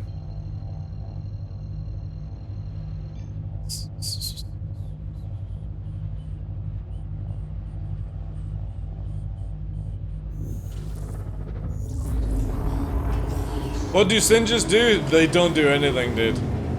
Don't ever use singes. They're meant to do physical, energy, and distortion all at once, and they just don't do shit.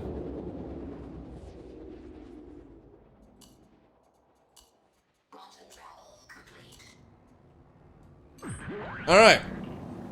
Let's have a look to see how this thing flies in hard atmosphere. No joke, if this...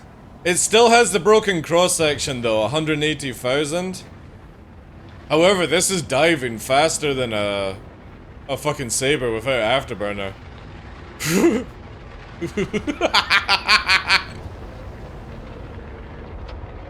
Oh man, if they can fix the cross-section before going live, this might be pretty dope actually. Yo, Tomo, thank you very much for the raid, dude. Appreciate it. We're just about to do a test flight on the glaive in atmosphere. Hard atmosphere as well, since it's had a little bit of a buff and stuff like that. Thank you so much for that, dude. How was your stream today? Weird they do this before master modes? Can't always say it's weird. You also gotta look that it... They could be just trying stuff out, right?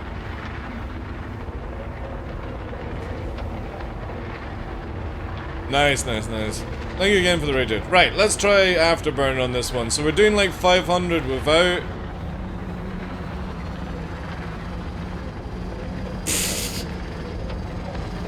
Alright.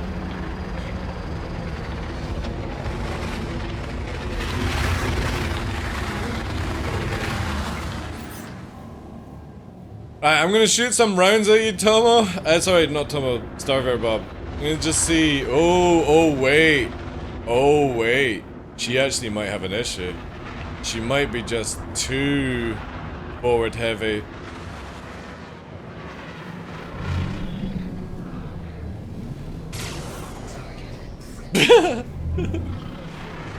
Let's see. Try and out evade if you can in the defender, because the defender's really fast. So we're gonna go. You're gonna push away.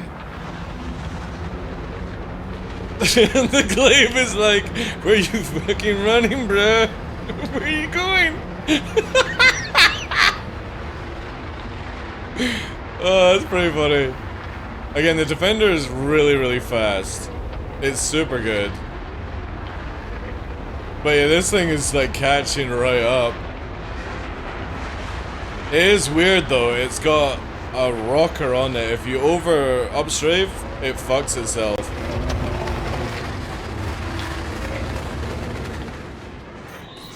Gotcha! Tag, you're it. It's so fucking stupid, this thing is so big.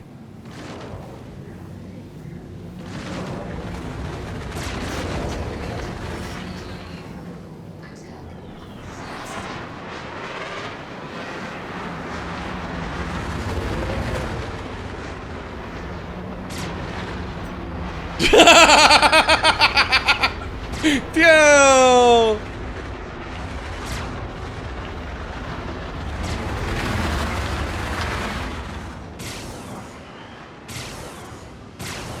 Oh yeah, this thing could really hurt somebody in atmosphere.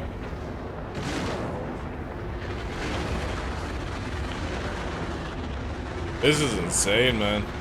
Again, not everyone's going to be able to fly it though, because there is a characteristic where the moment that you upstrafe too much, you lose your aim.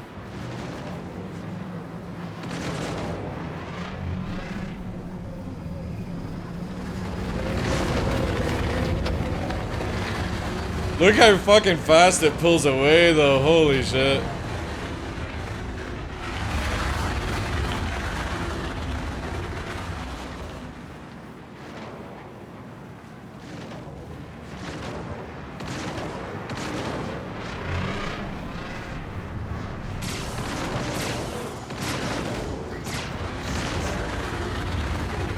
Obviously if you had repeaters, we'd be in a different story right now, but... Sorry! I didn't realize it was that far. No! No, you're gonna hit the water!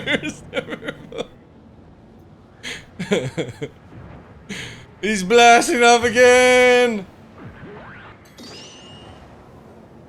Wait, did you jump out? Did you eject? Oh god.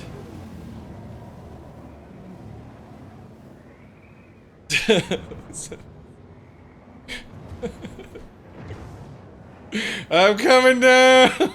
I don't even see it.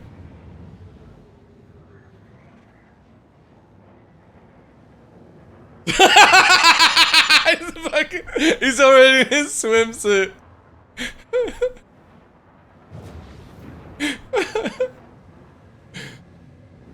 I think we've lost.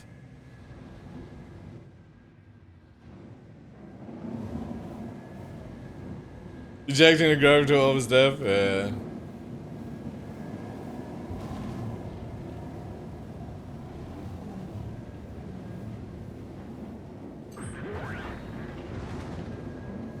Still very cool. The glaive is actually really powerful in hard atmosphere. Hornet, Saber, and Glaive are top fighters, I would say. This thing will chop up lights. Easy clap. Because again, even if you can't kill the light, it can't catch you. You know? Yeah, exactly.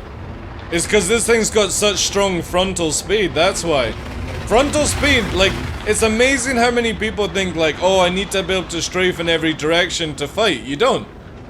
This thing is barely strafing, it's just using its frontal speed to fly. It's just because we're actually flying corrective. See, there's the problem with the pitch, right? So it wants to go back over again when it does it.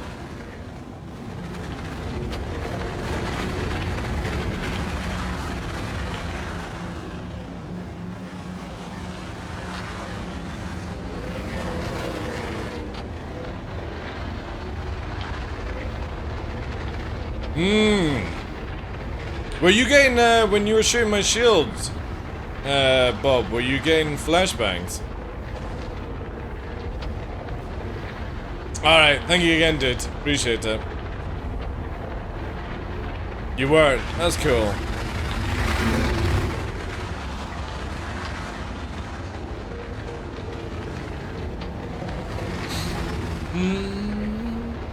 Glaive is definitely going to be a lot better. They have to get rid of the cross-section. The cross-section has a bug where it's got an extra 0. If you guys don't know about this one, instead of having 18,000, it has 180,000 cross-section. So it can be seen like literally 100 kilometers away.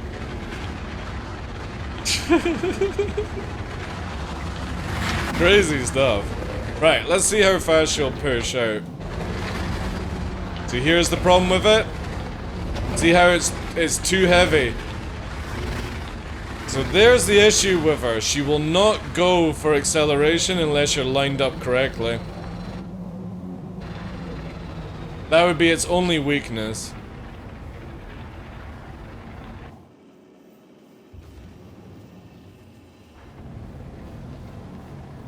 Still probably actually would prefer a Hornet Ghost than this.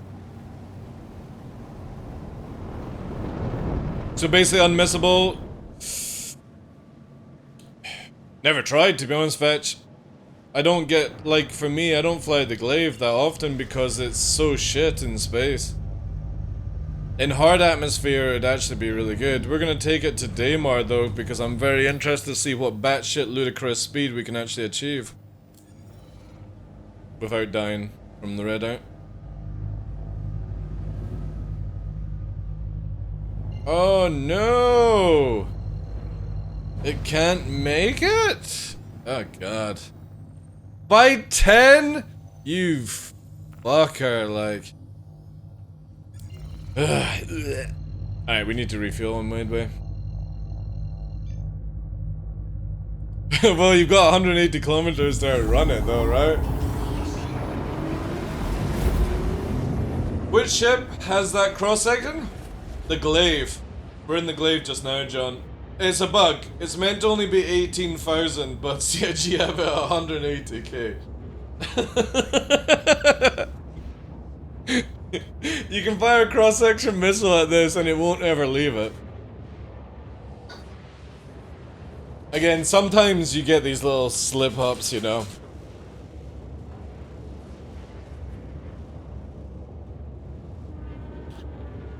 But I think you should be able to out-turn a missile. A torpedo, sorry.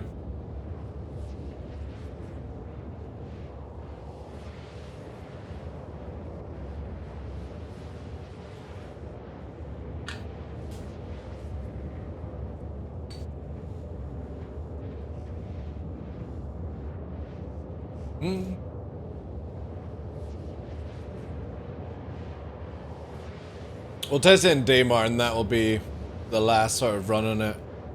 Definitely, for me, so far, obviously we've not tested the Fury yet. The Fury could be a lot of fun, right? But I would definitely say the ship I'm most excited for now for 319 is the Hornet. Just because of these changes.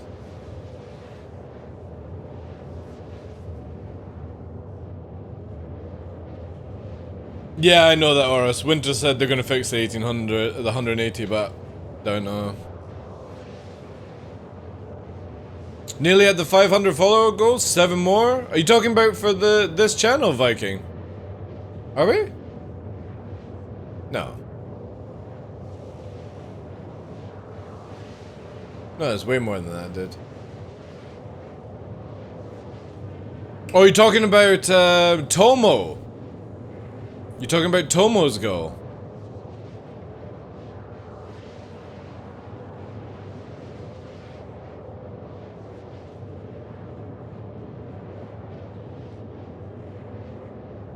Glaive versus Hornet? I think the Hornet would win, personally, Fetch. Because you gotta remember that the Glaive is dealing with 700 meters a second weaponry compared to the Hornet that would have 1400 meters a second. Is this Magma? No, this was Hurston, Stinko.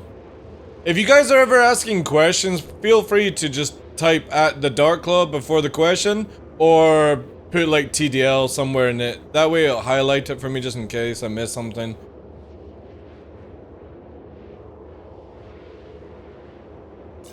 Again, I'm always open for questions, it's just I'll miss them, you know?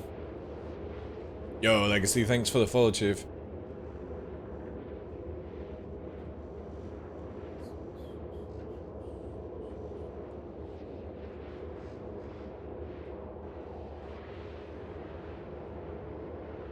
Definitely when the Fury comes out, we need to test capabilities. Again, I think going with the Connie Taurus is probably the smartest way to do it.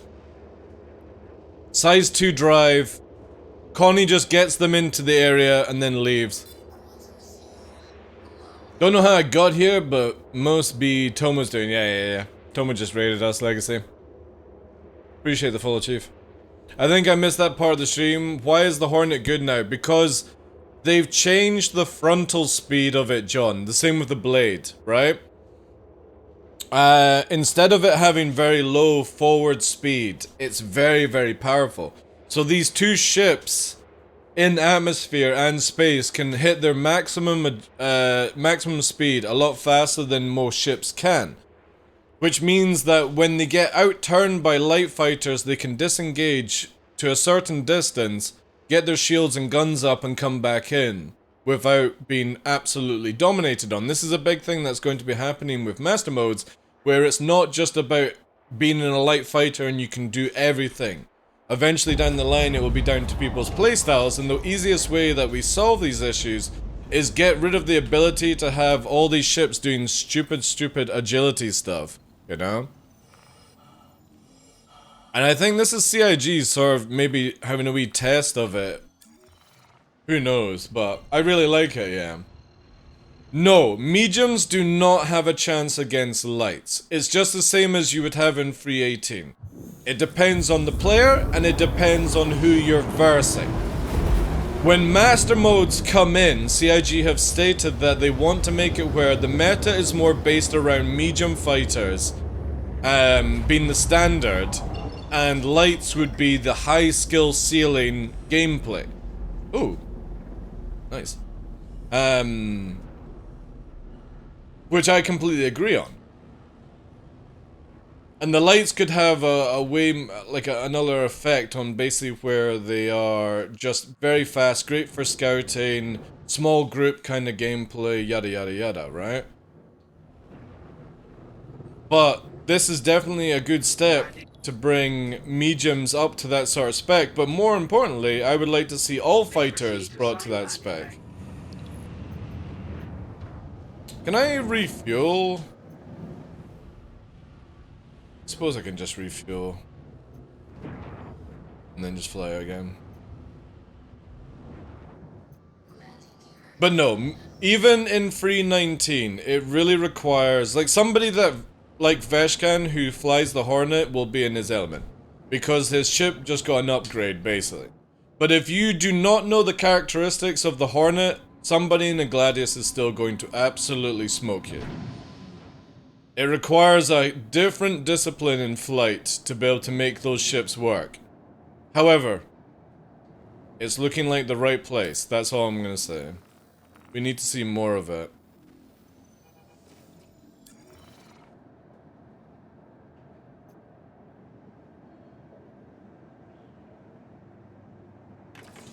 That could work, yeah.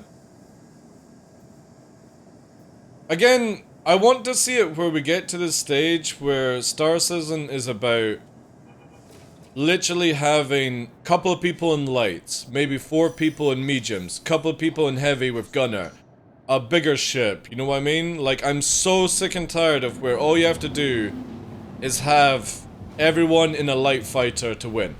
It's super boring. There's no reason to bring in bigger ships. Oh, you got 7 people in a Hammerhead? 7 people in Gladius. 7 Gladius does a better job than 1 Hammerhead. In every scenario. And it's boring.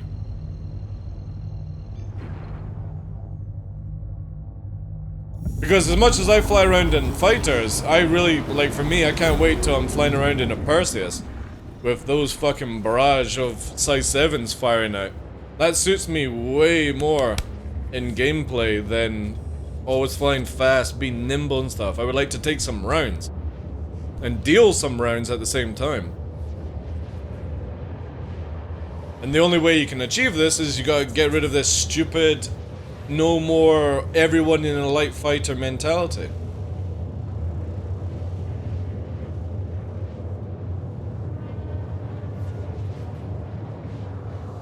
And yeah, they're sort of promoting the Fury as something even worse than light, but you've got to remember that the Fury can't warp, so if you warp away from it, you escape it, right?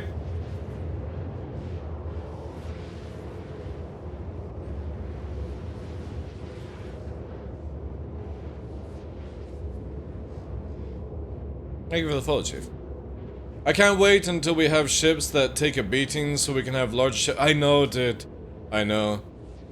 Again, when I got into Star Citizen, I was in it for the capital warfare, right? The big ships, the big cannons, missiles going off, all that good stuff. And because CIG literally made it where it was all about light fighters for so many years, it's super boring.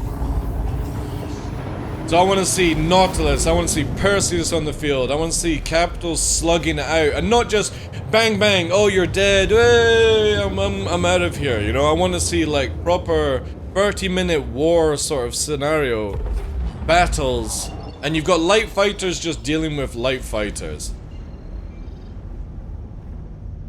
We can go to Brashad. Okay. Yeah, Star Wars and stuff. Again, I'm not a Star Wars fan or a Star Trek fan, but I'm looking for that Battlestar Galactica vibe. I want to see big ships getting broadsided and taking a beating, and you're launching fighters out to deal with fighter support. Not launching fighters to deal with the capital. It's so backwards in Star Citizen right now. It's boring. I want to see fully crewed hammerheads, and when you go in as a fighter, you're like, ah shit, well I brought my fucking brown pants today, so I'm in a good state. Not like, oh look, there's somebody in a fucking hammerhead. It's dull. It's really dull. Fighters should only be focused on fighters. However, this thing is stupidly broken in Daymar Atmosphere because of this speed. However, I think we've got the same problem with the pitch because it's moving so fast. But good luck catching this in an arrow, that's for sure. Without even afterburning them over arrow speed. It's time to afterburner! Time to release my inner Vin Diesel. Oh, Jesus Christ. This thing's so fast. It can't fly. 1,000 meters a second, though. Good luck catching me, boys! Woo! It's like a fucking speedboat. Holy shit, it's flipping. There we go. Maneuvering thrusters can't even keep it. The moment it came out of afterburner, it flipped over. Win with fighters to bring the bombers. Exactly, dude. Exactly. Not like, oh, right, let's all turn up in fighters and just win the field every time. It's dull, man. Bombers should be scary, but they shouldn't be able to just turn up in an A2 and be like, oh, yeah, no problem. I can deal with this. The glaive is... Yeah, I still would say I would have more fun in the Hornet right now. This thing is very fast, but again... The problem is, its downstrafe can't carry the way it's flying. So, if you're in combat and you try to do... Like here... It's flipping right over, right? It's flipped right over. That's not me doing it. Now I've got to correct that mistake. We're quite G-locked at this stage. We are fast, though. Again, this would be really good if you had a couple of fighters dealing with... Yeah, look at this way. If you flew this with a couple of blades, the couple of blades deal with the fighters, and any light fighter that tries to chase you, you can't be chased. The glaive goes, right guys, I'll be back in 5 minutes, boys. I'm fucking out of here. I'm going to Rio to fight Vin Diesel. Look at that. 700 meters a second. Yeah, that's super fucking fast. But then, I can't turn for shit, which is what you want. You want speed, and to turn, you have to go slow. This is all that CIG have to do for every ship. Speed to escape, and to dogfight, you have to go slow and collectively watch what you're fucking doing. Even the bombers shouldn't be enough to do it unknown. Yeah, well, again, they need to change, like, the Retaliator's HP back to how it's meant to be. Because if anybody doesn't know the lore behind the Retaliator, CIG band-aided the Retaliator to have the HP that it has right now because it was torping itself. So it only went up to survive some of its torps. But when CIG actually fixed the deployment of the torps, they never fucking fixed the HP of the Retaliator. Should not be that tanky. Yeah, it's the same as the Hornet, Salty. It's ridiculously fast going forward. It does 1,000 meters a second on Daymar. However, she ain't dogfighting shit. However, it will fucking clap a Connie though. And if you have to disengage from fighters, you can fly really fast. So it's... This should actually be given a size 2 shield, I feel. Given a size 2 shield and turned into a heavy fighter. Properly. Because it's just got speed. That's all it's got.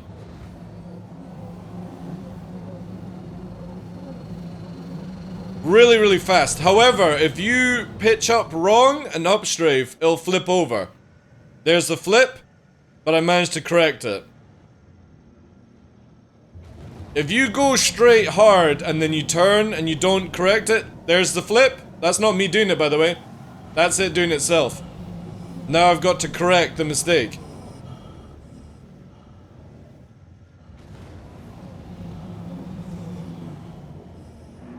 And the yaw control is out the window. You have to pitch and roll. That's the only way to turn fast. However, could work. You're gonna need a light fighter to help you with, you know. Run against lights, fight against bigger. I'm pretty sure you could do some damage to like a Vanguard or a Connie. The thing is though, like you're not exactly a small ship, Jack. This is something that strikes, basically. You need something to actually distract the target and then you come in with the cannons, right? You lay waste, you're like, right, I need to rearm, let me go fast, let me get out of the scenario, let them deal with the dogfighting issue, let me dodge some missiles, I'm back up to full cannons, in I go again, change to 9 rounds, reload it up, if it would, 8, 9, blap off your 9 and then move away. It would be really strong then. But if you tried to deal with like a sweaty dogfighter, I think you're going to be in a bad spot. Unless you can luckily land a shot. It is mobile, but that capacitor regen is super slow on the afterburner. But she does turn really nicely without afterburner. A bit drifty because of the main thrust. But again, this is what I want to see with all fighters. I want it to where they're fast in the push, and you've got to be like, right guys, we're going into a fight, bring it down slow, right, engage. And you go round and you start doing dogfighting. It's like, right, I need to break off for a second, alright, afterburner down, fucking gone. And then you turn, and this is where you're fighting. And all CIG has to do for this sort of scenario is reduce the range of weapons, that's it. Keep the speed, reduce the range of weapons, and maybe up the burst on certain things. And then you can get dogfights which it's, instead of running 10 kilometers to get your shields up, you're only moving like 1,000 away. And you're using afterburner to disengage, not afterburner to fucking sweat it out, right? And again, you could easily achieve this. Even in space. And then just make bigger ships way tankier. Their turrets are better capable for dealing with light fighters and fighters in general. So if a Connie turns up, I'm like, right, well I need somebody to distract the Connie for a second, I'm gonna sneak in around it, start laying waste, if the Connie notices me, I can disengage. And then I've got to sort of navigate around that. But again, really fast. I mean, we are pushing 400 off the deck, and I'm not even keeping her straight. I'm literally just yaw playing. But again, flight would be so much better than this stupid circle strafe fucking nonsense meta. Just make it where main engine outpowers the maneuvering thrusters and you have to get into position before you start fucking afterburning or turning, right?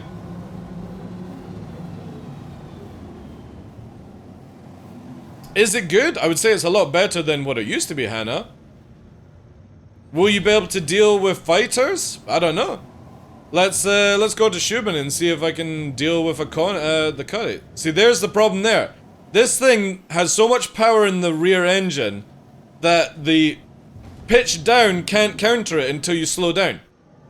So you've got to be very, very careful. The moment you start going faster than 600 meters a second, you can't turn this fucker. You've got to slow it down before you turn. And I think that's a great, great flight design for all ships. You should not be able to fucking handbrake turn at 700 meters a second and just pull it off like it's nothing.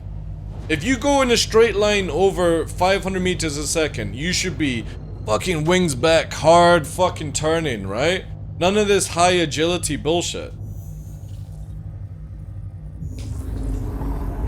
Last time I was in a grave, Fresh caught me, OM, rip me. If it's in space, you'll get caught. In the atmosphere, you won't. You gotta remember, this thing in space is really fast in the push, but it still caps out at a certain speed. Because CIG love to fucking cap speeds. I think the moment that you escape, and you manage to escape, you should be able to escape.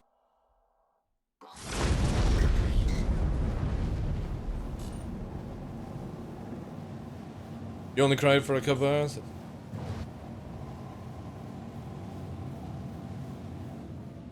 See here? Like, I'm struggling to pitch up right now because the main thruster is pushing down too much.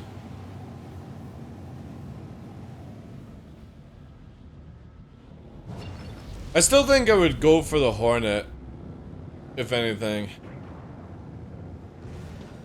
Alright. Ooh, ooh. It's Colville and the Mantis!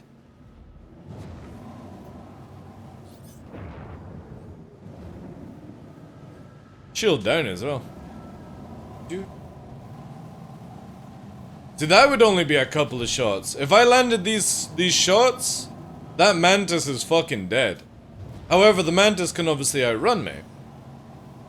But at low altitude, I would be surprised if it can.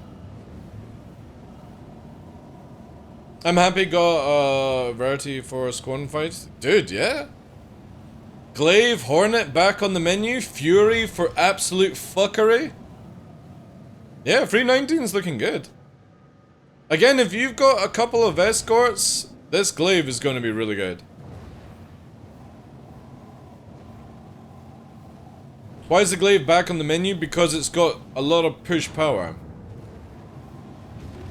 So again, look. 1,000 meters a second already. 1100 at this height.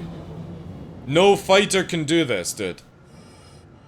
No fighter can do that. Not even the Defender is that fast. No, Scythe can't fly in atmosphere anyway. It's only got one wing. I love that one. Scythe can't fly in atmosphere because it literally has one wing and one wings don't work in the flight model. But it's the same with the Hornet. The Hornet's been upgraded. Ooh, perfect.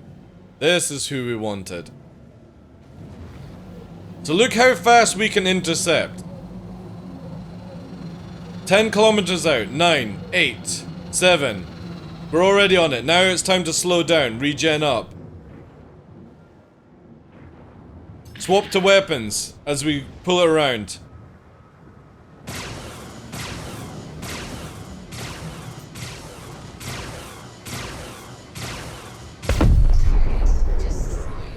And then fucking full throttle douche bottle up to 500, 600 away. That's how you would play the Glaive. And you would go and regen everything up and just stay on the outskirts. Come in when everyone's distracted, you send the glaive, the hornets in to absolutely wreak havoc. It's gonna be so dope. Now for those wondering, this has the same firepower as the Ares. Yeah, but the Ares can't fly like this, dude. Yo, Galathier, thank you very much for the 33 months! Gibson Takai? I know. That'll be probably Alien Week, dude. It's good, Wastex, but you can't fly it like a light fighter. If you fly it like a light fighter, you're dead. If you fly it as something that's coming in to hit hard and get the fuck away, then perfect.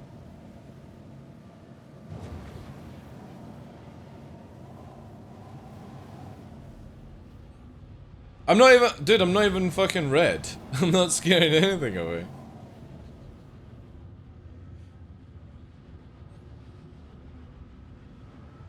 But there, look, see, look? There's where the maneuvering thrusters can't deal with the power. So now I've got to bring the speed down. So if you just relax in this ship, that's what can happen. And that's when you die. Because you start spinning around. Because the main thrusters are too powerful for the little dinky maneuvers. I still think I would prefer Hornet though. I don't have a Ghost to showcase, but we were flying around in the Super Hornet, it was pretty cool.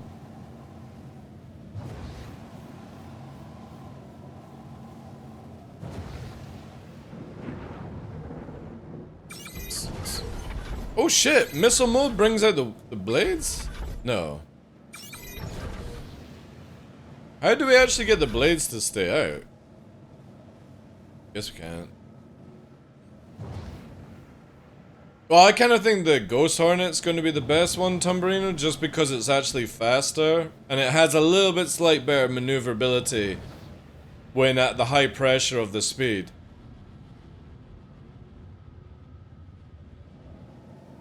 That's true, yeah.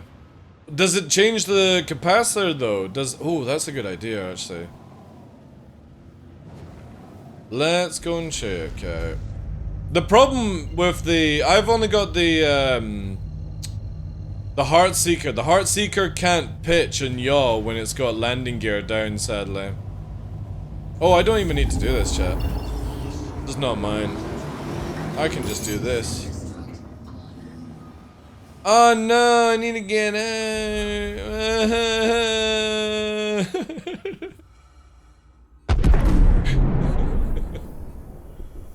I made it out, yay.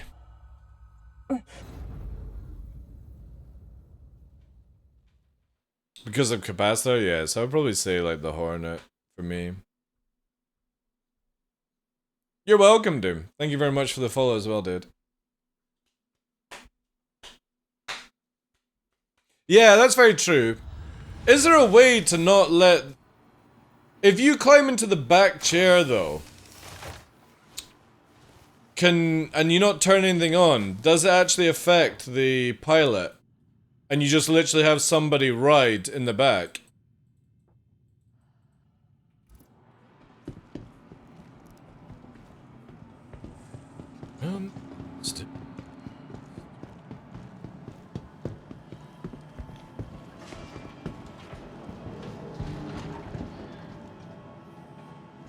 Right, okay. That's good then. But there's a deal.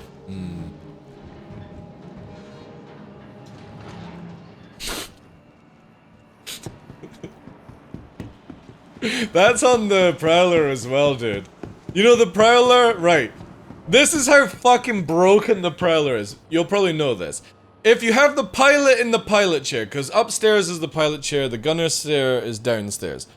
If you have the pilot in the pilot chair and a gunner gets in the gunner can use the size 5s, but the pilot has to go into the remote control view whilst flying to fire the size 3s. However, if you swap it around and have the gunner go in first, and then like that, what happens then is both the same setup, but if you do it the first way around I said, the gunner has to fire the countermeasures and the size 5s. But if you have the gunner go in first, then the pilot gets control of the countermeasures and still the size 3s. How the F To the ASOC can CIG vehicle retrieval fuck system. this up so hard? I have no idea, man. No idea. Your It's security so clearance screwed. has been set. I don't know why CIG just can't make a gunner be a gunner. Why does the person downstairs have the ability to fly the Prowler at the same time? Just stop with these fucking mechanics, please. Just make a pilot, and a gunner. I don't need somebody to be able to reach over when I'm not flying the ship and go, oh, I'll fly for now. It's like, no, fuck you, I'm fine. If I'll take a break, I'll literally just put on cruise control. Alright, let's expedite that. I'm gonna test out the Super Hornet because the Heartseeker is broken when it raises its landing gear. Or lowers its landing gear. I'm gonna see if the Super Hornet will be okay. It does the same? Alright, okay. So stupid.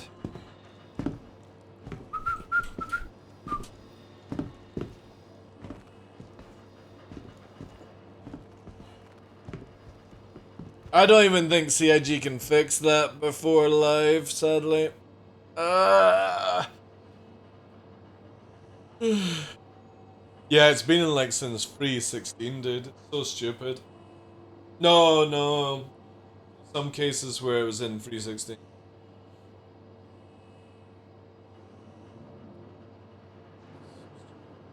What I don't understand is when you go into fucking change the XML for going forward and stuff, you maybe go, you know what, guys? Let's just quickly go and check to see if it can turn in landing gear, right?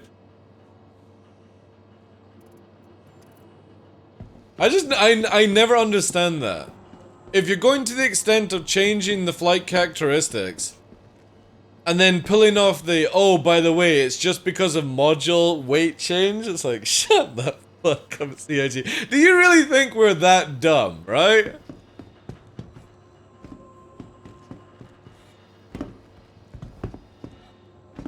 Yeah. Oh, I'm definitely gonna grab myself a Hornet because as much as I like the Super Hornet one, I would prefer the Hornet just so when landing gear works. It's super frustrating. But I'm definitely gonna be picking up a Ghost in Invictus, and that's gonna be my main 319 ship. I just don't have one available, sadly. To the ASOC vehicle retrieval system. I mean, have you seen people in Spectrum? I know. I literally don't look at Spectrum these days. It's too difficult. But I'm glad that the Hornet's getting a little love. The Glaive is a weird one, right? Long as they can get that cross-section changed, I think it'll be fine. Alpha played the Distortion build. Is it just literally, what, free distortion, two Badgers? Is that what you're doing? Or is it full distortion? Sean eats food. I hope your food's good, Sean. Thank you very much for the follow, guys. Free size, free repeater. 1, 2 distortion. Really? Okay. Yo! Thank you very much for the follow, Spider-Man. Ah, right. And then you're doing the 2 laser repeater size 2, yeah. Nice! Yeah, I might try that as well then, dude. That's a scumbag build. But that's gonna be juice, like. Because again, 2 size 2 is perfect to kill a fighter that can't move, right? That's really scummy, I like it.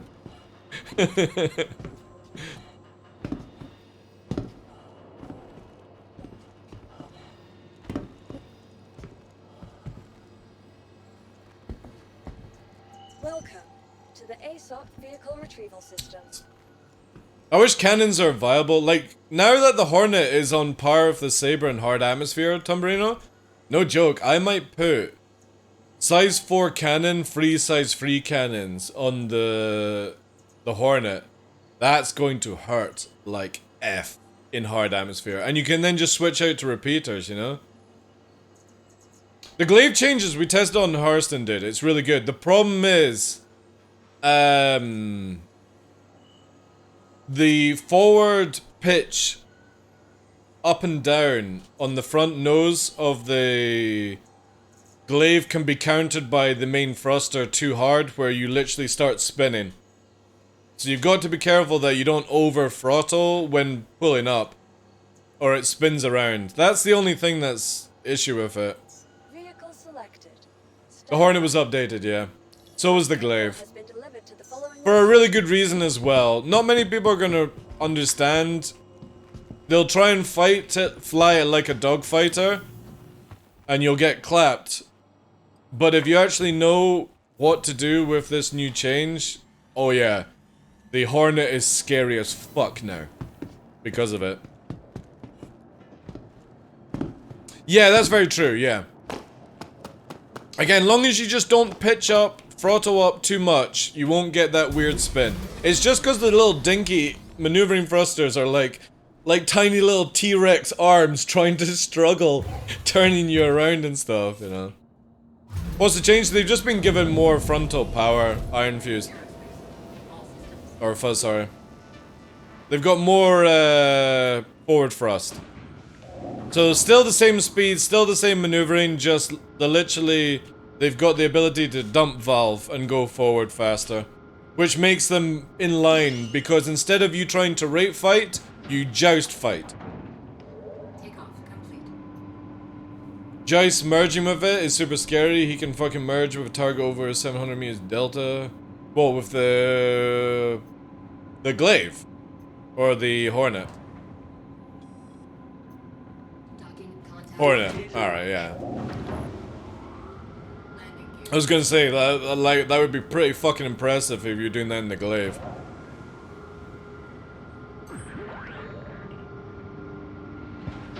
Yeah, because it's fucking stupid, dude. Like, again, when you've got forward frontal speed, you can't... Oh, man, no, I'm not gonna get into the rant. I'm not gonna get... Because this is what I've been asking for years. Where, instead of you buffing side thrusters and up and down bullshit, just give us main thrust. Just like a real fucking fighter. And when you want to slow down, you have to actually go, oh, you know what? Maybe I take off the W and I can actually turn around. But yeah, again, in space, like, you look at it this way, you've got this. Look at that.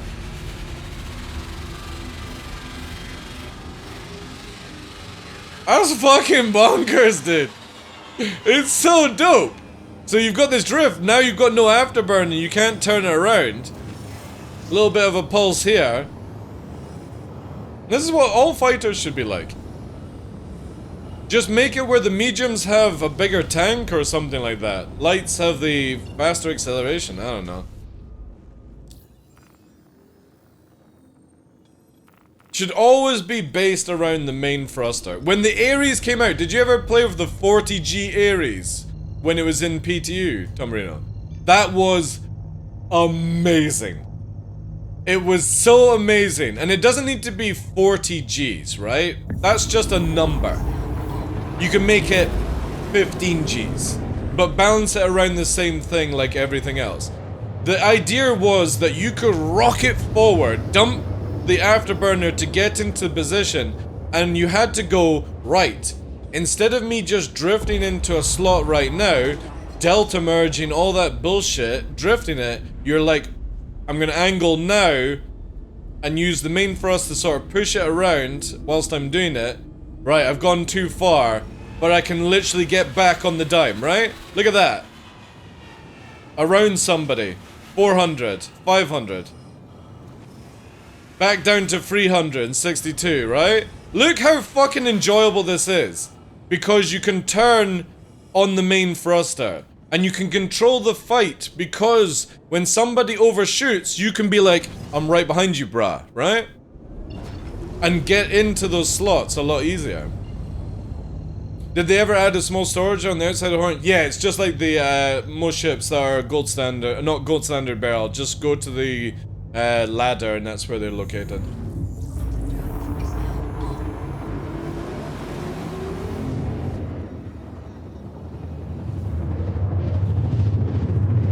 Yeah. But I still think that the light fighters, like all fighters, should be based around primary propulsion outweighs your turning ability. Just make it where they don't have as fast as acceleration, but you also have to think about lowering your speeds down, right? I wonder if air drag will make it possible for some ships. Again, there's no point doing a Cobra if somebody can shoot at 1400 meters away fetch, right? The only time a Cobra and certain falling leaf techniques come into play and proper BFMing is you can't do this from 1400 away, you know? Yeah. I'm fine with that as well, dude. I'm fine with that. I want my Saber to fly exactly like this Hornet. No joke, dude. If they had made the Saber the same as the Hornet spec right now, I would be flying Saber all day, every day in 319.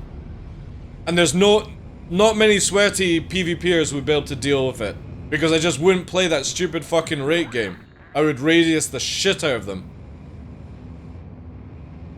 Well, that's another thing we were bringing up today, is that the Vanguard should be fast at pushing as well. So it goes, I'm fucking right behind you, bruh. Oh, right, you've managed to get around me. Right, I need a few more seconds to turn it around. That's where my turret would come into play, right? They should make it where these ships are just, again, people need to stop going, I need to be 200, 300 in a backstrave corkscrew meta gameplay in a Hornet. You should be like, there's your fucking tank gone, bruh. Right? I'm moving away from you, 700. Right up on your ass again. There we go. And I've still got enough afterburner to get me back up to 400 or 500 to escape. Whilst I regen everything up. Like, this is the perfect dogfighter, in my opinion, for atmosphere combat right now. Because it gives you survivability, push and pull, and as well you've got high DPS. You just don't do any sweaty dogfighting. Yeah, I know. The Vanguard's in a weird state.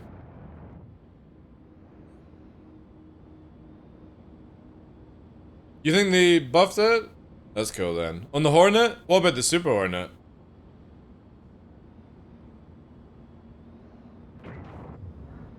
Also, this is a lovely flyer for my kind of low flying as well. Long as you don't do hard turns. It's so drifty. I actually genuinely feel, and this is the weird thing, I might actually be able to outdo my own Dragon Force challenge by using a Hornet to low fly it. Because I'm literally cruising at arrow speed without afterburner right now. Which is fucking fuck. Oh god. I'm pretty sure that's actually a delay, but... Yeah, buff the Gladiator? Yeah, no joke, get the Gladiator to the same spec, and please make it where the pilot doesn't see the gunshots of the turret, you know? I prefer the Gladius over the Hornet for cockpit. I'm just not a fan of these 90-degree turn sort of things that they've got.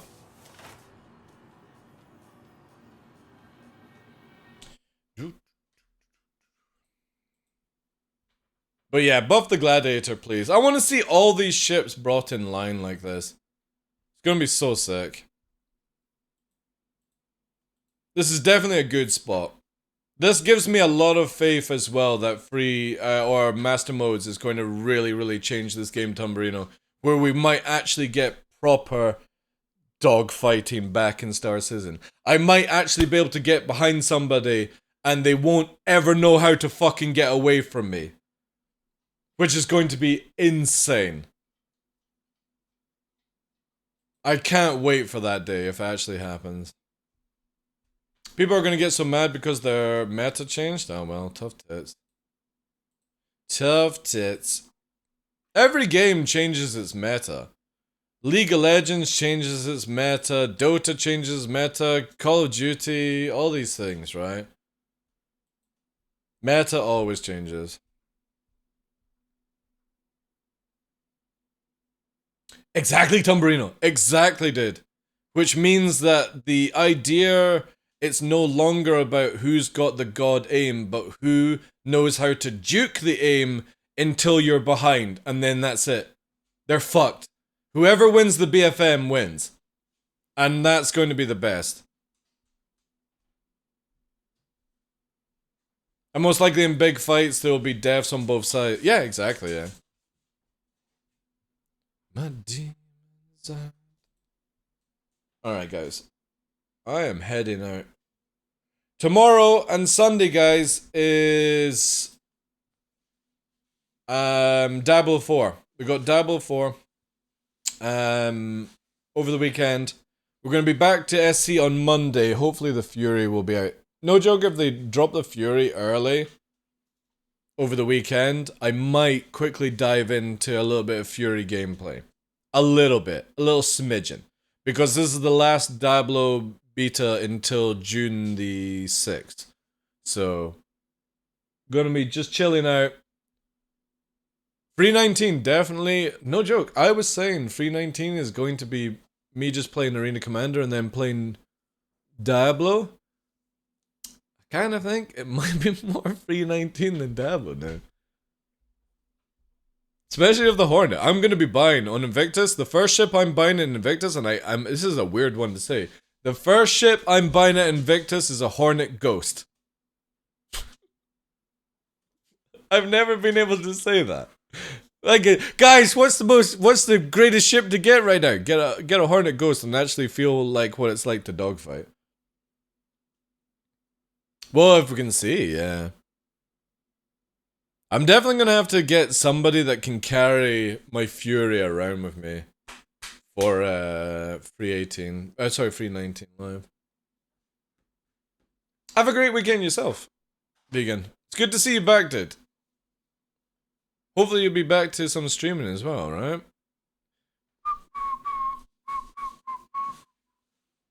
Ghost is in the shop right now. Can we buy the Ghost right now? The fuck did nobody tell me on stream?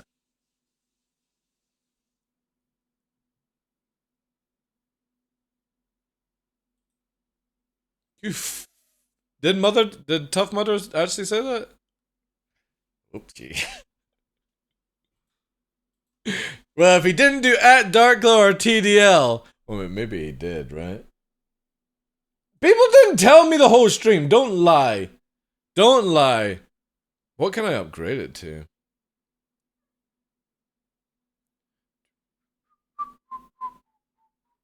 What's this fucking red armor shotgun kit? What is this?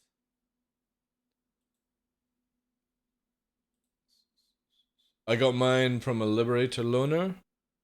Ah, shit. Right, what am I gonna upgrade?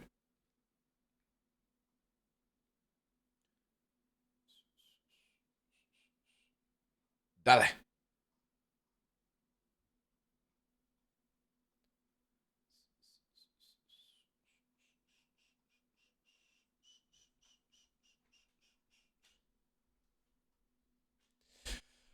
What to upgrade, chat? The hover quad to Hornet Ghost, that's it. Fuck that hover quad.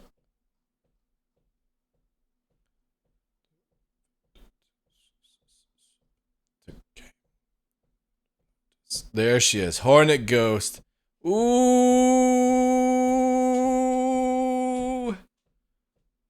Yum yum yum yum yum yum yum yum.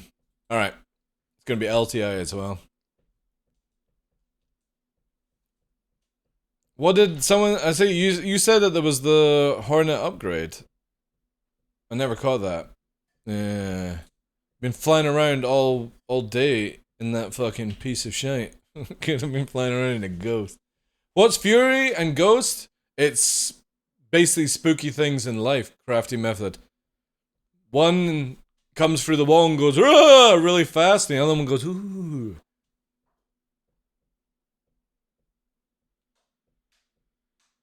Yeah. One's a Hornet. Fury is the new weird thing.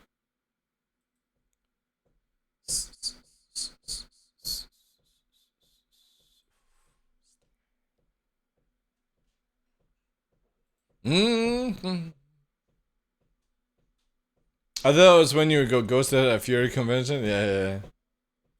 Let me upgrade this.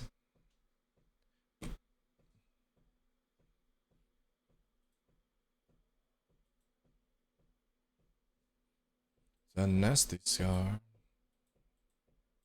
Right, that's upgraded. Nice. So we don't need to wait for Invictus now. Let me just quickly melt my PT account then. And I'll do that maybe tonight. A raise from PTU. Let's copy that.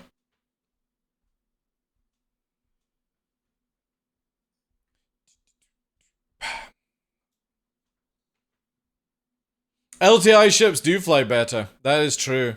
Not everyone knows that. That's an in-house one though, right? Alright guys, man, if only they'd released the Fury, that might have kept me for another couple hours, but I'm gonna go for a walk. Any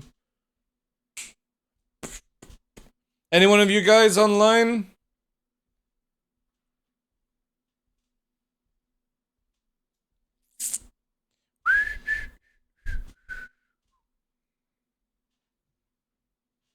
God damn it.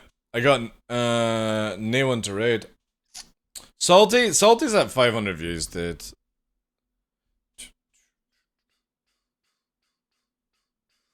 Amazul? Who's Amazul? So look. Is that one of your guys?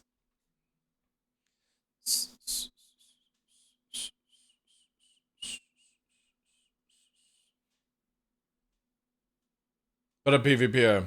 I don't see them on the list. Yeah, I don't see it. What the fuck? Oh, I do. There he is. Right, we're going there. This is on your recommend, Tamburino. If this doesn't work out, you're banned for life. Alright, guys. Enjoy. Take care. Spam the channel.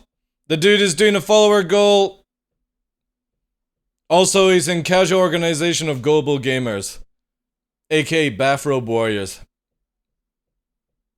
Send the love over. Probably grabbing a wildfire. I like the skin. Same, yeah. Alright, guys. But don't get to see you over Saturday, Sunday, which is going to be for Diablo 4. Have a great weekend, guys. Thank you very much for all the love this week as well. And we'll be back to Star Citizen if the Fury is out before Monday. If not, Monday. Have a good one, guys. Take care. Stay safe. Appreciate ya. GG's, everyone.